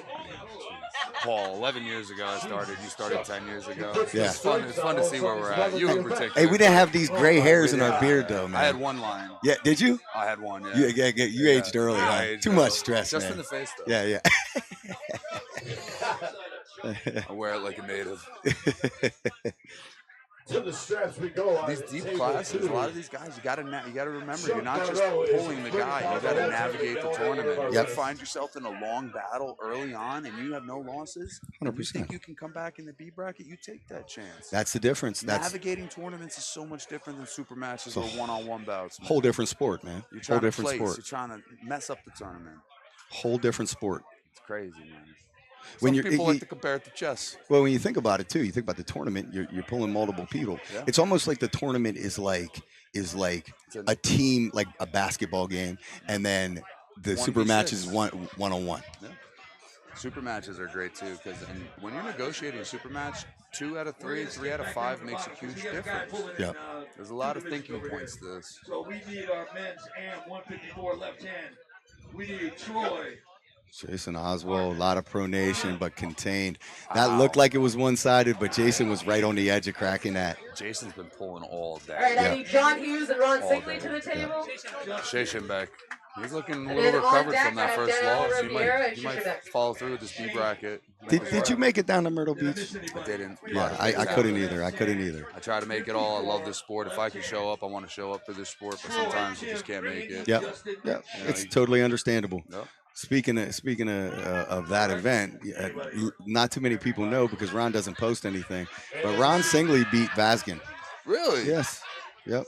And he didn't make Yep. any mention of it. And not only did he beat him, but it was a crazy match where Vazgen Kings moved like 3 times. And he had to recover. It was wild. There was missed elbow fouls, all kinds of stuff. He showed it to me on film the other. It was like a 5-minute sequence, and it was all over the place. But Ron had total control. Ron just won right now. He's showing composure. Look at him. He's handsome too. What are you doing?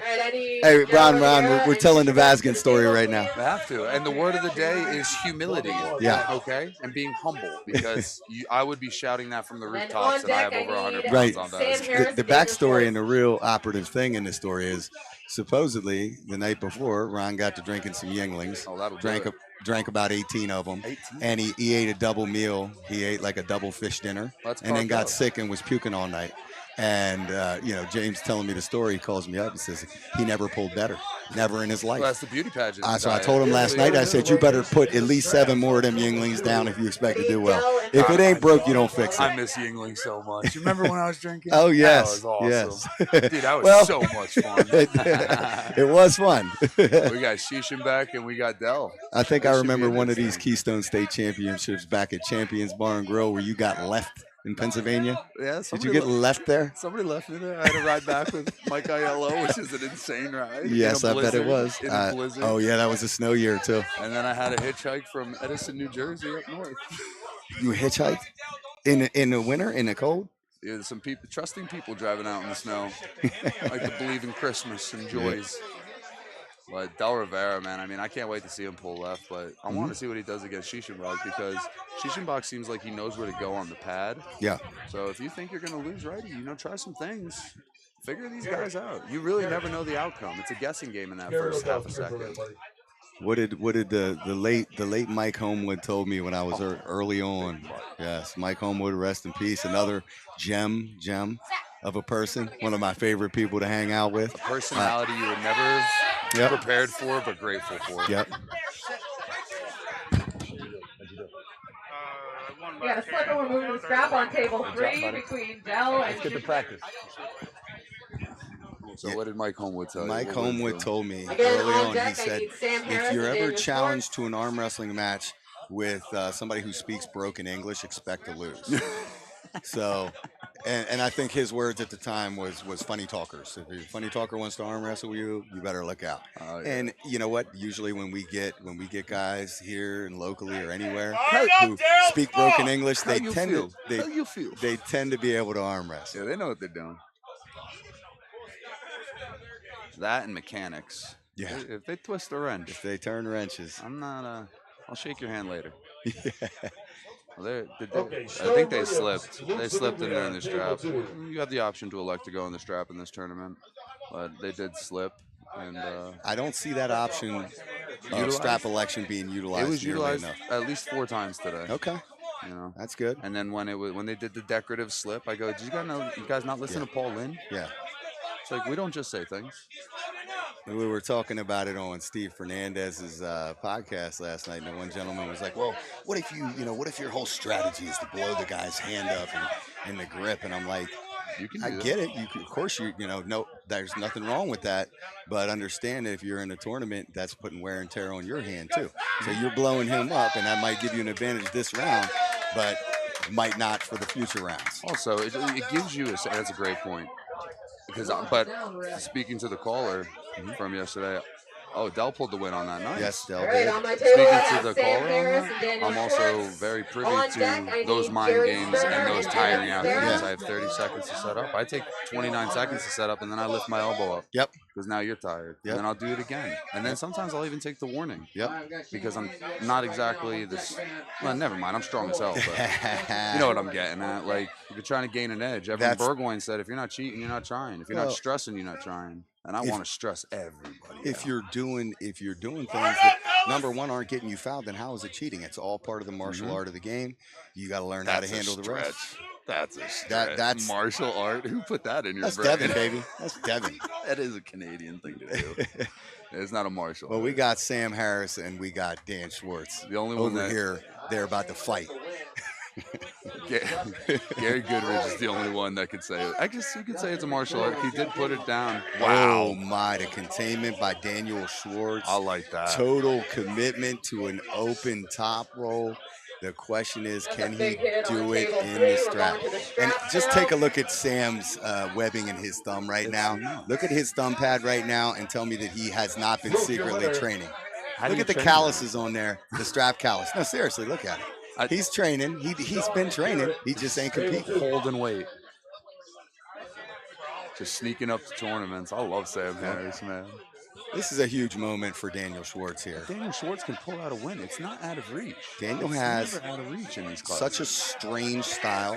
It's like honestly, his traditional style does not marry up well with Sam's traditional style. Sam is way up top, coming through the high knuckle. Daniel's very comfortable pulling with a dumped hand, and somehow, with his hand completely dumped, he has so much finger containment, and he still can rise through a short forearm. That's a lot of words. It is a lot of words. Problem is, I like to hear myself talking. No, it's you sound reverbing good, in my man. ears. You're like Matthew McConaughey, man. We should do audio books. We'll quit arm wrestling. There we go. Audio books. Some old smut books. Is that what we're talking about here? No. Come on, Pauline. Where's your wife? No, she'll tell you. Put up with? She listens to him. She listens to him. That's what I'm talking about. I never found my dad's porn collection. I found my mom's erotica collection. Erotica, that's sick. All right, off topic. Yeah. Speaking to your point, Daniel Schwartz has an odd style because he's got. He does. Wow. Look at that. And he turned He's it got in. Such a short arm. And Sam is one of the most technical hook pullers. He's got to stay tight. No, he'll stay got to stay day. tight. Daniel is taking himself out of position. Shoulder line. Sam, European style hook. Wow. And what a win. What a match. You understand that it is so hard not to scream right now. You know how I get fired up. Yep. I'm going to have to, I'm not going to mute, but I am going to yell. There you go, Daniel. Your winner is All right, we're both going on mute. So I don't think the mic picked that up. But yeah, Daniel Schwartz definitely. Sam. That was nuts. You're still on.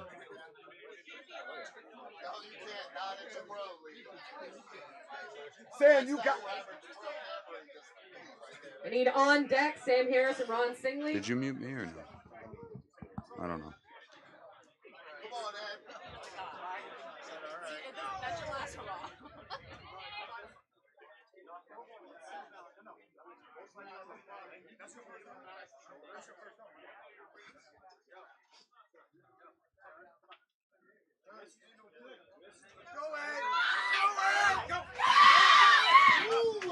Jackie Sterner comes back.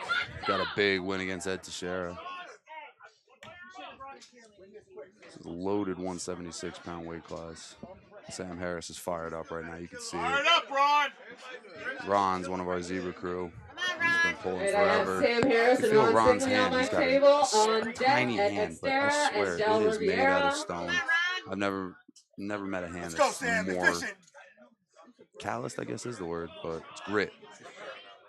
And Sam's fired up right now. Wow. Good. All efficiency now. It's composure.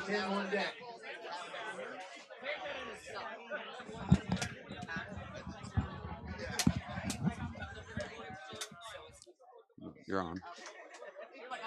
Sorry for my absence, Joe. Way to go talk to Sam there. No, That is a you got very winnable hook match. That is like Daniel, obviously Diesel strong in there, but several times he did the type of things I do, drag myself out of my shoulder. If Sam was able to time up and capitalize just a little bit of downward rotation and drag onto his side, it's there.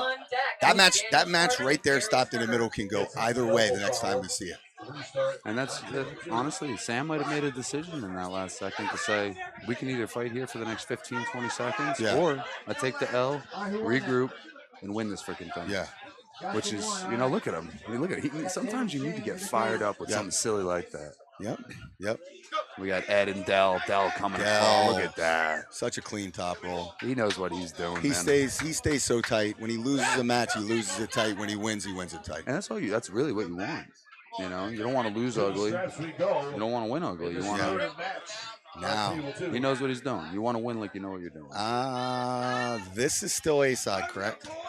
Is this still A-side? I believe this is A-side, yes. A-side still. This is our okay. semifinal, I think. Winner goes to the final, I think. Winner goes to the final, yes.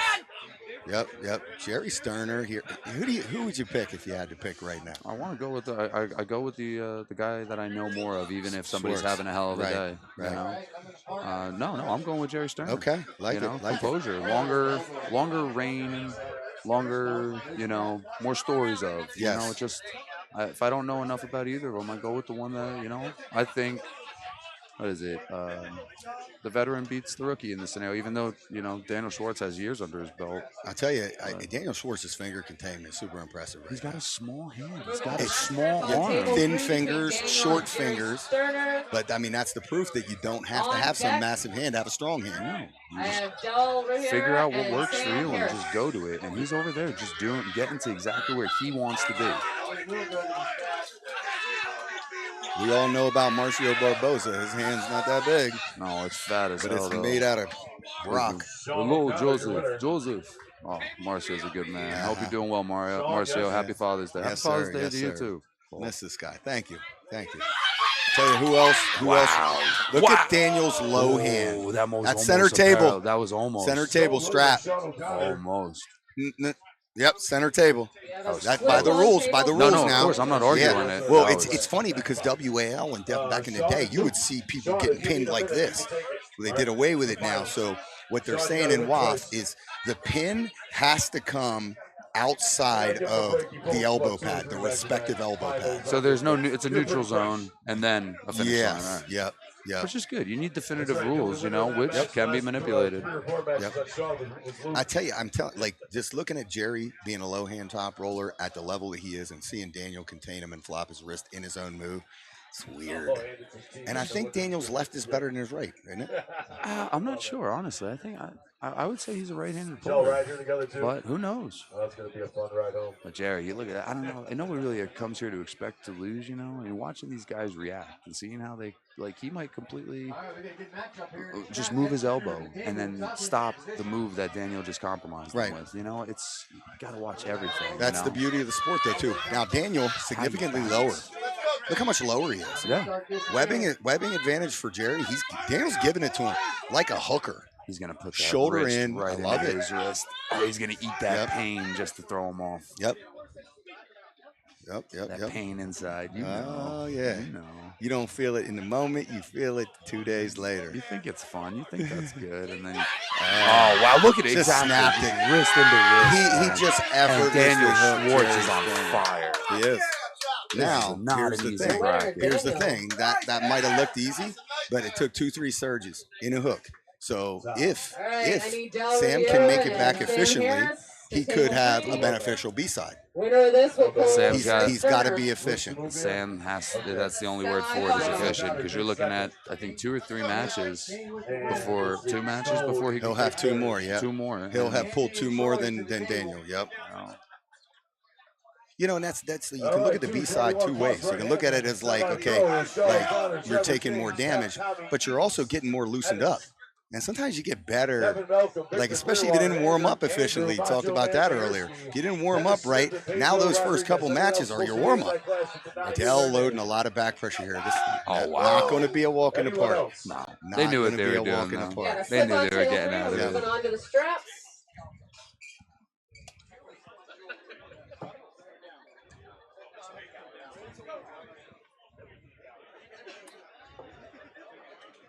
Got really good turnout today, especially with the weather. Nice. It was nice. I think we're looking at right around 300 entries, which is awesome. That's all I can ask for. Kids, teenagers, yeah, ladies, males. It was awesome, man. Yeah. Kevin Malcolm, Sean O'Connor, table 2.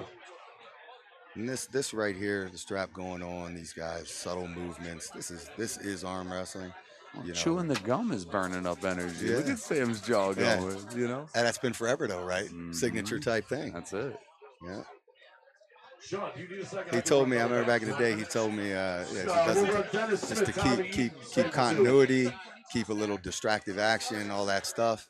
I tried to chew gum one time, and I screamed and spit it out. and it flew everywhere, and I looked like an idiot. Never did it again. I just resort to yelling. That's all I got. All right.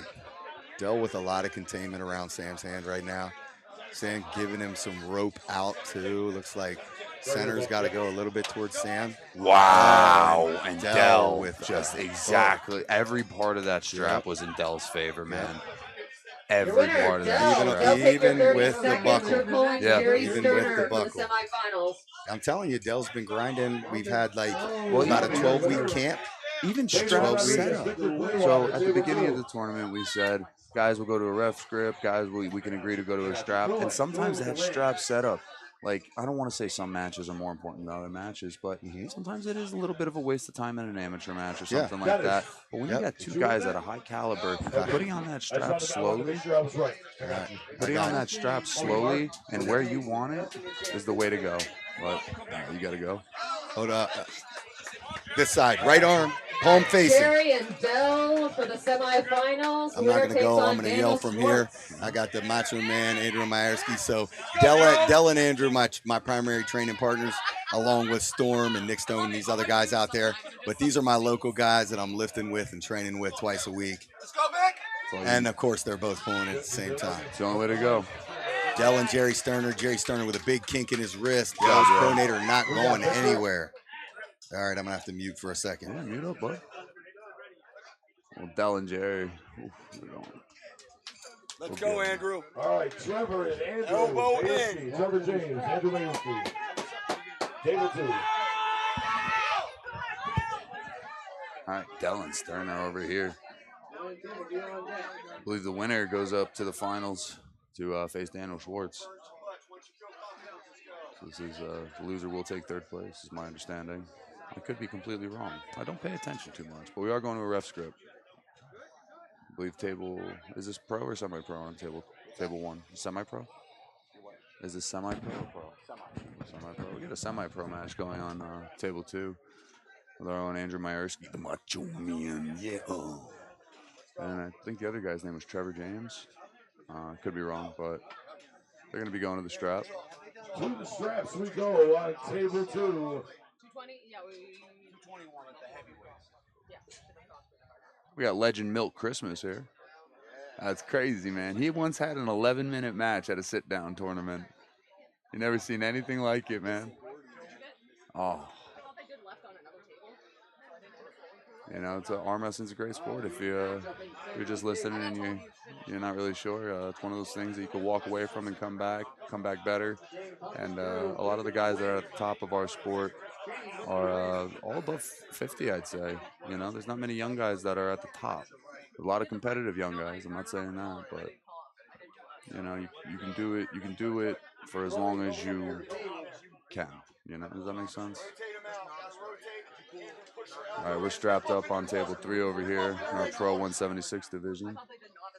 Jerry's over here, Jerry Sterner, Del Rivera. Look at this pro division kicking off. What's up with my man Dan Schwartz wrecking these dudes? Sorry, I'm afraid to get too excited for him. He might. Winner of this will take He's right there, right? He is unstoppable today. He's made every adjustment he's needed to keep winning, and he's just laser focused. He's watching his competition. From Del. He's going up against Del Rivera now. Right now. Yeah, this pro class has got me excited because there's so many good pros here today. The turnout, this class in particular, is loaded. Oh, you got Brandon O'Selser. Look at that. Ain't that a freaking picture to have? Hey, look at that's everybody I started with, man. That's everybody I started with. I want to give out some credit to Logan Bittinger today. You know, Sean Latimer is no walk in the park, and he made it. I don't want to say look easy, but he did what he came to do, and I just want to give the kid credit where credit's due. Yeah, if you ask me, Logan did it the best way you could possibly do it. He got a pin on Devin. A little bit of controversy with it, which made it something to talk about, and I don't think he's lost since then. So he keeps coming back and winning and winning and winning. So everyone knows his name. I've seen Logan pop up on my social media every weekend. The kid has pulled a tournament, a match every weekend, maybe for the last 4 months. All right, this is for your finals on table 3 for He's your relentless at getting better. And, he will plateau. It's inevitable. And when he does, he's going to come back from that break, and he's going to be double strong. Yeah, it's all curious. Like what? So impressive. Where is that end, right? Daniel Schwartz on your left. Well, my left, rather. They see it the same as you? Yeah. All right, so we have Daniel Schwartz on the left, and we got Del Rivera on the right. This is our first match of our final. Daniel Schwartz is undefeated. Del Rivera needs to win 2. And Daniel Schwartz is having a hell of a day on this table, man. I don't think he's made one mistake. It's not his day to lose. Hey, that's a weird way of saying it, but yeah, I agree. Work out of that wrap. Work your pronator out, Del. Work your pronator out. I know I was down at his event last weekend, and he felt pretty solid. And I think he pulled that tournament too. So he pulled like a week ago. I know he after pulled. Hard to stay away from the table when there's one in front of you. You might want to stick this in a hook, Del. In the strap. Get the strap. Yeah, I can't imagine Strap we go on. Nope. having to stop arm wrestling for an event. Yeah, I mean, I announce these things. I love to announce, but it's hard not to compete. So, I base it on how would I get home. I can't compete. Like any injury at all. Like I could get a hangnail, and I got to drive home 30 hours with a hangnail. So imagine like a severe injury. Like I don't want to. I don't imagine severe injuries, you psychopath. Well, so it's like a realization. Like anytime I see someone tear a bicep or something like that, it's I blame them. It's on there. It's their fault. I blame them, dude. I don't blame them at anything. I don't know. I'm not getting hurt. And then, so that's the thing. Like with practice, I guarantee I'm not hurting myself in practice. But the heat of the moment in competition, man, I might get stupid for a minute. I guess maybe if you're willing to break your arm for a hobby. Come on, bro. Well, I'm with you right here in the headset. I'm with you, but in the heat of the moment, I could see someone doing something stupid. Yeah, like I said, that's on them. Yeah. I'm competitive as anyone else, but I'm not breaking my arm for this. Knock on wood. Yeah, my dumbass would do something stupid. I'd get the Ron Bath hamstring or something like that. That would be my luck. That's fine. How'd I dislocate my pinky toe? It'll happen. The first week I ever arm wrestled, one of my training partners tore his groin. That's so weird. Tore his groin arm wrestling. We are back to down ref arm wrestling on the stream. Where's James? We need James to be a bulldog. Tim has to win twice. And your winner, Daniel Schwartz, for first place for your Pro 176 right hand. Hey, a win's a win's Second a win. place, Daniel Schwartz was unbeatable today. And then third place, Jerry Sterner. To lose on fouls is unlike Dell, but, everyone has their days. He'll regroup, come back left-handed, and he'll put on a All right, show we're for moving us. on to the Pro 198 right hand. Is Dan pulling left-handed? I believe so. I thought he was hurt, or he did left-handed last Pulling the weekend. list, Maybe this he's is also your got. order. I have Damian He's such a freaking Luciano, animal. He's Connor also Rollins, pulling East Garrett vs. West in Hostler, Chicago next weekend. I can't wait for Chicago. Are you going? No, I had another event, so I couldn't make it. That happens. Yeah, but I bet that one's going to be a 450 entry tournament. I would say something to that extent. You're going to get guys from the West Coast and If you East didn't Coast hear your name, evenly you got a for the couple of most seconds part. to come and see There's me. so Again, that's many Damian, people Connor, that want to see Junior, Ivan, and Hermes and Steven. Levon. Like in person. So many people want to see that. To really see a David and Goliath in real life is nuts. And to see the only guy that has stopped Levon. All right, first in up the on last table 3 for your however Pro many years is 198 Hermes. He right stopped hand. him. I need Junior Hostler and Connor Rolls. It's a little unfathomable, but if you know the sport, you absolutely know who Hermes is. But it's going to be an exciting event. Yeah. He is one of those people that, like, next to Levon, he doesn't look big. But you put him next to anyone else. Like, Hermes is kind of a monster right now. Well, I've never met somebody who's like, not the tallest guy, and he just keeps getting wider and wider and wider. Good for him. Just keep adding mass, yep. Over on table 2, we got a semi-pro, I don't know if it's a final match, but Andrew Majarski versus, I don't know who this gentleman is off the top of my head. I am so glad Ron is reffing this one. That to me seems like the two most animated, hard to ref people. Yeah. And I would have such a hard time fouling them too. Like I know what y'all are here for, right? Like just let it happen. If you don't want to listen after 5 minutes, I'm fouling you. Yeah. I'm the worst ref ever because, you know, it's like if you treat me the way I treat refs, I love you, man. Be rude to me. Cheat, you know. Try. There you go, Andrew. Andrew's come a long way in the last year. Yeah. He's got to work on his battle cry, but we'll get there. Yeah. Needs a little more in that. Randy Macho Man Savage half the day and then a ballerina in the other half. Yeah. Yeah, you can't give him an oh yeah, brother. No, that's weak. Yeah. Oh yeah. Andrew's a great guy. He actually cut my hair 2 weeks ago, and I got a lot of compliments. Let's go, Andrew. He went through and gave everyone Macho Man fingers here. Like literally every single person in the Except crowd. me. Oh, he didn't get you? No, I'm he gonna let didn't him get know. me. He did hug me though. Well, that's kind of better, I guess. A guess. little extra. What But now you feel left out. I do. It's all your fault. I would have went the rest of the day not knowing. I'm gonna get you one right now at the end No, of this. no, he's busy. Focus. Well, after the match. All right, we got we got RJ. Oh no, JR. My bad. We got JR and Connor on table 1 for 198 pro right-handed. You know, I've known JR, gone to a couple practices down in Maryland at Dave Morocco's where JR is the first one there and the last one to leave. Paul and I were talking earlier about, you know, just some guys that never really leave their region, you know, their little tri-state areas.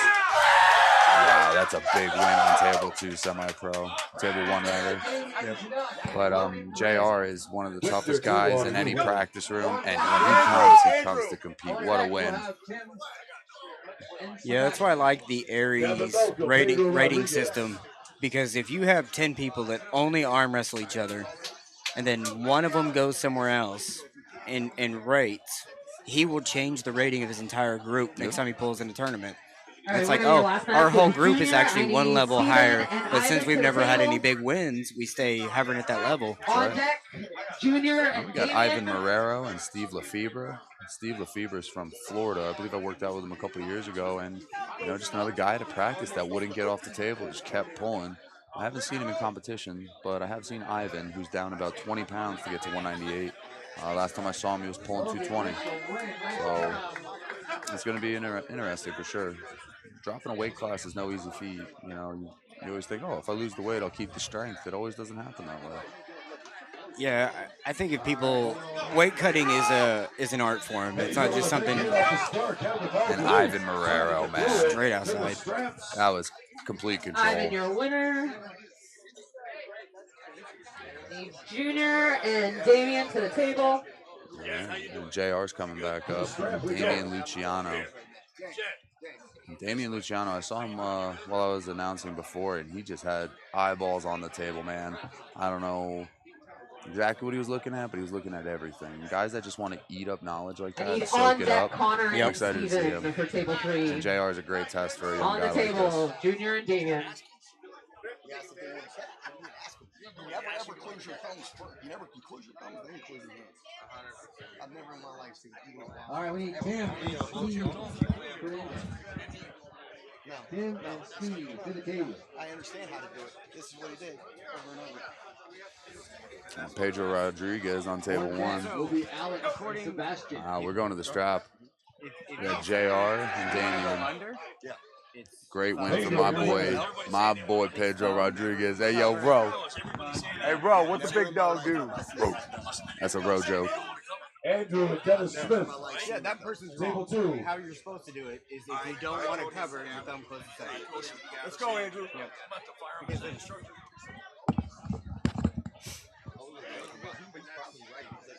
We're going to the strap with JR and Damian. It's going to be interesting to see who takes control of the strap. You're done? Why? Okay. I don't like that. All right, Andrew, winner. I'm not the guy to tell, though. Oh, I thought you called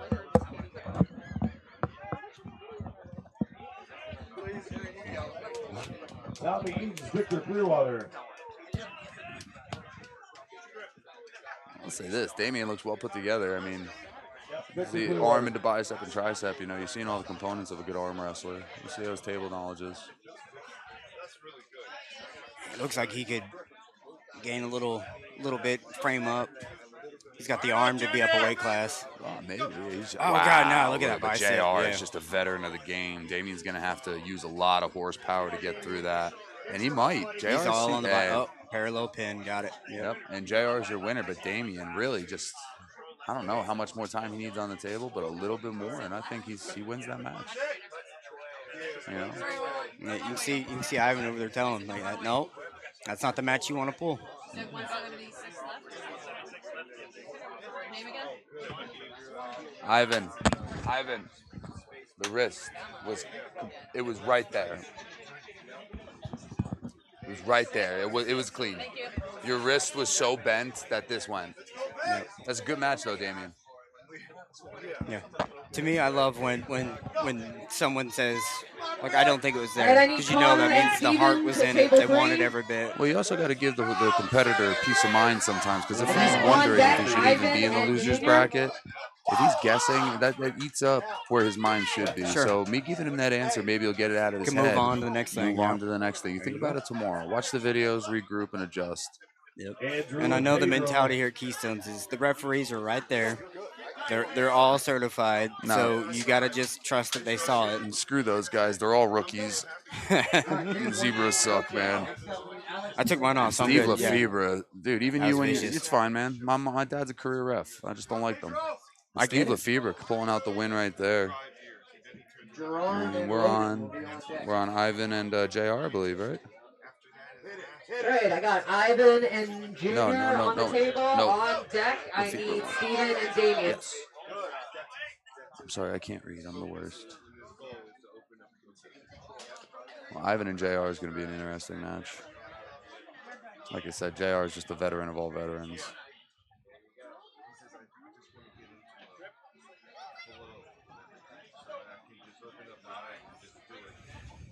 You can just tell in the setup. Gerard and Logan to the table.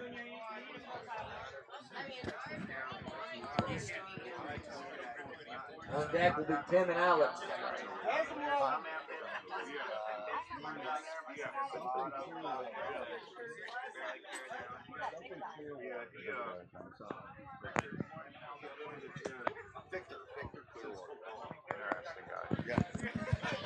Let's go. Come on, Logan. Big cup, get in there.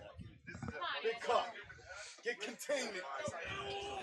I love Paul's coaching. Like, when he becomes a fan, that's my favorite. Paul Lynn. I hate Paul's coaching. He uses way too many big words. If I hear supination, pronation, hyperdexterity, any nerdy crap like that, I get so upset, man. Just pull better. What? But I lost. How did I lose? You weren't as strong as the other guy. Yep. Take a minute. You got Victor But Clearwater. I'm a simple creature. Yeah, that's the argument of strength versus technique. No, Brandon the argument Morris, of being cool or being lame. Brandon Morris from Florida said it best. I don't care how much technique my 13-year-old daughter has. She's never going to beat me in arm wrestling. Well, get stronger. Get stronger. Oh, what'd you do? Did you lose? If you were strong enough, your technique wouldn't matter. But there is also an argument at a certain point when you guys know all the technique. It's not a battle of technique anymore. It comes down to who's stronger and endurance. Endurance in arm wrestling is a crazy statement because most matches are anywhere between, a half a second and 11 seconds. That's right. Yep. So when you get into these matches or these long day tournaments or these long super matches, you got to pace yourself. Take the losses where you need to sometimes. Tire your opponent out. Come back and win the back three. But that'll all be in my TED Talk. When in doubt, arm wrestle it out. Wow, Ivan looking complete. But JR, man. JR is just my guy, man. I'm telling you. Winner, Junior. Dave Morocco throws these practices. Yeah, there you go, JR. Kiss it.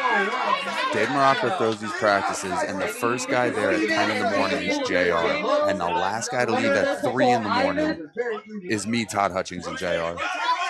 And you know what's crazy? That he could pull masters if he wanted to. Yeah, he's a dinosaur. I'm going to call him sir right now. Good job, sir. Tim and Alex at table, Steve and Sebastian on deck. Damien just goes right through Lefebvre. Your winner, Damien. You know, small adjustments. You know, Take when 30 a guy seconds like if you Damien need it, has the Damien. strength You're to pulling compete Ivan in this pro division, and he's just for got to the make semifinals. small adjustments so he can utilize his strength. You know, it makes the difference. Steve Lefebvre is no one to sleep on. Just got to get there. Just got to get there. Got to get your position. All right, looks. We've got a character battle on table 1.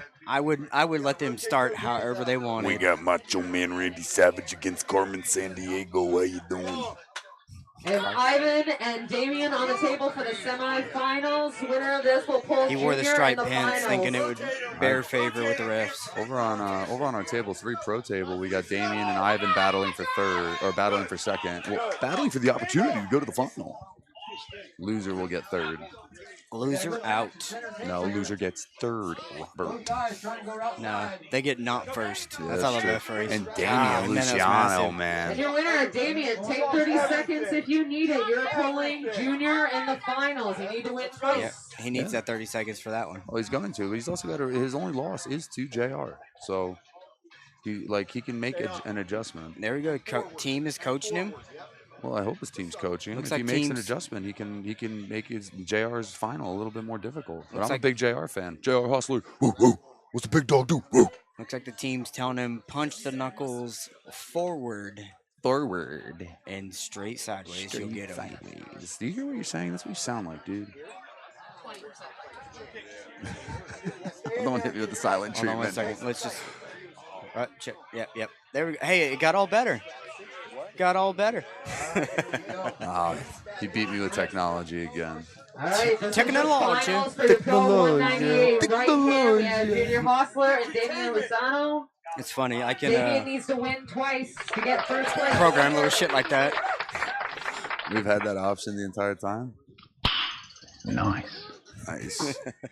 There's all kinds of memes in there. Oh, that's fun. I like that. I needed auto-tune, so that was a cool little adder there. If you wanted, we could sing. We could turn on auto-tune and sing to people. It's like rain. All right. Bottom 2 containment. I didn't know. Here's for the tech nerds that are on. I didn't know what auto-tune was. So auto-tune, you play the song you want to sound like and sing into a microphone, and AI tries to bring y'all together. Really? Yep. So I have to play the song that we're singing to, and the higher the octave, the better and funnier it sounds when you're like, the noise, and it's like, it's like really super synthetic.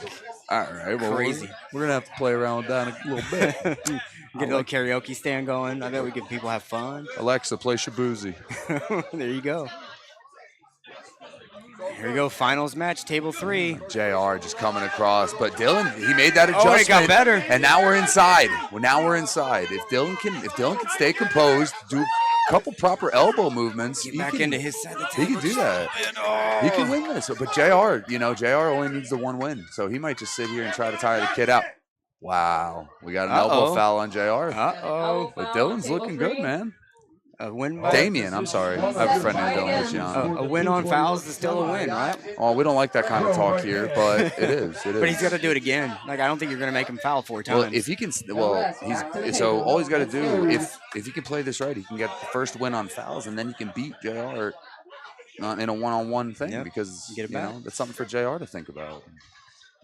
Yeah, we got in Oklahoma, guy's been pulling 30-something years named Jim Coyle. Oh, yeah, I know Jim. And we always joke that no one beats Jim but Jim because he always elbow fouls, right? He either pops back on the go or comes off the back. That's James Fitzsimmons from Massachusetts, baby. I hope you're watching, Jim. So he's 74 or 0-74 against Jim Coyle. That's what we always say.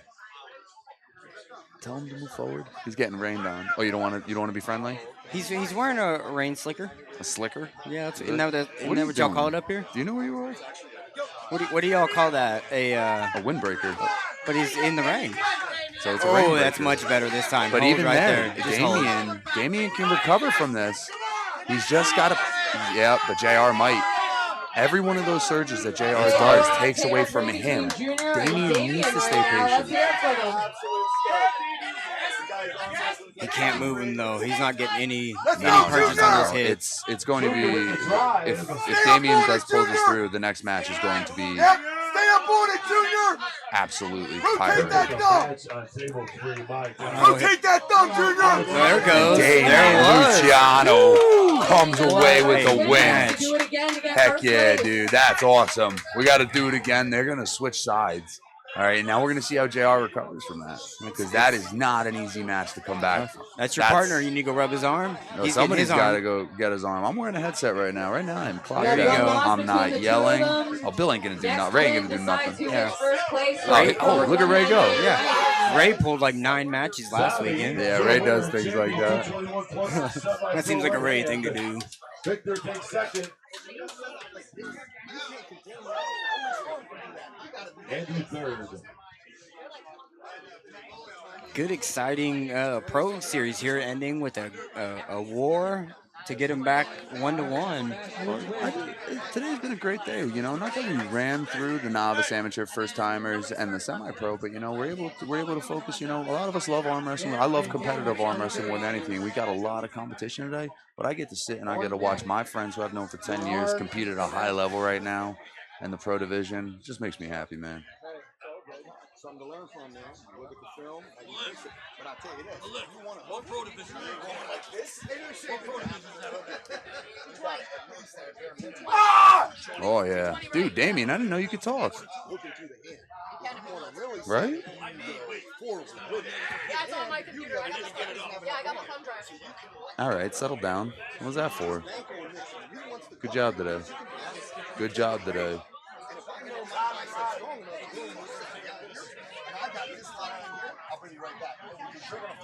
James Reed. All right, JR came into this final undefeated. Damien fought back. They had a really good first match, but there was an elbow foul on JR. And Damien came back another 35-second match, and you know he was able to pull out a win in a really deep hook situation, which is just no easy feat. Oh, there's the rain. Here comes the rain again, falling on my head like a You know, as a technological guy, I love the rain outside. It's my favorite. Being out here in the rain. First place. It's a measure of resilience. Go either way. Junior Hostler, Damian Lozano both have one I'm loss. excited for this finals match. Next win gets first. Logan and Alex. Damien got the second win to kick it on to the third match here in the finals. Well, Damien looks fresh still. I mean, as many as wars as he has had in this 198-pound bracket, he's looking pretty JR fresh. looks like he's breathing harder than him for sure. JR will do what JR does. I think he's going to pull out a win. I got to root for my boy JR. You think the experience is going to kick into the final round? I think the experience, and I think he's going to take that loss that he just went through, and he's going to be able to navigate those butterflies that I like to talk about, and he's going to put it into this last match. Are you predicting maybe a quick win here? If it doesn't win, maybe does it go back? Quicker than the last 2 matches that they've had. I think JR is going to fight for his position, not waste any more energy than he has to, and I think he can finish. I really do. But I will not be surprised if Damien can get the stop. Oh, wow. Oh, didn't like to go. Interesting. I take back everything I said. I think Damien's going to win this. That was crazy. I don't like to guess like that, but from the position that Damien just gathered on that false start, JR was compromised. Yeah, that's crazy. That was a go, but he said he wasn't happy about it, so they just stopped and reset. Well, it was quick. It wasn't just a go. It was quick. So there's probably a warning on Damien. These refs are just garbage at their job. I love them, but Damien just knows. Yep. He's not going to let him argue it because it was in a ref script. He got his second chance. He got his second chance. Yep. Simon's going to put his hand up, call the winner. That's it. Can do it. There it is. Our winner is Damien Luciano. Comes through and what gets the a win. upset. What a he win. He lost on the A side of the bracket, came back, fought through the B side of the bracket, made small adjustments, and he's your champion at 198 right-handed. Hate to see it on fouls, but don't take anything away from that win. That's a good win to get.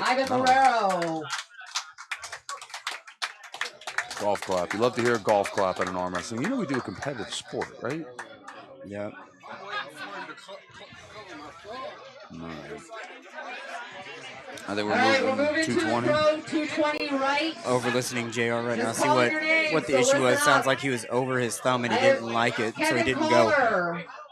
You got to go in a rest grip. Frank You don't get that luxury. He was lucky to get it the second time. Reminds. He did get his restart, but This is hey, just great showing from Damien. Luke Samagala, Brandon El I'm gonna- Chad Eckert, Evgeny I'm gonna Tessera, sign off for a and minute, Storm Rob. Cholino. Which one's me? That one I do believe. If I Yep, didn't say that's your you. name for the Pro 220 Good luck in the arm right, wrestling. or I butchered it, come and see me. Again, Kevin Collard, Craig Rimmons, Luke Zamagala, Brandon Elsesser, Chad Eckert, Evgeny Tessera, and All right. Storm Cholino. I want to thank everyone for tuning in. Table number 3 is going to be your pro class. If you heard correctly, you got Storm Cholino in this bracket, and I believe Brandon L. Salsor. This should be an absolute slobber knocker, as I like to say. First up, it's going to be Storm Cholino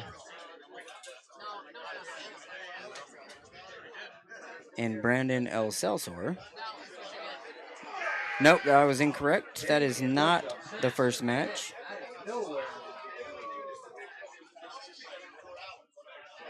Building the bracket right now for the 220 Pro class. All right, on table 3 for my Pro 220 right, I need Storm Cholino and Luke. Table 3, Storm Cholino, after a recent hiatus, coming back. Training videos, looking good.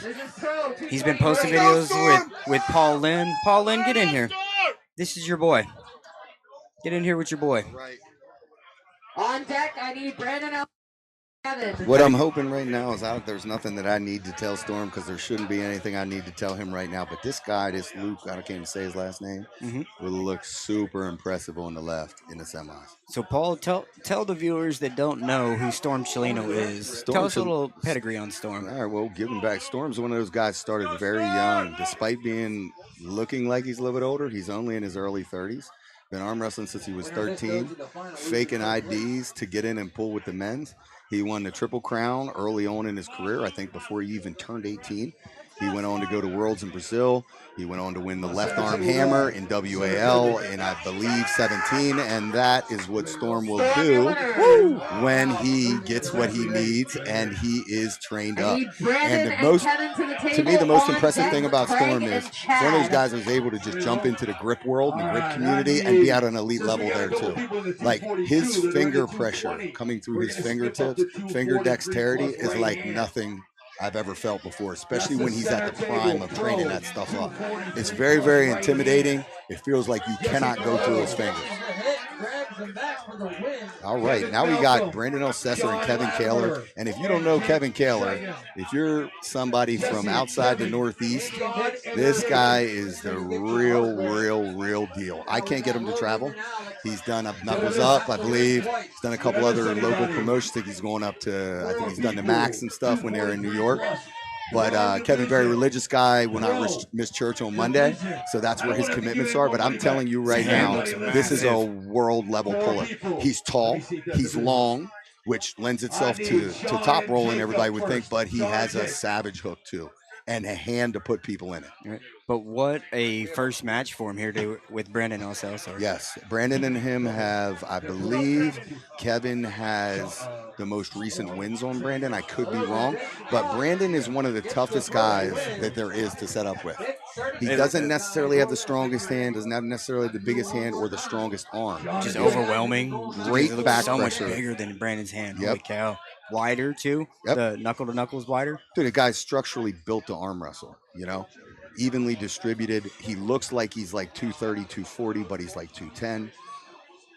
Lean and tall, yep. And it's one of those deals where you look at him and you think, tall drink of water. He's not going to be that strong. And then you grab him and you're like, what? Like Sam Harris, we're talking about that. Like, how much bar bets could you win with Sam Harris? Oh, yeah. Anywhere. Yeah. Yeah, $100. I bet my little boy here beats you. You know, he's only 150-something pounds. Yeah, that's the guy you take to the boardwalk and you put $20 to arm wrestle on there and just beats everyone. Rake it in. Brandon is so good at protecting his faults or his weak areas. He's got world level elite pronation and back pressure, and he can pull strictly through those things without holding on a whole lot. He understands the strap. He understands the setup. He's very hard. Like, me and you should be happy right now because we're not reffing him. Right. He's terrible to ref. Very, very frustrating. He's unrelenting in getting what he needs, which is part of the game. If he's not fouling out, he's not doing anything wrong. Yeah, exactly. Good hit.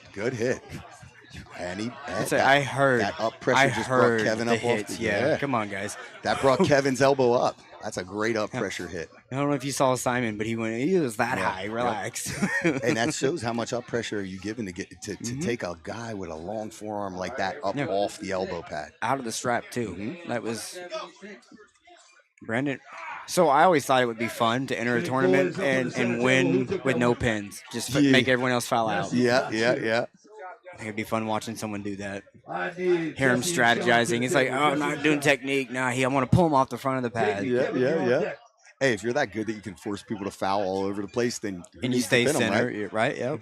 Well, if you go to WAF, like European WAF, I bet that's almost easier than winning. We got a slip on table 3. We're moving on. Yeah, just wait it out. Yeah, I was watching one that it was Google Translate, and they said they set up so far on the front, so on the go they can come off to get the foul to stop because they know the refs. Oh, JR just passed out. Oh.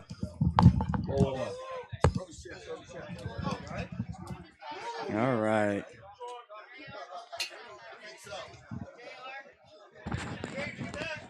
Keep this rolling, Sean. Yep. Got that? Got you. Two wins. Poor guy. James.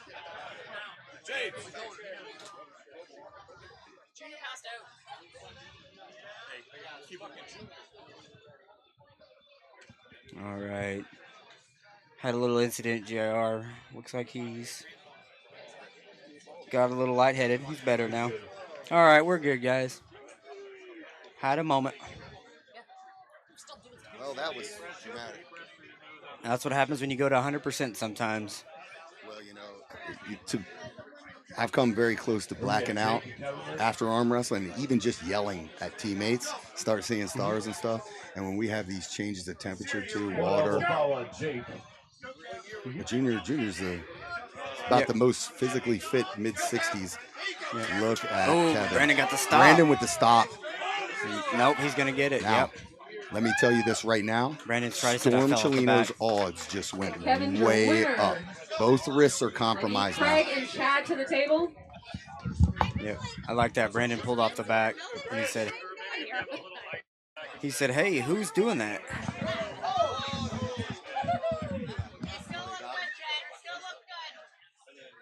Too funny. People are getting wet from the water falling in between. Storm, you good? All right, guys, we're going on 198. All right, I got Craig and Chad on table 3. On deck, I need Evgeny Had and Brandon Storm. arguing with the refs. I yanked my elbow off the back of the pad. Why didn't you call it? Right. Right. Yeah. Give me but that's that's a savvy puller. He's going to say I intentionally elbow fouled. Did it for a reason within the rule set. But within the rules, he was right over the pad, so it would have been losing position. A foul and a losing. Yeah. Lose anyways. And listen, if you're gonna strategically foul, that's all well and good, but the rules say you can't do it when you're about to lose. Yep. They're over there watching film and all that. You gotta tell them even if they call it, you still lose. Move on. Yep. It's interesting, Storm and I train together. Alcesser trains with us often. You see Sam Harris, basically everybody's coaching everybody up to beat Kevin. And Kevin's the newest of everybody. All right, see you. Here we got Chad Eckert. Chad Eckert pulls with Jerry Sterner in York. Great hook puller, very strong.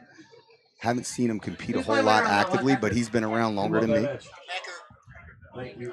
No, Nelson is See where JR went. Is he good? All right, I need Evgeny and Storm to the table on deck. I know Kevin and Chad. John Stutzman got him. He's a registered nurse. Okay, cool. So he didn't seem too concerned. Just passed out. Yeah, and his eyes looked pretty alert when he popped back was up. talking. Yeah. Okay, good. Hope it was no big deal. And I don't know who this guy is. Who's this guy here? Evgeny Tarasev. Okay, that's a European name. That looks a lot like an East versus West name. I don't know. Yeah. Which one are we on? You're this one. Yep, there you go. You're good to Let's good go, yell. Storm. Let's go, Storm. Storm setup looks pretty good there still, right into the fingers. Storm, hit it, commit. Let's see if he can turn him over. We're going to end up into the referee's grip. Storm looks so comfortable, though. Yeah. Oh, he doesn't look like he likes that. Okay. And then Storm's going to roll him right back onto the fingers. Simon arguing with everybody. If this guy tries to hook Storm outside the strap, that to me is not the best path.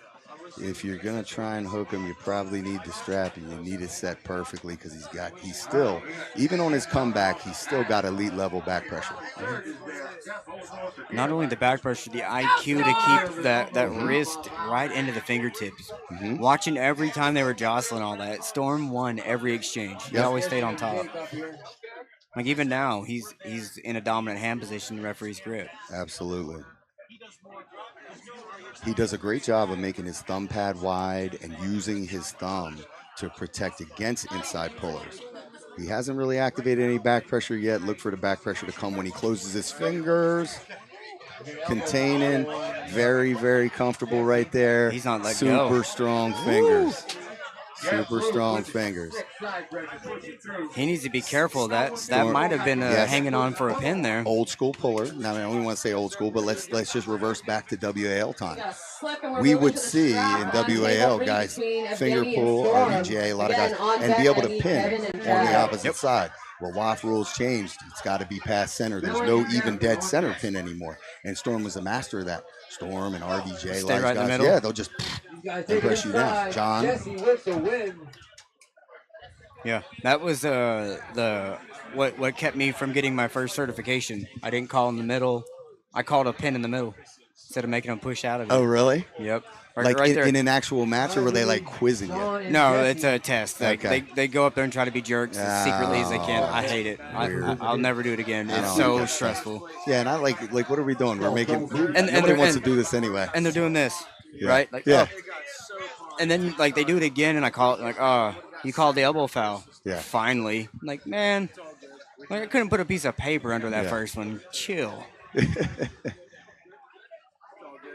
But I like the caliber of refereeing here today. This is right in line with what I like. It's fair. I haven't seen anyone really upset. The people that are upset, it seems like they watched the video and kind of calmed down and realized it may not be as bad as they thought. Super tight strap here. Storm looks to be backed out. All right, Jesse. Yeah, Storm's so high up they can't even close around yet. That seems like Storms all day, right? It should be, unless there's just side pressure components. Too much no. And see the beauty of watching Storm arm wrestle. Off the side. Yep. The beauty of watching Storm arm wrestle is you see him slowly take control, but not only he doesn't just continue to row, he cups with it and takes everything away all in one fluid motion. Yep. Arguing that Storm's elbow came off the side of the pad. There we go. Referee said, I didn't see it. Storm's the winner. Yes. Hey, let's go, baby. Let's go. Hey, and see, here we are. And sometimes that can be tricky, too. And if a guy's coming from maybe WAF or Europeans, there's contesting. There's all kind of stuff. Guys, we're at the West Hanover Parks and Recs. Yep. We're not contesting stuff here. You'll get another shot. Yep. I always tell people, if the refs don't call it, it didn't happen. Yep. And I heard Todzilla mention that too. Yep. He was, I thought it went the other way, but the ref didn't say it, so it didn't happen. Right. Like your video looks one way, but that's not the way they called it. Well, you gotta jockey for what you need as a puller to get. There's stuff you have to do, and in every sport you have to make your best effort to control your outcomes. But ultimately, you can't get hung up on them if they don't go your way. All right, the rain did not hold out. It's getting worse. Now coming down, down. We're at 6 p.m. I thought this is when it was going to clear up. Hey, we got to be getting about done, right? We're very close. We still got some left arm and stuff to do. Left arm pro wasn't first? I don't think so. Oh, so we still got all left arm. Now 7 o'clock. It's saying it's gonna start waning off. So maybe we just get through this. You know what? This is just a James Reed event right here. Yep. Like you said, Paul, we probably should have been inside, Yeah, but, no, you know what? People don't listen. Yeah, James said it'd probably be okay. They don't listen. Yeah, James Reed was saying. Huh? It was Michelle's idea. You don't listen to Michelle. That's the problem. Too funny. For the viewers, there was a lot of debate on where to host this. That's why I'm bringing it up. It was funny. They went back and forth 100 times. Up top, down low, inside, outside. You ran it. Mike's gone? Yeah, he died. Are we having water problems now? The only other batteries I got are in use. I'll get them real quick. Ooh, sorry. You didn't lose charge, maybe? That's even better. I think it's an everything's wet thing. If you want me to yell some names out, I can. I think I'm at a everything's wet thing. Oh no, that's on. It is on, see? Somebody turn the thing on. Try. All right, I need Brandon and Craig to table 3. Who's?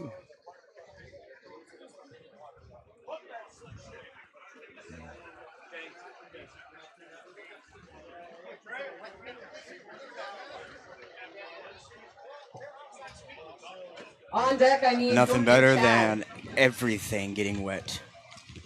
Everything. I do think we're in the driest place. Who do you think? Why do you? Who set up first? Did you? Who was here at you 6:30? duct taped it up. Yep. Who's duct here? tape all the holes. So there's not holes in this one. There's holes in that one. Well, Robert, we were supposed to be lifting at 6:30, man. You gotta get your priorities right. I'm not gonna lie. I probably could have made that. I was up. It's hard for me to sleep on tournament day. I'm excited to be here. I want to start setting up. Like if I could take 30 minutes to get everything plugged in, then I have all the rest of the time to mess with stuff. Yes, sir.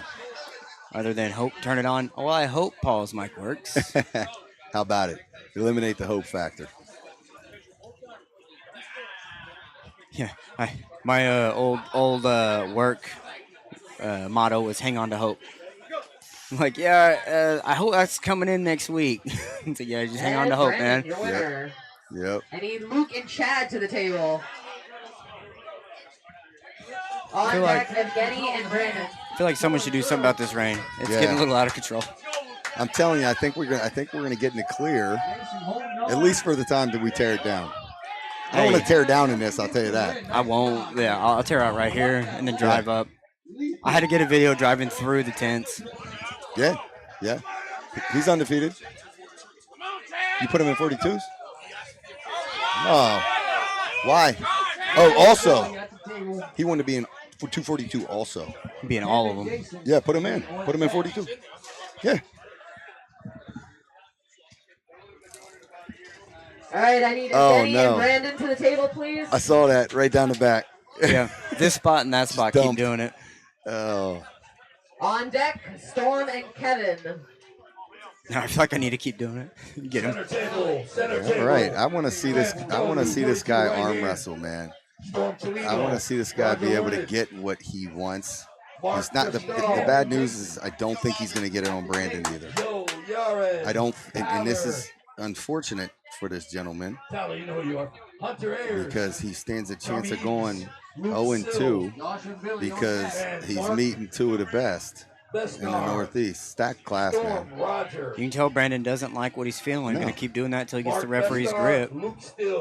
You can tell Brandon is experienced right there. 'Cause that is the textbook definition on how to get a referee's grip right there. Absolutely. He's probably counting in his head 32, 33. Where are we at, Simon? Let's go. I can't stand the people that go up, I want a ref's grip. Yeah.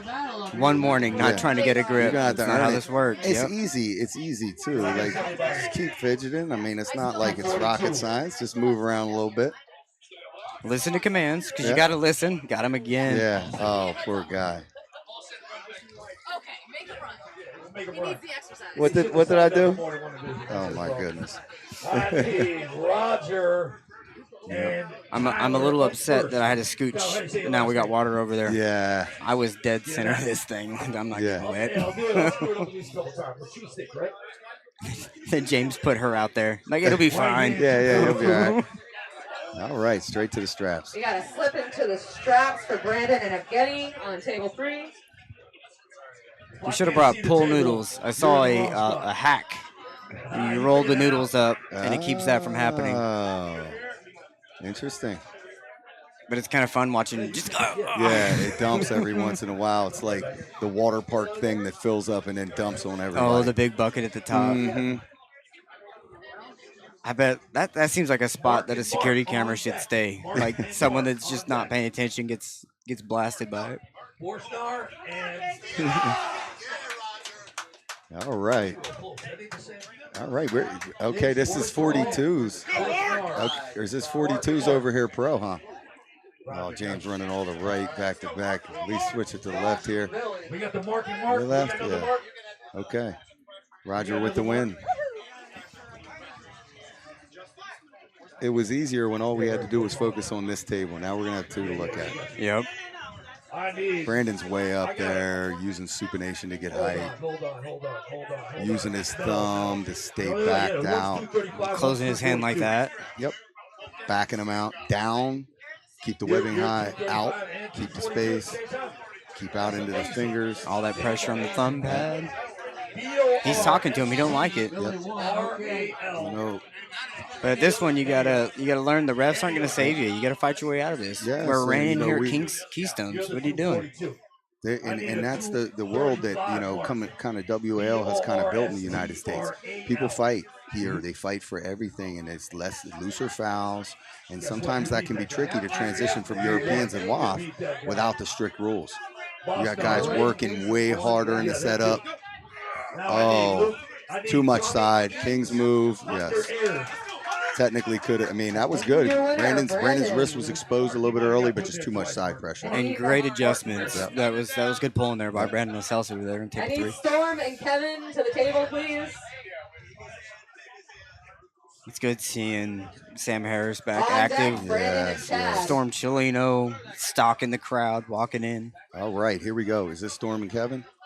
Storm, get That's the what it good looks like. side, man. Get the good side. Oh, Yep. Kevin went and got it. Oh, no. Storm, come on, buddy. Flip. He's asking to flip. Oh, no. No, he's not going to. I think they said they're not doing that. It's whoever gets the table first, because someone asked about it earlier. Yeah. I mean, that's usually it first time around or whatever. Second time, if we're in the finals, it only makes sense to swap sides or at least flip. In WAF, don't they do it based on the bracket? Whoever's on top or the bottom or whatever? So. Like it's a left or right I think you come up on one side. They put your picture up and you go to your picture side, I think. Yeah, I don't love that, that. It seems like WAF, a lot of people do not care. Oh, what an adjustment. Storm Chileno win over Kevin Kaler. Storm. Storm! Fucking go. Let's fucking go. On the table, I need Brandon and Chad. Braxton, I'll hype him up for you. Yeah. I got this. Nice yelling at Storm. That's classic Storm Chileno right there, okay? You got Kevin, gets the top hit. Storm gets compromised a little bit, climbs just enough, and then falls into a hook that only he can hang on to. And Kevin's hanging on to his low wrist. Now, I tell you, it's a beautiful thing to watch, but that doesn't really tell us for sure where the power levels are. I will love to see that. Told you with Storm had more there. Yeah, because he blew right through it. Yeah, I'd like to see it in the strap. I'd like to see where Storm's brute force power is right now. He's making this comeback, and he's going to pull. He's going to pull here. He's going to pull 242s. He's doing all kinds of stuff. He's using this as practice, and I love that. Guy coming back, being off 4 years, it can be a humbling thing. He jumped back in, pulled Artem, didn't go the way he wanted, and now he's back on the grind. I really think that event is what lit him up, because he went into it going, hey, I want to see where I'm at and all that. Yeah. And you didn't have that ferocity on his face at all. Yep. And that's the guy that we need back. The guy who's stone cold killer confident. Yep. And this is a see, and now he's gonna pull 42s. 2 tables at once. Let's go. Multi-class right. and Storm. There we go. We're losing Paul again. Get up there, buddy.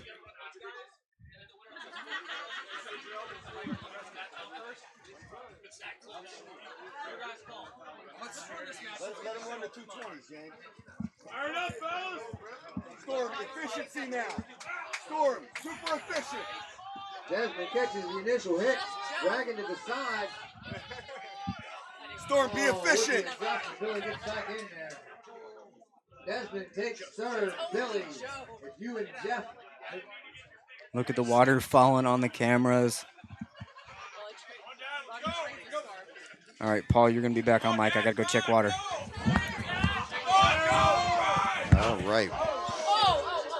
It looks like we got a torn pec. Looked like the pec went. Chad Eckert. Looks like a pec tear or bicep. Looks like pec.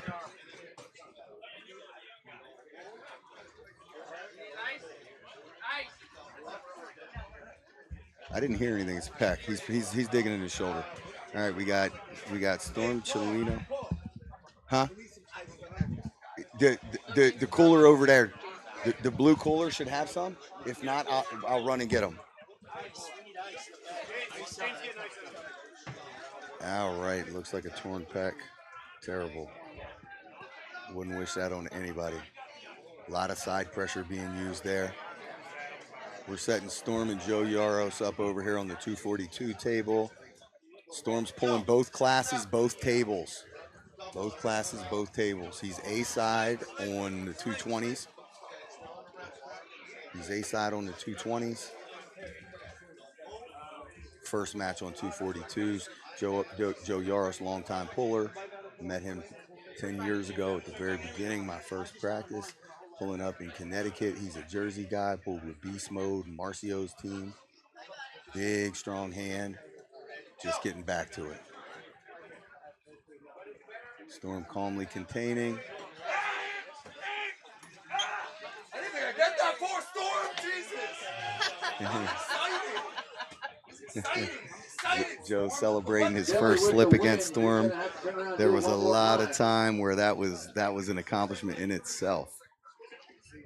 We got Storm and Joe going into the strap over here on cable 1. I think he might have been at one point. I don't know where John Stutzman is.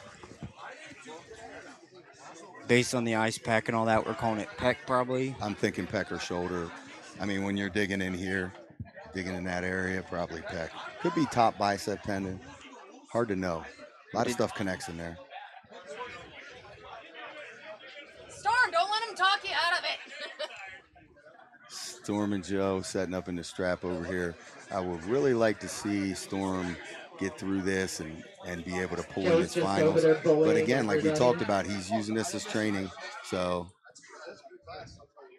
Joe, stop being a bull. Whatever happens here.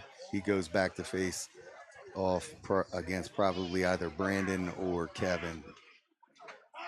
Billy goes behind for the press, pushes through Jeff. Billy Dunbar gets first place. And the 198 and left hand. Jeff Luke takes third. Jeff Luke takes second. Apologize. Desmond takes third. Oh, look at his Storm in hand. control. The hand's discolored, isn't it? Or is it just chalk? I think it's just chalk. I think it's just chalk. Not a whole lot should happen yet. Yes, but that's why I was concerned. I'm like, if something has changed this quick, that's a problem. Yeah. It's just chalk. Yeah. Hopefully, quick recovery. Yeah, never want to see that stuff. You know, everybody talks and worries about arm breaks and everything, but honestly, bicep pec tears can be more devastating to an arm wrestler. And I'd say I've seen 10 times as many muscle tears as I've seen bone injuries. Right. And, you know, they can take longer to recover from. You know. We need Luke and Hunter. All right, we got Kevin and Brandon. Luke and Hunter to the table. And this is the B-side final, right?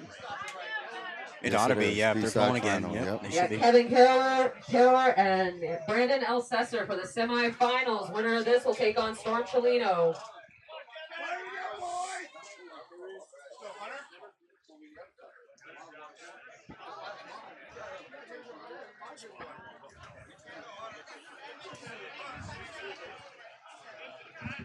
It's a thing to James. high intensity here over on table 3. Yep. These guys are technicians. Oh, and the same thing. Brandon had the same position that Storm had, just not enough on his side, and he has it again. Oh, wow. Whoa. All right. Kevin bailed out.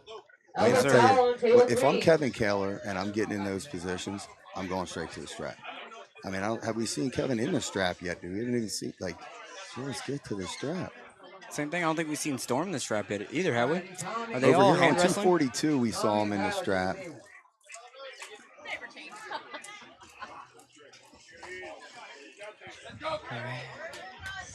Want to give a big shout out to the Keystone Rain for Yes. making this an interesting tournament. Yeah. I watched that in slow-mo. That was amazing. It's a beautiful day in Harrisburg, Pennsylvania. Beautiful day, just what we normally get. Hey, Paul, can I say one thing? Sure. We don't have to pull a single stake. That's all I'm That going to is say. true. That is true. That is true.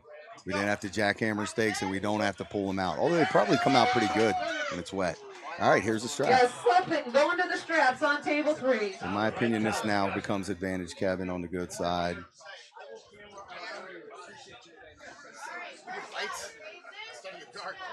So when you're in the table getting the strap, when you have the buckle, what are you focused on? Well, it depends. You know, if I'm still going to try and top roll from there, or if I'm focused more on cupping my opponent. You know, if I'm top rolling, focused a little bit less than cupping. You know, so if I know I'm going to go up on a guy, if I'm going to go up top, I just got to get a little bit more height, a little bit more pronation locked in, because I know that buckle is going to shut a little bit of that down. Then there's the alternate perspective of, like, you know what? Well, if I know I'm on the buckle side, I'm going to set a little deeper. And then now that I have that control, saying I want it tighter, I'm going to have it tightened down and try and go inside. So what about when you don't have the buckle? What aren't you concerned with? What does the buckle make you focus on more? Is it height, maintaining your height? Well, a lot of times it really comes down to that decision of what I'm going to do. And like I just feel a lot of times a little bit more limited with the buckle. Like I'm gonna have to pull a little bit more side pressure, you know. Go on, start with the next match. Anybody that knows Storm Williams, please ask them to go up here. But it also depends on the puller too. Like if you're a committed top roller, then you got to do your same thing, only harder. Just start with match 2 and then bring it back around. Storm's pulling 8 classes and left. What are we doing here? All right, Roger. Hey, Zeus, we're giving them a minute to try to show up. We're giving them a minute to try to show up. We're running match 2. Ooh, Roger got in deep water there. Roger, sink that thing as deep as you can and keep that rotation down. That'll stop them. Just rotate through them fingers, bottom 2. Larry and Jordan on deck. Yeah, they did the supers already. I got Tyler and Mark on deck. Let's see. How can that be? No, I'm sorry. Kevin seems a little high. Brady got a nice wrap though.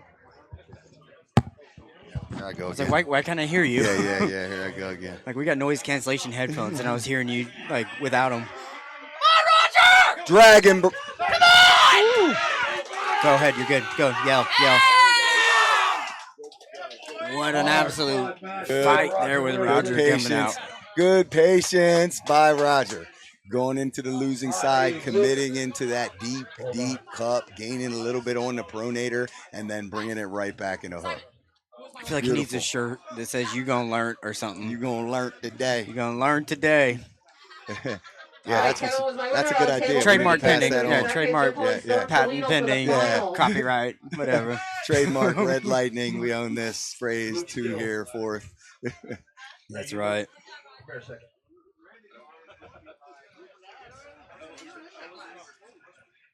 I like that the water's coming through. Like you can see right here. Yeah. Yeah. on the screen, not actually, no, like on the video. Yeah. Like, so that if they hear us Seems talk about protected. rain, they can confirm.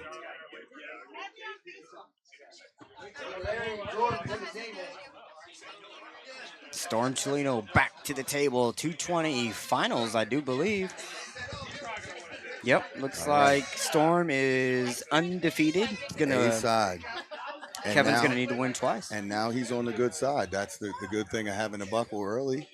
Now he's on the good All side. right, this is for your Pro 220 right. I also have a lot of Finals, respect for Storm people in a Chelino, ref 10. script that want to close first or second. Yeah. And they're willing to give up that foul to get Yep, that. yep. That's always a good. Go ahead. Yep. Always good to see people that will not necessarily take advantage of, but utilize every rule that they've got. Short. Storm Chelino running through undefeated on the 220 class. His hand control is out of this world. And your winner for your 220 So Storm's running two. Storm Chelino. Storm is back. Second place. Storm's doing 2 tournaments right now. He just whooped me. Came over here, won 220, going back to 242. Let's go. Probably whooped the rest of the bracket.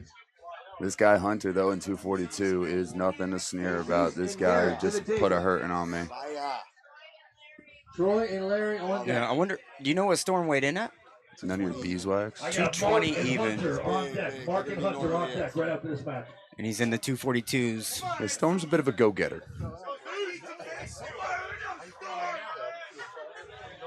Well, we were talking about how when Storm came back a couple months ago, he was all smiles and just having fun. But today, he's got a little bit of that fight in his eyes. Well, I went to practice over at Storm's Garage a few weekends ago with Paul and a few other guys like Nick Stone, Andrew Mayarsky, and a couple other heavy hitters, Roger Learned. And, he's got that bug. That bug comes and goes. He's a 15-year veteran of the sport. And it comes and goes. And when you get a good group of guys that want to work hard, Storm Chelino's going to be in that group, man. Right? He joins pull-up contests in his spare time. I only have 2 people in For this fun. class. Just Glenn for fun. Tucker I wonder. and I bet I can win. Clark. If It's you either- don't it's hear either your for name fun or he's again, a that's for your masochist. Masters 187 right. But, I'm no doctor. You're about that life. You get it. Stream still hanging on through the rain, I do believe. Let me pull it up. Double check. Oh, yeah, technologia. Technologia. Yeah, I'm nervous. There's a lot of rain coming down. What's up, Garrett? Still looks good. All right, last call for your Masters 187 right. Again, Storm Glenn Chelino on the Tucker, Tim 242 Clark, and class Jerry right now. They're Sturmer going to the in this straps. class. You didn't hear your name. 3, 2, 1, too bad. What's up to everyone in the chat? Storm Chelino guy train with, man. Who does this All right, on table 3, I need Tim Clark and Glenn Tupper. Donnie Holmes, I'm reading back. You were right. Doesn't matter what the weather does. Michelle is and always will be right. Black Scorpion. Who's that? We were talking about how the rain was actually James's fault, even though. That's the guy who runs the West Hanover Parks and Recs. Oh, beautiful. Beautiful. My buddy. Oh, Donnie.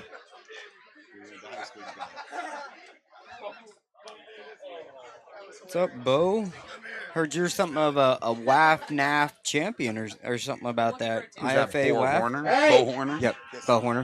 He's on the Masters chat. 187 right. Again, I'm looking for Yep. Tim Clark. Yeah, he went to the Anybody see a Tim IFA Clark? and went Did he down to run Myrtle away? Beach. I 'Cause think it's he's 2 one of the. Got a lot of these young guys Where that were is at the he? Arnolds, were at the other qualifiers, were at Where? at New Way. Like I'm like, they're hitting every tournament in the last 4 months. They just keep showing up. Keep And going. Storm Chelino in the 242 class just pulls out another win in the strap. Dominating. We got a Masters class starting right now. And Glenn Tupper is 55. He's turning 55 this year. He put on a pretty good showing in Tim Clark. the 176-pound class before his son ended up winning it. Too bad for you. Yeah, we were talking about that. All right, Jerry I think it was Sturmer. JR when he was going through and like running through the pro class and be like, he can do Masters too. And Glenn Tupper. Back to That's a scary, two-person right? class. That is scary. And then it all leads to Norm Devios of the world, the 78-year-old guys that are still pulling. Center table. Luke Tyler. I do like that they started the Masters at 49. Yeah. I like that. That makes it more sense. Like, I'm 40, and I don't feel like I should be in the Masters class. No, you're still a young man. Well, we got Glenn Tupper and Jerry Sturm. Who's on the right? Jerry Sturm, I believe. Jerry. He looks like Craig too, yeah, a little lightweight bit. Craig, yeah. Yep. But wow. Good I hit, mean, just like Craig too. Glenn Tupper is All right, switch nothing to sides go to the with. table It. and He do it just again pulled right because I through still him. have no Tim From the Clark. York You're Arm right. Fighters. And this is the 242 class over here on our right, and I gotta say, the kid, Hunter on our left is, he's got a huge bicep, huge tricep, and he goes to that hook, and you'd assume that he'd be a top roller. So let's see how he does against this gentleman. I'm not familiar with him. And they're in the strap. Straight and King's wow, move. he Call might- the he foul. might come Straight up- arm foul. First Yeah. place. On Yeah, the table winner for is- your Masters Yep. 187 right. That's one rule I wish was called more. The You winner was cannot Mark straighten your arm. Bornstar. You're done. Mark Bornstar, the Your winner on that winner match. for the Masters 187 right. Jerry Interesting Sterner, second watching place, Storm Glenn over there Tucker. recover. He's more in the shoulder than he is in the elbow and forearm like most people. He's just aiming blindly right now. He wishes he had a friend to help him. All right, moving He's just forward, guessing. He's Masters not sure what 220 hurts. He right. wants somebody to go over there and ask him, hey, you want me to get that for you? I have Mike And Ondrovic, he's just playing pretty Tom girl right now. Deacon, He knows and that Eddie he's the hottest thing Johnson. at this tournament. Again, that's Masters 220. He's like, I want to make him at least look like I'm sore. I'm used to having it in my ears now. I can't even hear things around me. But it's 242 class. You got a couple guys that, honestly, I've been out of the Northeast scene for a couple of years. I came back this year. Paul doesn't want to talk to me. He doesn't like to banter with me. Yep. A lot of people. Paul's mean. Paul forgets who helped him into the sport. That's true. He shouted you out when you were I know. Stop it. I don't want accolades. I just want it written down.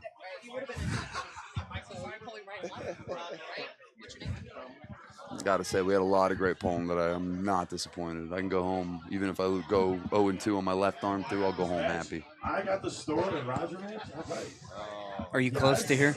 3 hours, and I was gonna stay over here tonight, but I thought tomorrow's Father's Day, and my dad wants to golf for the first time in our relationship, so I guess I'm a golfer now.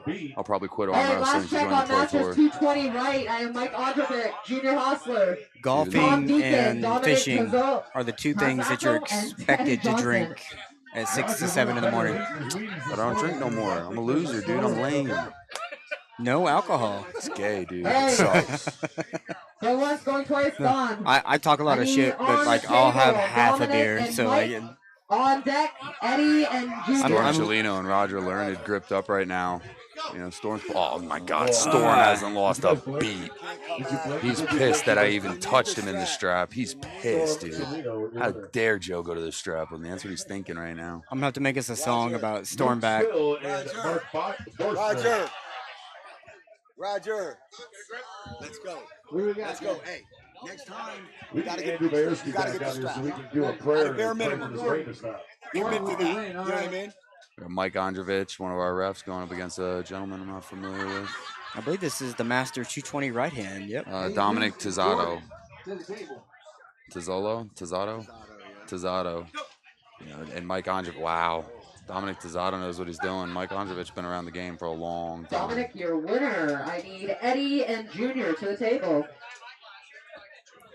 Garrett and Troy will be on deck. On deck, Dominic and Tom. Mark Bornstar over here in the 242 class at the table again. I believe he's on the A side of the bracket. And, he's doing really well today. I'm not bitter at all that I'm out of this side of the tournament. Not bitter at all. Yeah, no, they cheated. I don't know, dog. I sound like, hey. He said, shut the fuck up, boss, on the waiver. Oh, I just noticed what y'all were talking about. He's back on the table. JR passed out earlier. And Yeah, he's faking it. he's faking a little He's attention faking it. grabbing. He needed attention. Damien had a hell of a tournament and he needed to do something. Boys in the 242 class. I'm just kidding. JR, I'm just busting him. I've known him for 10 years. I'm allowed to say mean things.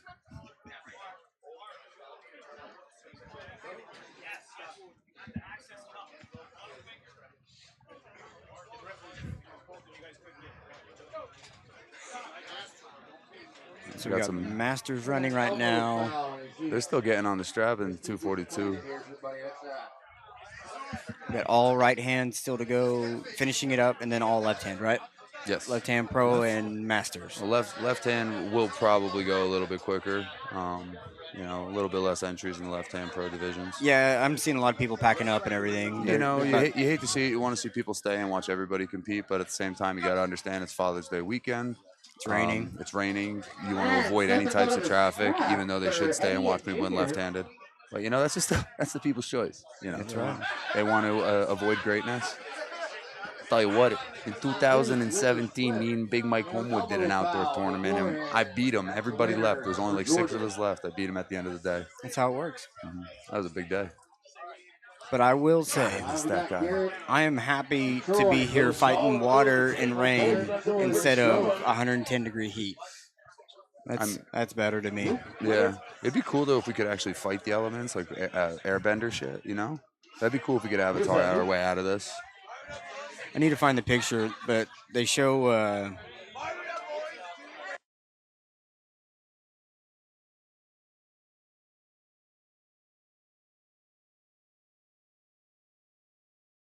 Send it to me. You know, we just like to talk about serious things here on our chat. You know, what do we think about that? You know, I just didn't want all of that going out. You know, because onto Paul Lynn's channel. Well, Paul Lynn is a is you know, he's an innovator. He's a pioneer. You know, he's I would say gentleman, but you know, he wore ankle socks today, and that's not a gentlemanly thing to do. At least he's not in Crocs. He's not in Crocs. He's not in Crocs. His son's name is Lincoln, though. And is that Lincoln Hawk? I have a hard time not calling him Lincoln Logs. Really? I remember that movie. Top of the head, hardest part of the body. Yeah, that's right. That's right. I'll talk movies. I know a thing or two. Storm Chilino, what a babe, dude. I'm telling you. You talk about prime livestock right there. Yeah. I'm making a Storm video. Storm is back again. Oh, Roger learned it on table 1 right now. Wow, JR just pulled out a win. He needed it. Roger needs to time up. Look at him in the eye. Look at that, right inside. That was a great move from Roger Learned. That's the commitment you need. That's it, baby, right there, man. All right. Roger known for doing pull-ups on his deck. He can do 30. Your winner on table 3, Junior. I need Dominic and Tom to the table. On deck, Mike and Eddie. If he can get to the strike, that's an accomplishment in itself. Got some arm wrestling on table 2 over there. Yeah, it's awesome. He doesn't like it. All right. Well, look, man, nobody with the win. More referee masters action going on over there on table 3. Over here? Yep. This is table 3. That's what we've been calling it. No, it is. Yeah. Okay. Dominic Tizada, the win on that. Jordan and Larry to the table. Who's got Logan? Left-hand super? I want to thank Jen Learned for taking all of our pictures today, as usual. You know, hop on her Facebook. If you use her photos, tag her in it. She does all of that for us and for the community. It's awesome. Storm Chilino up against Roger Learned. I think this is the final, yeah? It ought to be. They just pulled not too long ago, so it should be. Yeah. I believe Paul 2 or 3 more times, bro. Here we go. You know, Roger can. He's can no make slouch, an adjustment. you know. Oh no way, absolutely no slouch. But you know, when you're going up against Storm, he's in your head because Storm gives out so much advice to pullers, especially a puller like Roger or myself, that when we go up against him, we don't know if he's gonna do the things he prepared us for or do something completely out of the box. His mental warfare goes pretty deep. I'm not gonna lie. Yeah, it's got to be tough going against somebody that's got every tool in the bag. Every tool, and he uses them. He doesn't just collect the things; he uses them. You never meet a guy that'll train as much as Storm Chilino.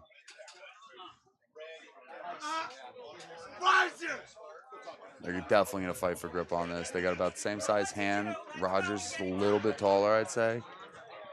And you know, it's gonna be one correct move away from ruining Storm's day. And Storm Chilino cranks him over.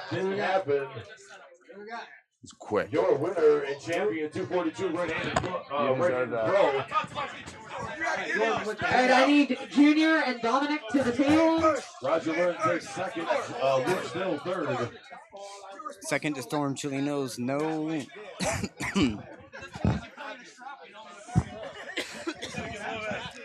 No small undertaking. Good job, Roger. But the story today is Storm Chileno. Hand and wrist domination today. Winner takes on Troy. Loser takes third place.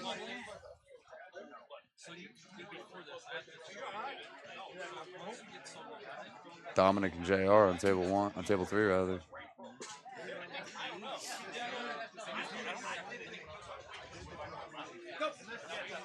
JR staying up top, using his top roll, dropping right down and getting that pin against Dominic.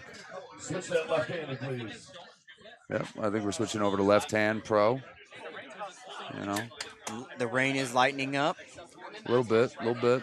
It's not stopped, but it's definitely not big old heavy drops anymore. I have all kinds of raindrops, rains from the side, rains from above, rains.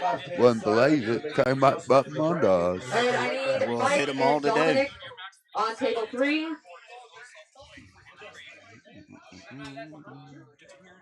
Is Storm a left-hand arm wrestler, or is he right-hand only? He does both arms. He's competitive pretty evenly on both.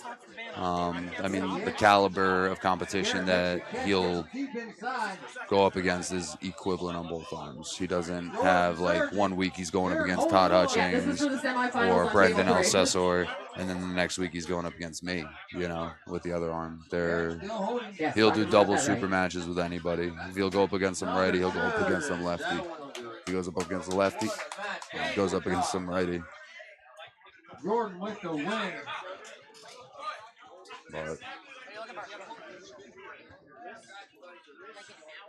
just so y'all know, Troy really liked that match. Mike Androvich and Dominic Tizzato over here on table 3.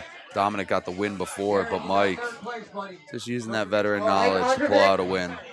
You know, sometimes you get surprised by a competitor, they get you, but you can always come back in the B bracket, make some adjustments, and win. That's why you get 2 losses, right? That's it. It's crazy. Sometimes they do triple elimination tournaments. If you got to spare 16 hours, I would sign up for one. I do triple elimination, and we do set grip. That's how we make up the time. That sounds terrible. Right? All right, listen up. 154 pro left-handers.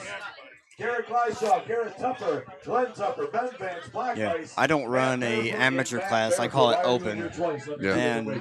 And I don't really run those in a double elimination. I'll try to guess who I think is the best matchup. And then if you get beat, I let you call out whoever you want to arm wrestle. Everyone's up on stage. Yeah. But you lost. Damn, who do you think you can beat? All right, you two go up. That's why I always appreciated the challenge for second, because sometimes you run into Hey, Junior, hold tournaments on. where, Step you aside for a know, second. you get third place, but you don't always necessarily lose to the guy that won, so you can challenge for second. It doesn't happen so much in arm wrestling, but it happened in freestyle and scholastic folk style wrestling. I could beat him. Just because he didn't pull my bracket, you know, That's I could right. beat him. I could beat him. Yep. That's it. All right, yeah, I'm good. Yeah, I know this. Yeah, that's a we like the mentality of arm wrestle more. Figure it out through arm wrestling. Well, I mean, I'm a big believer in amateur is stupid, semi-pro is gay, novice is also gay.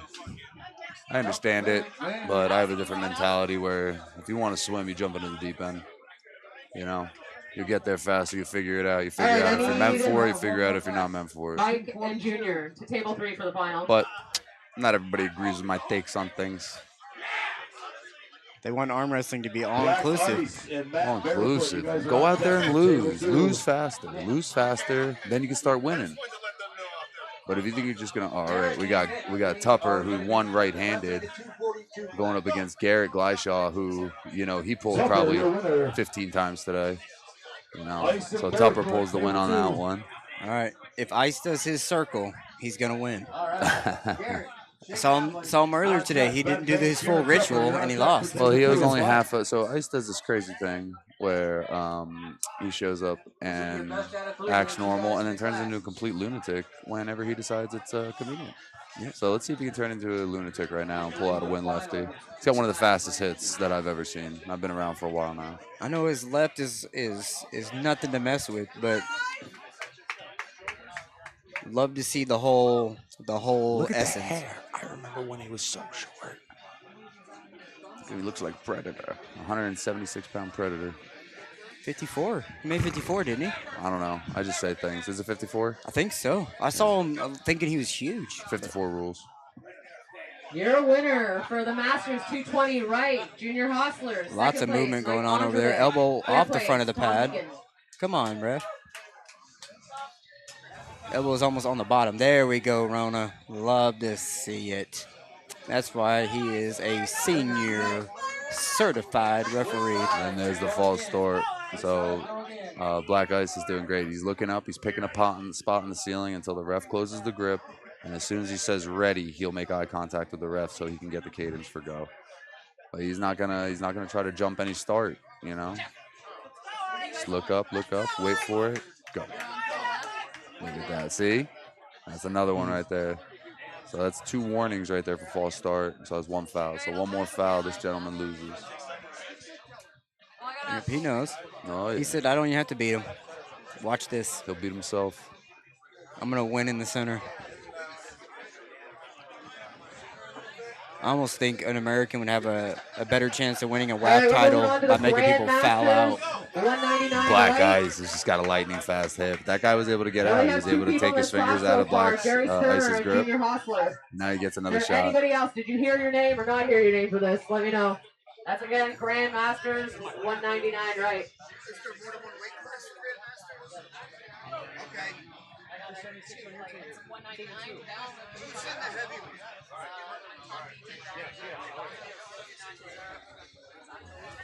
All right, well, I should be in both classes. Did it? Are we stopped raining? I don't know. I guess it's just residual drops. Yep, it's just running down. But, all right, we're all strapped up on table 1 right now, and Ice is All right, so Nick first. yeah, Ice is gonna get his grip. He's gonna move fast. Pick it up. Let's go.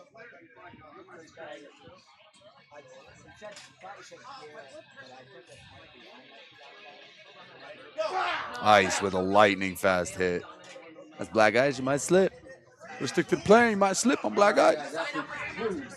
I remember last time I pulled him out of the strap, I was like, I'm in it. It felt good. Hit into his hand. It buckled a little bit. Hell yeah. I got him. Got his ass. And the strap flashed me straight to the pad. Yep. That checks. Like, it's different than when he tries. I get it. Say again? Garrett. That's this guy. No, ask him. I don't know. Yeah. Shame on you for even engaging him. You should just give him a thumbs up. No. You got to be polite. We should both be in both of those classes. All right, so we got Tupper Jr. and was that Gary or Glenn?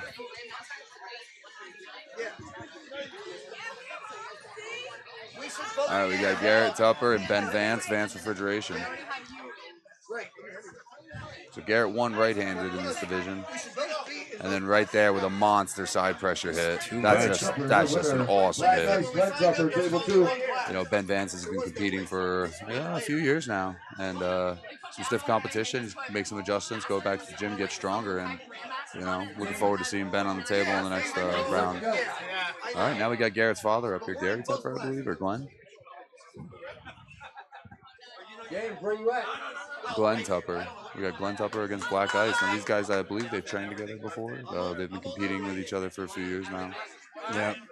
And it's always fun when you got a training partner up there. See Zach Lee over there on the MAC table. I think he would absolute destroy everyone on the MAC League. I think those rules are made for him. Yeah, that checks that bigger out. pad, lower, all that. I think he would destroy everyone. I agree. Yeah, especially when the owner of MAC says, we don't want to really call little bobbles. We just want to let those go. Wow. That's a great hand bottle. They slip out, go into the strap. It looks like he's got a pretty big hand, but... Who's that, Glenn? Yeah. Glenn's got freaking working man's hands. Those things are... Yeah. With a capital. Black Ice trying to get that elbow across the pad to ratchet back.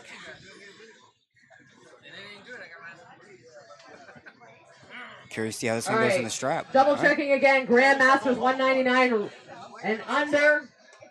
Right hand, I got Mike Ondrovic, Junior Hostler, and Tom Deacon. Are we excited it quit raining, so we stopped arm wrestling? We only got one table going?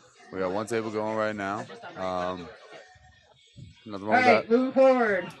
That's all I have for this class. I need Mike and Junior we're on the finishing table. up all the little classes. Grandmasters. Grandmasters and Masters and all that. All right, we're strapped up on table 1 right now. You got Ice on your left. You got Glenn Tupper on your right. He's the Terminator. Here's the machine. Find another one.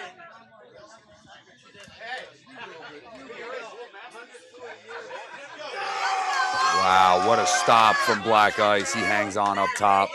Absolutely utilizing that strap. Glenn's putting up a hell of a fight. He's got that tricep on the table. He's staying up. He might tire out of Ice. An elbow off the back of the pad. And the winner is Black Ice on fouls. But wow. I think they just called a King's Move foul. Was it a King's Move foul? King's Move foul. But they're in the pro division. They can do the King's Move in the Not sure, but we got one pro. foul. Obviously not. I think he was off the back of the pad. Yeah. It was a King's Move foul. Yeah, King's Move foul. Stop. Pro. Oh, the King's Move. It's literally just the King's. It's not for doing the King's Move. It's a foul while doing the King's Move. Yeah. That's the only thing I saw. When he I'm went not like that. much for rules. Yeah. Just let him arm wrestle it out. Fired up, Ice!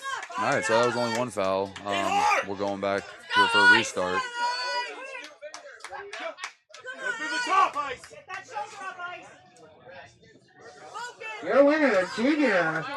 J.R. Hostler coming back, Take beating Mike seconds, Ondrovic. Junior, pulling Tom. And Black Ice with another monster hit, and he beats Glenn Tupper. Just needed Great a little bit match, more guys. off the go there. Ice! Ice, your winner.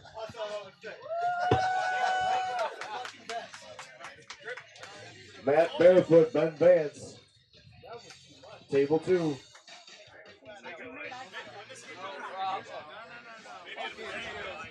Garrett Gleishaw, Glenn Tupper, you guys are on deck. All right, guys, we are running 176. Junior, your winner again. Tom, Mike, you guys are up next. All right, we got Matt Barefoot on your right and Ben Vance, Vance Refrigeration on your left. This is the B side of the bracket. Jason, Anthony, Dell, and Switzerland. Fired up, Dale! Woo! Did everybody hear the name or not hear the name? There you go, Vance staying up on the fingers, Tom trying to stay Deacon, your tall. winner. Take your 30 Doesn't look like seconds, Matt knows Tom. exactly what to do in this situation. Trying to hang on, he should. Wow, he almost cranked him over with just his index finger. That was awesome. You kind of want to try to slip earlier in that situation, you know, get to the strap without doing any damage to your digits. But to the strap nonetheless. Ben looks good. Let's see how he gets his strap.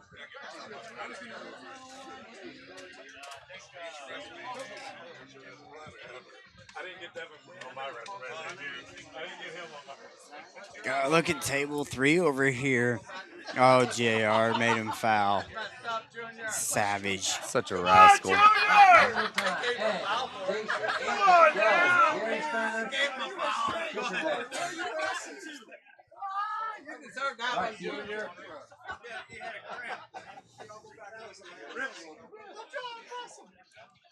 First up, we got Gary Sterner and Anthony JR bullying the referees over here. Jason and Del Rivera out. Didn't you see me pass out before? You gotta be nice to me. Yeah. Ben Vance in the middle, but Matt Barefoot's hanging on. Ben Vance making the move. Matt Barefoot. And your winner for your Holy cow. Hanging on for dear life. Millimeters from the pad. Mike Ondrovic. Ben's creeping. He's creeping. And Ben is your winner. Ben Vance, Vance Refrigeration, with a really nice early win. Nicely earned win. Ben Got Vance, your it. winner. All right, moving on to the Grandmasters 220 plus right. Looks like we got a pro And class Mike over on table Ondrovic, 1. Tom Deacon, Dominic Pizzato, John Bailey, and Joe Galgucci. Again, that's your Grandmasters 220 or 200 plus right. All right, we got Garrett Gleishaw on your left, Glenn Tupper on your right on table 1. Garrett Gleishaw is a young gentleman. I think he's only 16 or 17. And, you know, like I said, Glenn Tucker's an Going older once, going guy. twice. And So, Grandmasters 200 right. Garrett Again, Mike Gleishaw, Ondrovich, just Tom straight Deacon, power. Dominic Pizzato, Impressive John win for the Bailey, young and Joe man. Galgucci. I need on the table John Bailey and Tom Deacon. All right, Black On Ice deck, is coming Joe back Galgucci up. and Dominic Pizzato. It's going to be Ice versus Garrett Tupper right now. For the finals? I don't think it's for the final. You took on one Tupper, you're going to take on the other right now. This is the semifinal, so the winner of this will be in the finals waiting. Loser goes down to the B bracket, and they're guaranteed These things. guys are no strangers to each other. They've played many matches. And I need Joe Galgucci and Dominic Pizzato to the table. On deck, Tom Deacon and Mike Ondrovich. Ice did move first, so they won't go to the strap. They'll get a restart. Come on, Ice. So it's one warning on Ice.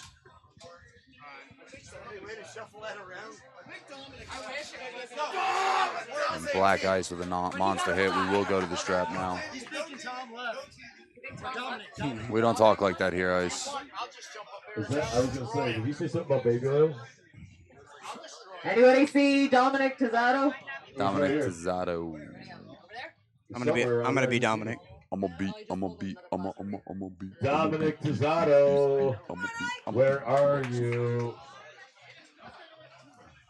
All right, moving forward. Tom Deacon and Mike Ondrovich. I'll give them another, whatever it takes you guys to set up and do your stuff. All right, referee on. Look at all the stripes on table 3. Yeah, dude, it's definitely not going to be a fair match. Yeah. Both referees are starting so fair. Like, I would have cheated hard. All right, Garrett Tupper on your right, Black Ice on your left. I love you. And Mike Ondrovich here will win. Ooh, what was that? Last call for Dominic Pizzato. All right, waiting for that start. And Black Ice gets a warning. So he's got 2 warnings. That's 1 foul. All right, can I get Joe Galgucci and Mike Ondrovich to the table, please?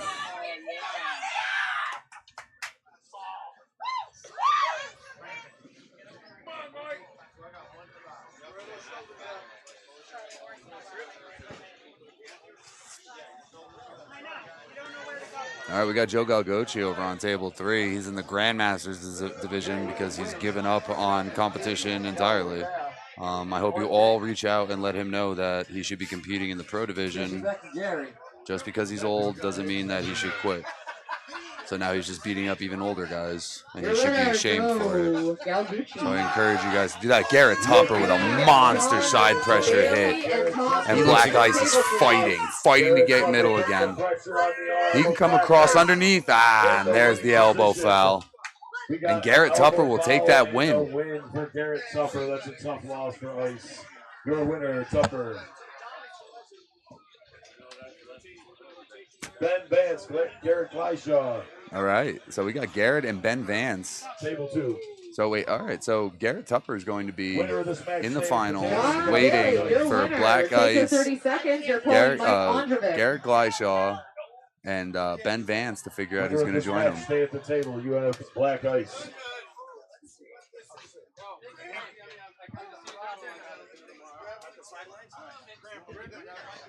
We got Grandmasters Pro and Pro running right now. I'm not sure. I believe, yeah, that might be 176 Pro left hand over on that table. And then 54 B-side right here. We got 54 B-side left hand. And Garrett Gleishaw trying to make the stop, but Ben Vance wants to be in that final. Take your 30 seconds, John. You go up against Joe Galgucci for the finals. Ben Vance, your winner. Ben Vance, You gotta win that twice against Big Old Joe. So Ben Vance just went through Garrett Gleishaw. Garrett Gleishaw pulled 20 times today at least. He's going to turn into something in the next few John years. Bailey Keep your has eyes to win open twice for him. against Joe Galgucci to get his first place. And then now we got Black Ice and Ben Vance. Loser takes third. Winner goes to the final against Tupper. And your winner for the Grandmasters 200 plus right hand, Joe Galgucci. Second place, John Bailey. Third place, Mike Ondrovich. Boo. We boo Joe Galgucci here. We boo Joe Galgucci. Joe, Dude, join the pro division. Grow up. Grandmasters. When did you turn 45 this year?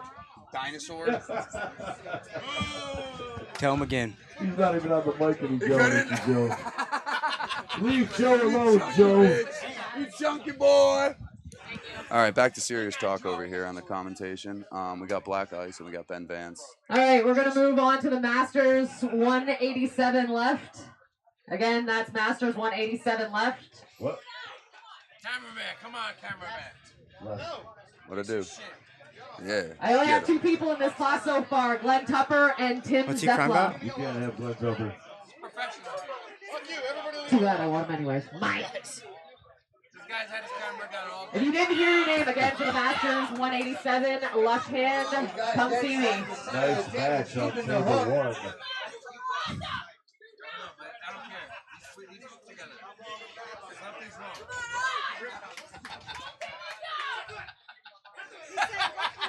All right, so we got the Grandmasters division. Here they go. Grandmasters getting after it. Oh, man. Table 3's about to go in the Grandmasters. Table 1's about to go. They're strapped up. Black Ice and Ben Vance fighting for position. Oh, the old Fair. man Black Ice with a monster hit, but Ben Vance catches it. He's cranking him. Ice's elbow's got to stay on the pad. Oh, no, he got winner him. is Ben Vance of Vance Refrigeration. That is a great win from Ben Vance. Ice will take 3rd place, and Vance will go to the finals against Tupper. Watch the break arm position, guys. Oh, on table 3, we got a great Grandmasters match with Glenn Tupper. Between Tim and Glenn right now. Who's that? Tim Zepla? Tim Zepla, Old Man Strong Arm Wrestling Club. I don't know where they're from, but he's definitely living up to the name. I love that shirt for He the Grandmasters is class. old.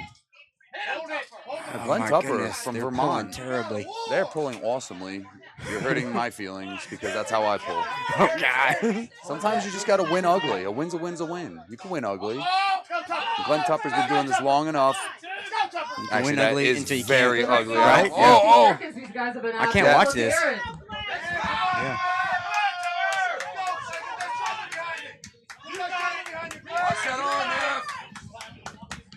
He's in a lot better position now. He's got to fix it, though. All right, he got an elbow foul, thankfully. Hopefully. All right, elbow foul. Stop. All right, turn around and watch again. Thank you for calling that. Yeah, you know me. I got good noise cancellation headphones on, so I can't see or hear what's going on. You know, I like to pay attention. Sorry. Over there, with the win. I'll take it. All right, so we got our final at 154 left-handed. We got Ben Vance from the B to B bracket going up against undefeated Garrett Tupper. Garrett looks like he is in peak form today. He definitely is, I think, the favorite going into this, right? I would say that. Yeah, I think he's already beaten Ben today. But Ben, Ben's one of those guys, like I keep saying, you make an adjustment, especially against a guy that you lost to. And, it wasn't a painful loss, it was an adjustment loss. It was a wrong guess. So if you can make a correct guess, we can have a really interesting final.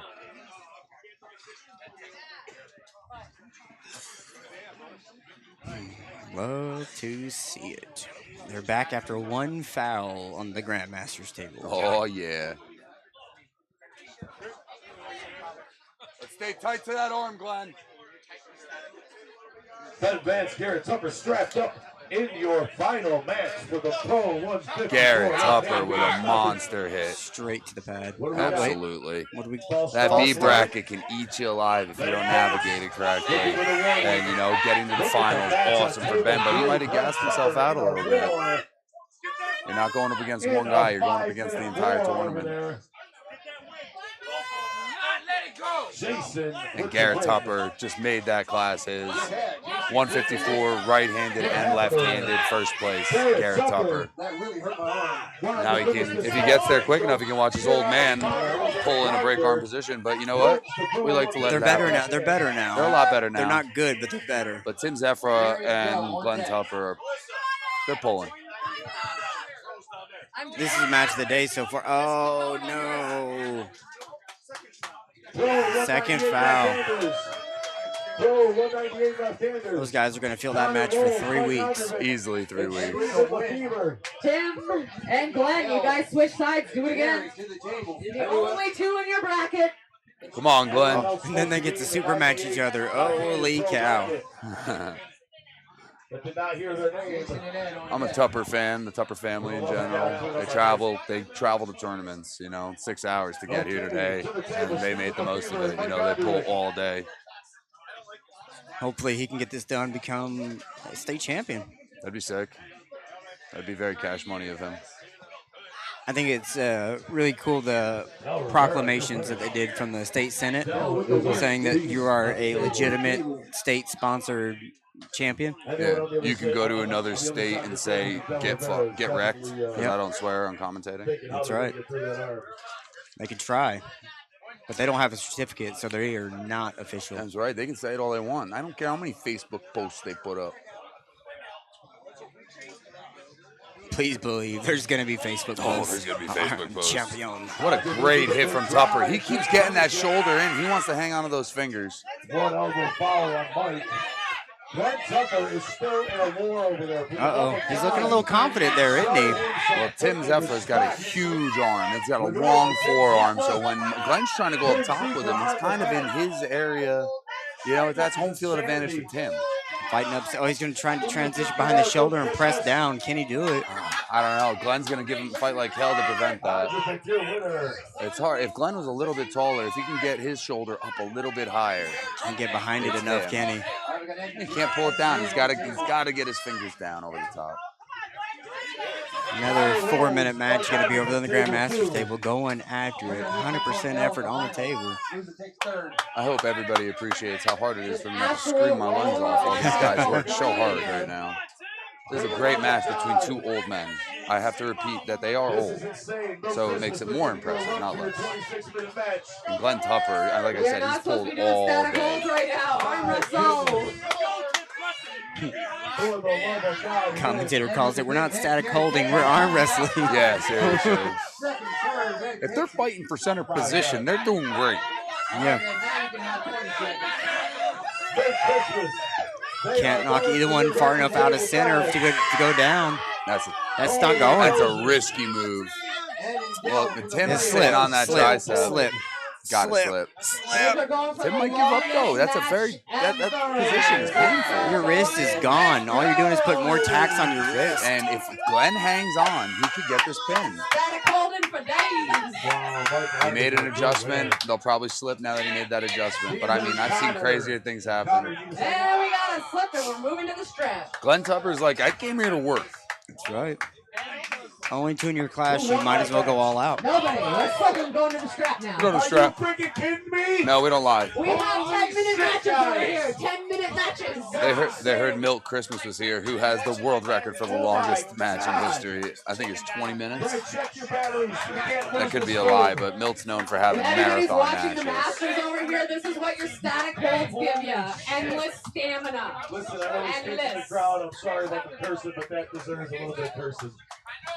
My God, this is crazy. I'm pretty sure Glenn and Tim don't have feeling in their arms anymore. You need a strap. How are you guys even? You can't even put your arm up. I can't even believe you can move. Dale brings it inside. That's right, arms are for decorations.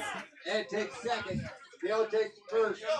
They're in their 18th minute of arm wrestling over there in the Grandmasters bracket. Well, when you're dealing with two centers of attention, they want the eyeballs on them. They probably, honestly, they're just like, let's get everybody looking at us. Let's have a stalemate match. If you guys didn't know, Glenn Tucker and Tim Ziefler are still pulling on table 3. 10 hours later. Static hold match. They are in the strap. Hopefully Glenn can get away from that ugly position he keeps getting in. It's not that it's I guess you could say it's an incorrect position. It's ugly. The second match was definitely a lot better than the first one. Well, it's because we had a different point of view. It probably looked exactly as bad as the other end. No, but Glenn knows what he's doing. You always want to be careful. Keep your eye on your hand. Don't let your shoulder get ahead of your wrist. There's always a way.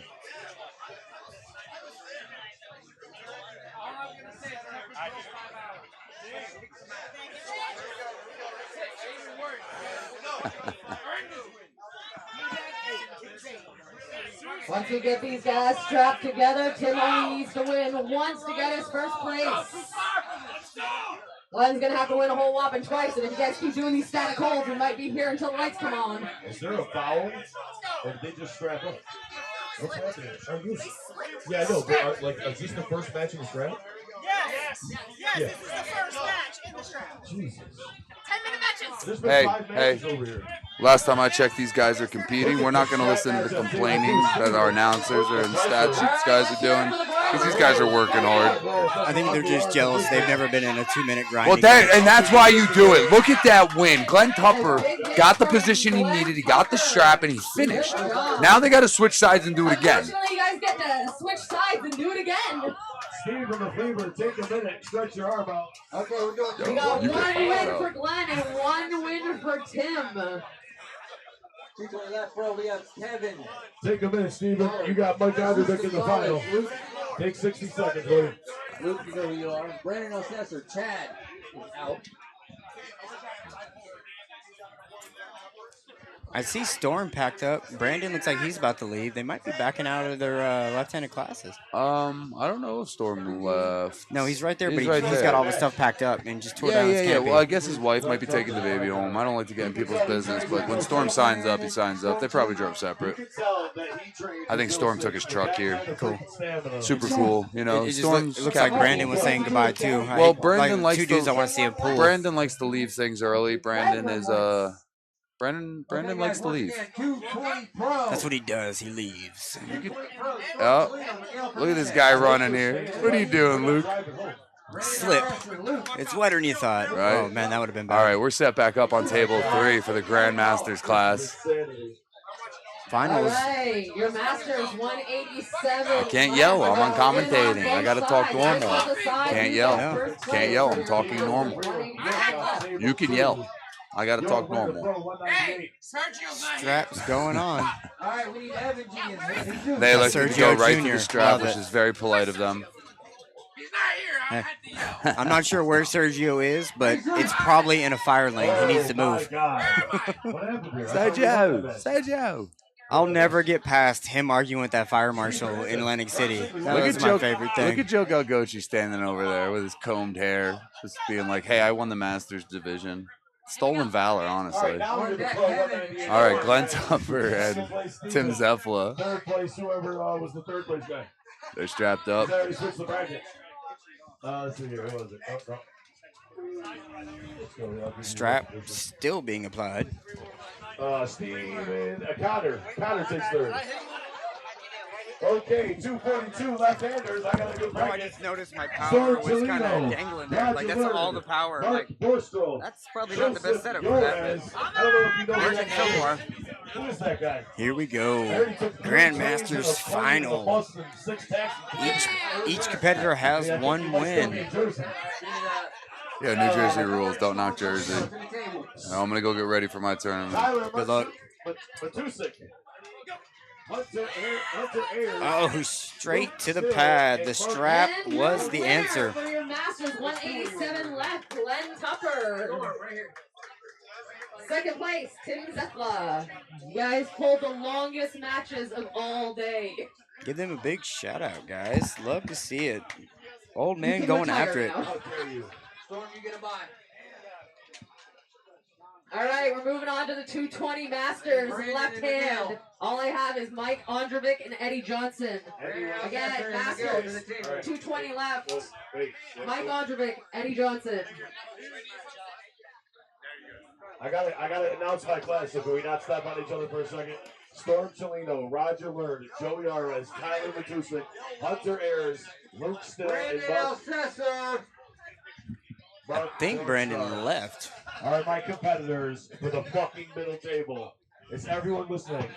Okay, thank you. Anyone else supposed to be in that class that did not hear the name? Are we good? Okay. Onward. Luke Stills, Storm Chelino, table 2, please. Brandon O'Sessor, are you in the area? I think he left. I got it.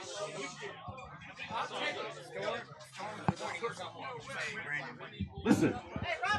Mike Ondrovic, you're a winner. Switch sides, boys. Do it again. Say something else. Friend wants to meet you really quick. Say something else, My dude. name's Christy Bailey. Oh, shit.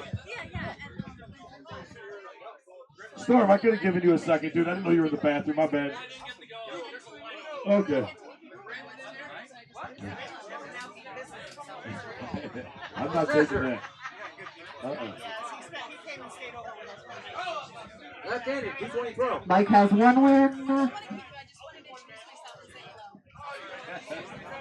If he wins this, he takes Masters 220 left. Sorry, Brandon, you need to communicate.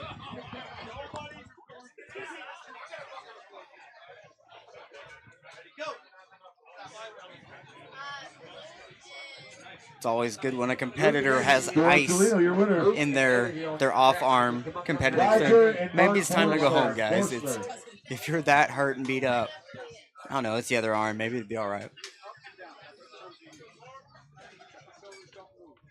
Roger Learn is back at the table. Table 2 on your left. I'm pretty sure I have him novice. So we pulled novice and masters. He's new. Looks like he's having fun. That's all that matters. That's all that counts. Sam Harris packed up. Black Ice getting packed up. Keystones is winding down. We're down to just a handful of classes. Thank you, everyone, for hanging out. We are live from Harrisburg, Pennsylvania at the Keystone State Championships. It's hosted by Lethal Arms. Let's go, Roger! Roger Learn on the table, hit, but he gets caught. Roger with a little early start. Mark coming down back to Kevin. Mark all the way over. Got to watch that elbow off the pad. Pretty solid there, but guess not. Okay, under the pin line, your winner, Mark. Hate to see that. Elbow was a mile off the back. He got away with one there. Oh, he took his hand and he's just staring him down. And letting him work.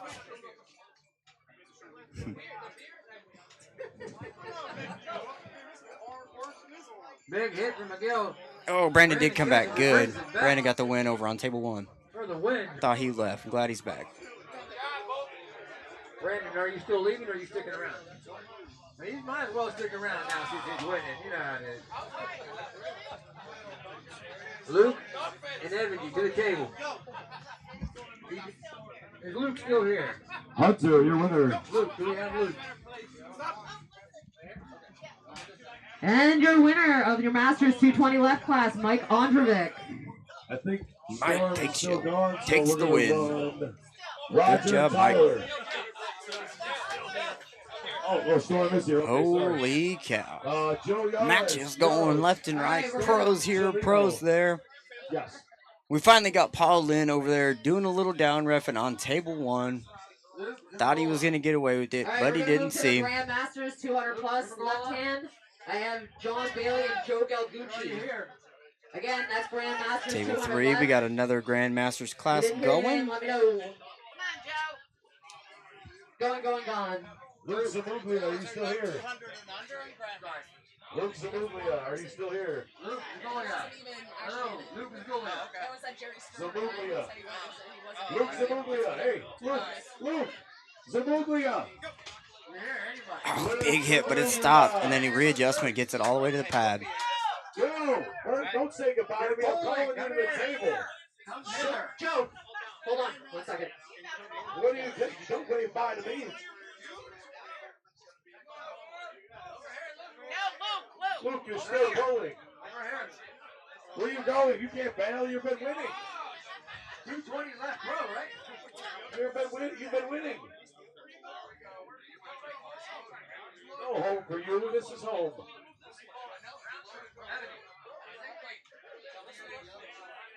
Trevor, is it Trevor?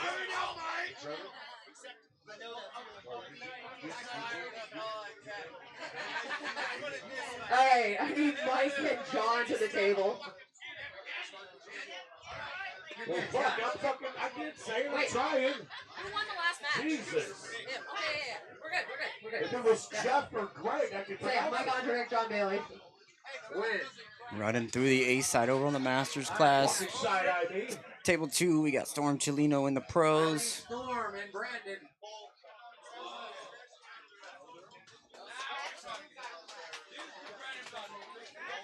Let's see how Storm and Joey do a table 2.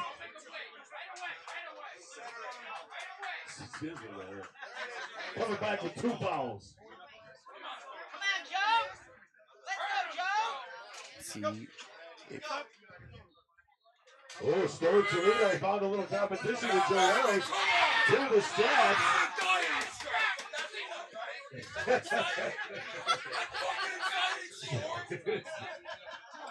If you don't know, that's Storm's excited face. It's crazy. I'm getting the crowd, buddy. You're 6'1", strong too.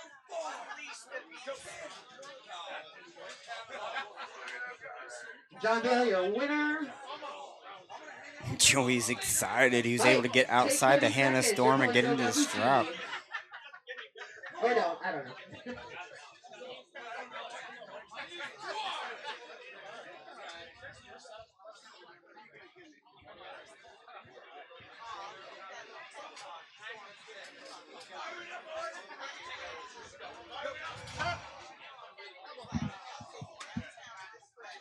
Strapped up on table 2, Joey Arlo, Storm Toledo.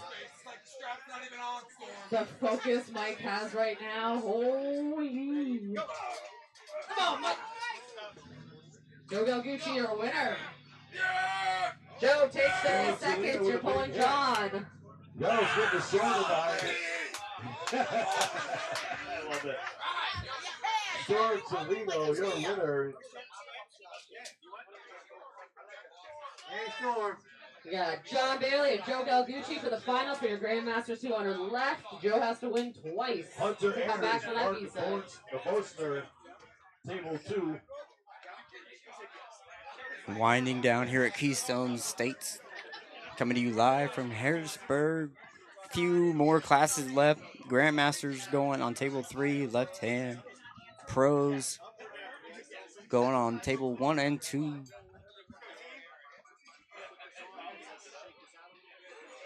Looks like the 242 and then the 220s still going strong. Brandon El Celso, Storm Chelino meeting up on the left hand. Table 1, here we go.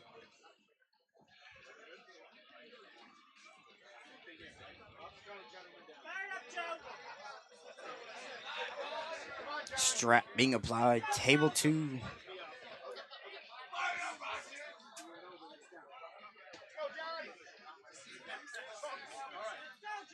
Let's go, Joe! Hey, screw you guys! Go, John! Screw you, Josh!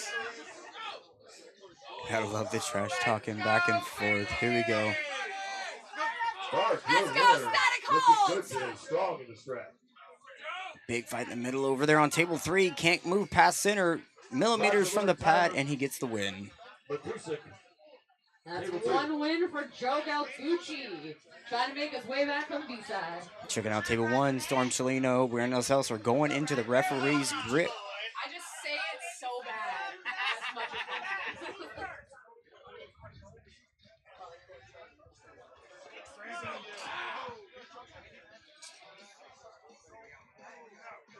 Over here we got Roger and Tyler on table 2. Roger learns straight to the pad on the left arm.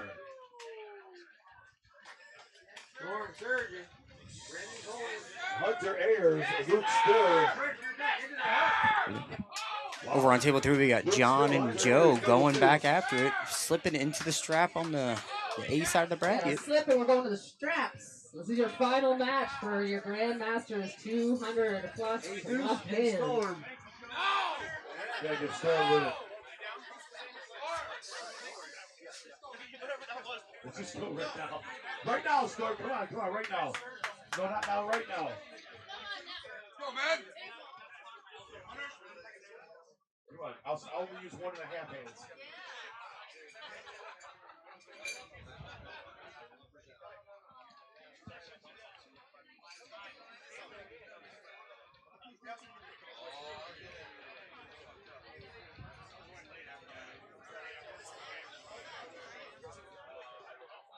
Strap being applied over on table 2. Strap is tightened up on table 3. Thank you guys for tuning in. We are here live at Harrisburg, Pennsylvania at the Keystone State Arm Wrestling Championships. All first place competitors today will receive a certification from the state of Pennsylvania certifying you as a state champion arm wrestler.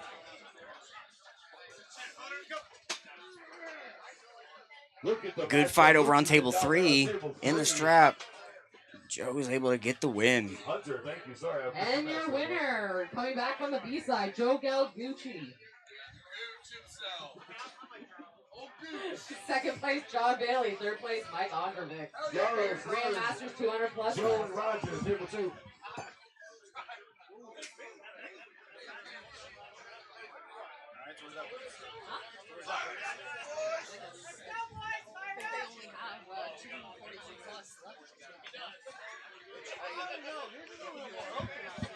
Table 2, Joey and Roger getting the grip negotiated.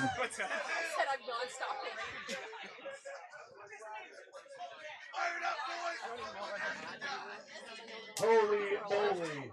What a win for Jesus Gonzalez. And brown shirt guy to the table. Joey looks like he's fighting for height. Let's see if Roger can come crashing down. Too much containment from Roger Learn. You gonna learn today.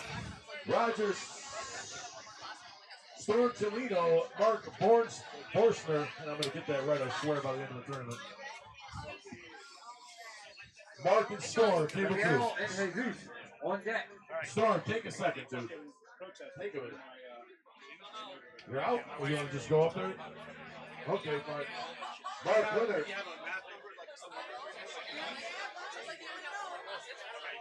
All right, I need Roger and Hunter. Roger and Hunter.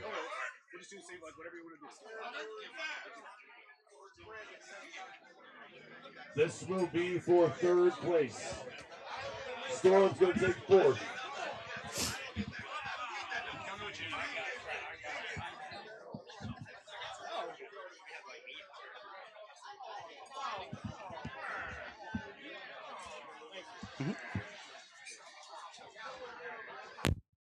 Oh shit.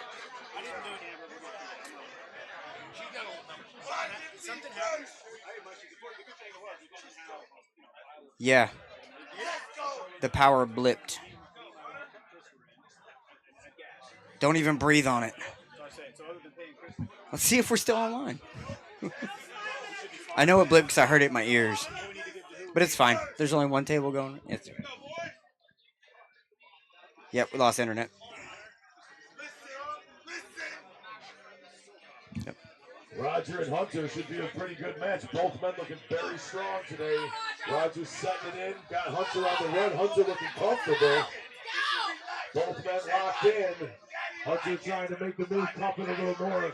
Roger applying the down pressure with the pinky and ring finger. The rotation coming through. Hunter not giving an inch. He's staying right with him. Your winner. Nice match, guys. Roger takes 60 seconds. You got Mark in the finals.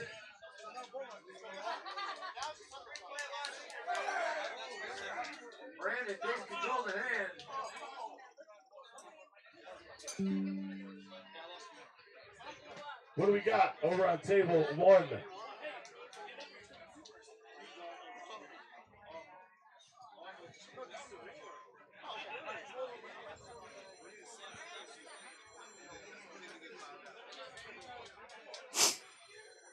It's a new thing at Keystone. We now have instant replay. So if you ever have any issues with the call, you can just go to anyone filming your match and we can take their word for it.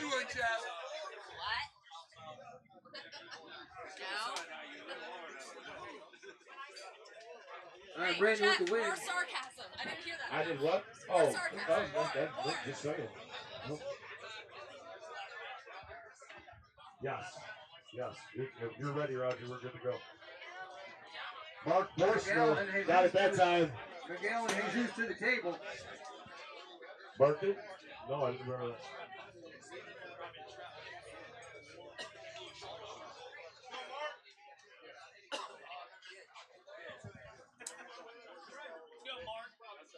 Quick, baby. Remember what I said. Real quick.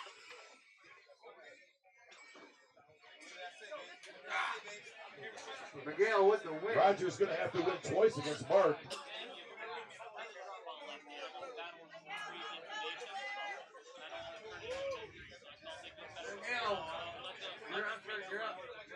T-shirt to the table.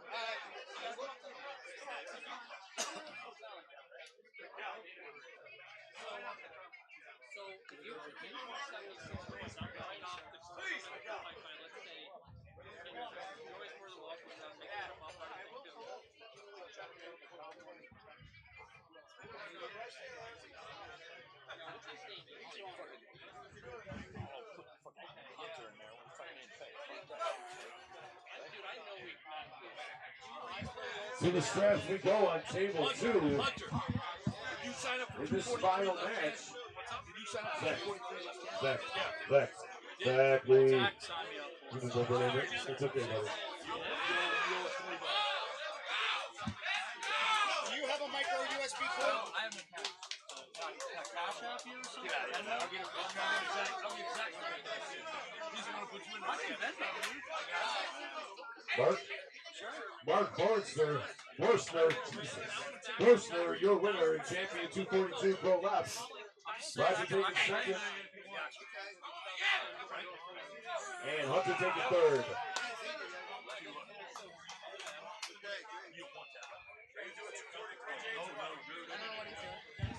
All right, take 30 seconds, Rester. You're up against Brandon for the finals. Miguel takes third. What an asshole rig that you can't remove your battery and memory card to get hooked up.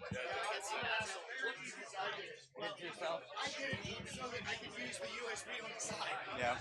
Until I get these, until All right, I cut these and and short. Brandon and Elsesser in the finals. Yeah, I'm going to cut them in short. It's variable voltage. Anywhere from 5 volts to 24 volts. So it doesn't matter. I have one, but I think it's a foot. Logan in there, right? He's in there. I don't know where he disappeared. Where he disappeared. Right here. That's why Logan. I just got him under regular load range. No, I moved somewhat. I got you. Table 2 referees, I believe you are all set. Table 2. You're good. James, he's getting all the footage right now. I don't know if he's running it down there. I don't know what he's doing, but we've got one division left, and that's at that table, I believe. 243 plus, I think, is going to be down here at this other table. Elbow foul on Brandon. Don't plan on the audio, because I was right next to that speaker, so that audio is going to be fucking blown out. Take it out anyway.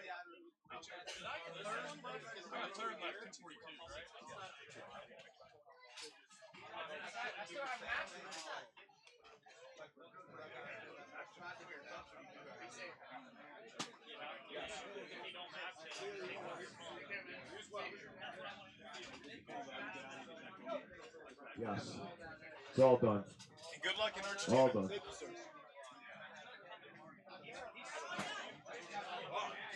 right, and Mark putting the strap on it. Good matchup here, guys.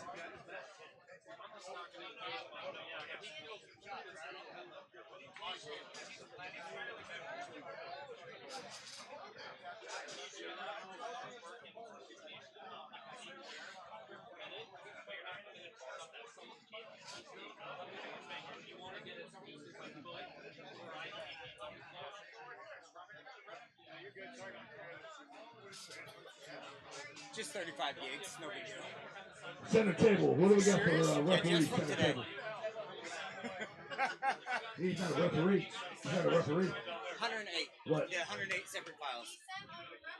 There ain't nobody down there anyway. Did you see my Hey, Ron, we got 4 people on I this. saw, I heard you in the finals. Steve, we got 4 people on this center table. All right? I want to do it right now. I need Pedro and Hunter to the table. In the early, what I heard. Pedro and Hunter. Dan with the win over Sam. Hunter, you might want to take that medal off. Sam. Just for now, yeah. Just for now, Early yeah. start on Just for now. Brandon. Just for now. And then brought him, and then we were just engaged. It was a fucking war. I had wars with all of them. Jake and Logan on deck. Yeah, I got that. I got your footage. Just give me everything you recorded. Awesome. And I recorded the live. Nice. Which is good because the internet died. Good job today. I meant to tell you earlier. Thank you. Yeah, it died. Brandon with the catch. What happened in the middle of the field, right? Going back the other way. Another one that I didn't know. You didn't know what to expect. I didn't know it was a field. I didn't know it was outside. Brandon holding strong. Holy shit. What a match. Brandon Alsassi takes first place. Evgeny takes I was second only place. shooting at 1080. Miguel takes third. Congratulations, guys. Good job. Brandon, look at that, man. You was going to lead.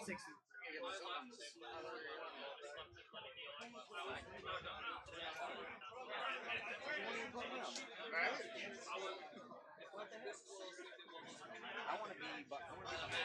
Yeah, so you're right there, and me right there. That's what we should do. I put a little red beard there. Yes. We put up something like that. I knew it was in the first place. You need to be more ginger friendly. Well, it doesn't help that everybody decides to either live stream or take pictures is fucking ginger. I'm not even a ginger, but I'm bald, so you can't tell. Go. I hope Brad shows up in Chicago. I'm gonna give him so much shit. Like,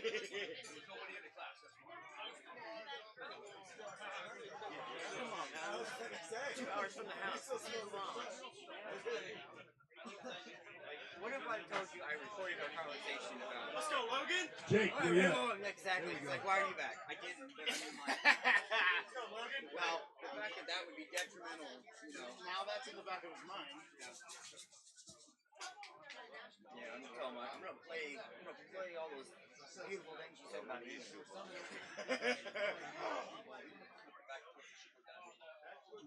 However goes well, but I see them having pictures.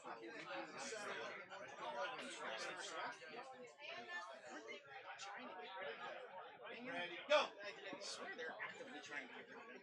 No. What we got? England still sets every match. Logan, got it. Bittinger. Logan Bittinger. Pedro. He sets up more video matches than anyone I've ever seen. He's really good about picking people that are. I need Pedro and Logan. It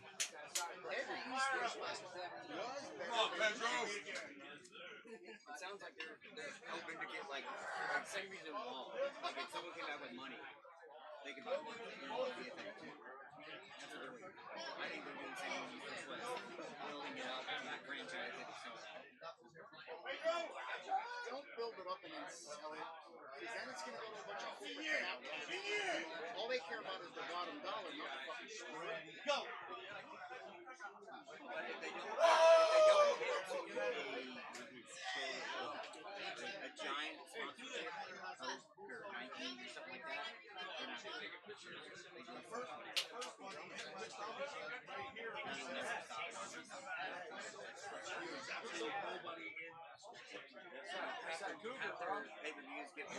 James, I got that.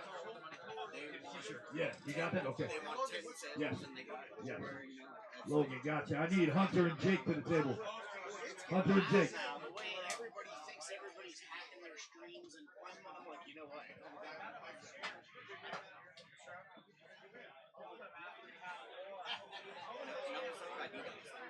That's what I'm saying.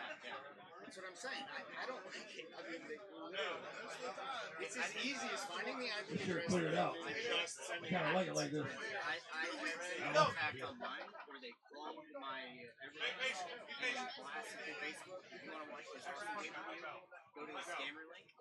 It's happened to me. Can't you do it through a VPN? And then manually just use the MAC addresses, and you can't even fucking find it. It goes. They put out a fake link, spammed it, and people thought that fake link was what to go buy. I'm like, this is free. It literally was one of these, right? Like where I'm just doing a live stream. So they were charging people for nothing. They paywall. Piggybacking your. Nope, not even that. Paywall because I bought it. Like, what the fuck are they giving me? So I bought it, and it just circled down. Like I feel a lot of hurtful, angry comments from people bought it. Would you pay? Send me the link. Interesting. I don't know who. And then they shot it. I haven't bought last days, but they're angry. They probably know.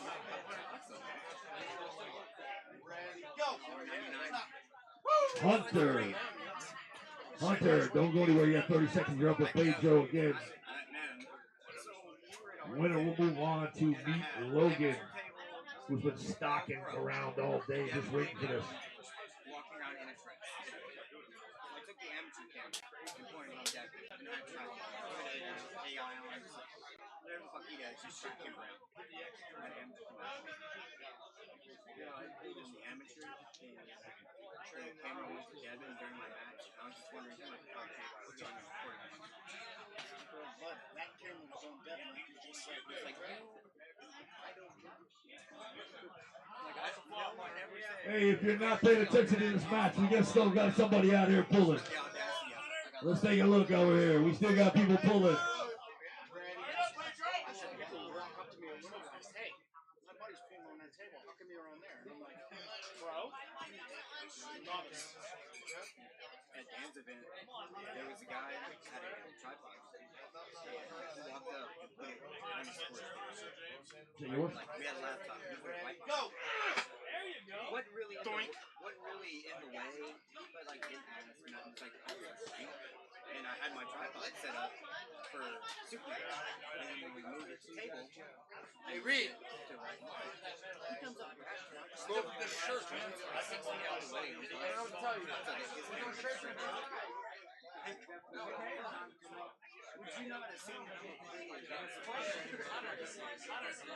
like they didn't let me record it? I was listening. Dan, that's a first. I've never had that. Just move your shit. There you go. Thank you, man. Everything's still there. So I'm giving that to James. I'm not doing anything with it because I don't edit. So I'll upload it all to it. Where would you need other than this event? Go! I'm sure there's other pictures. There is. Damn, I just went on what you videos for today. That's all I got. Oh, that's it? Yeah, that's it. My man, cool. Thank you very much. Let me show you just to make sure. Bro, I believe you 100%. I was waiting for it, listening up. And I copied. I didn't take it. I really was listening. He's strong!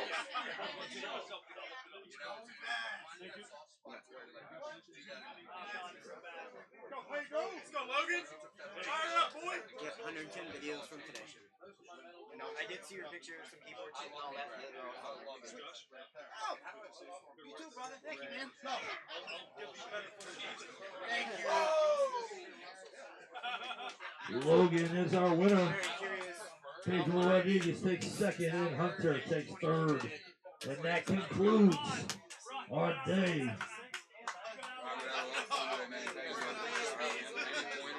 Please throw them my way. The second time, I was like, all right, I want to go out. And that was it.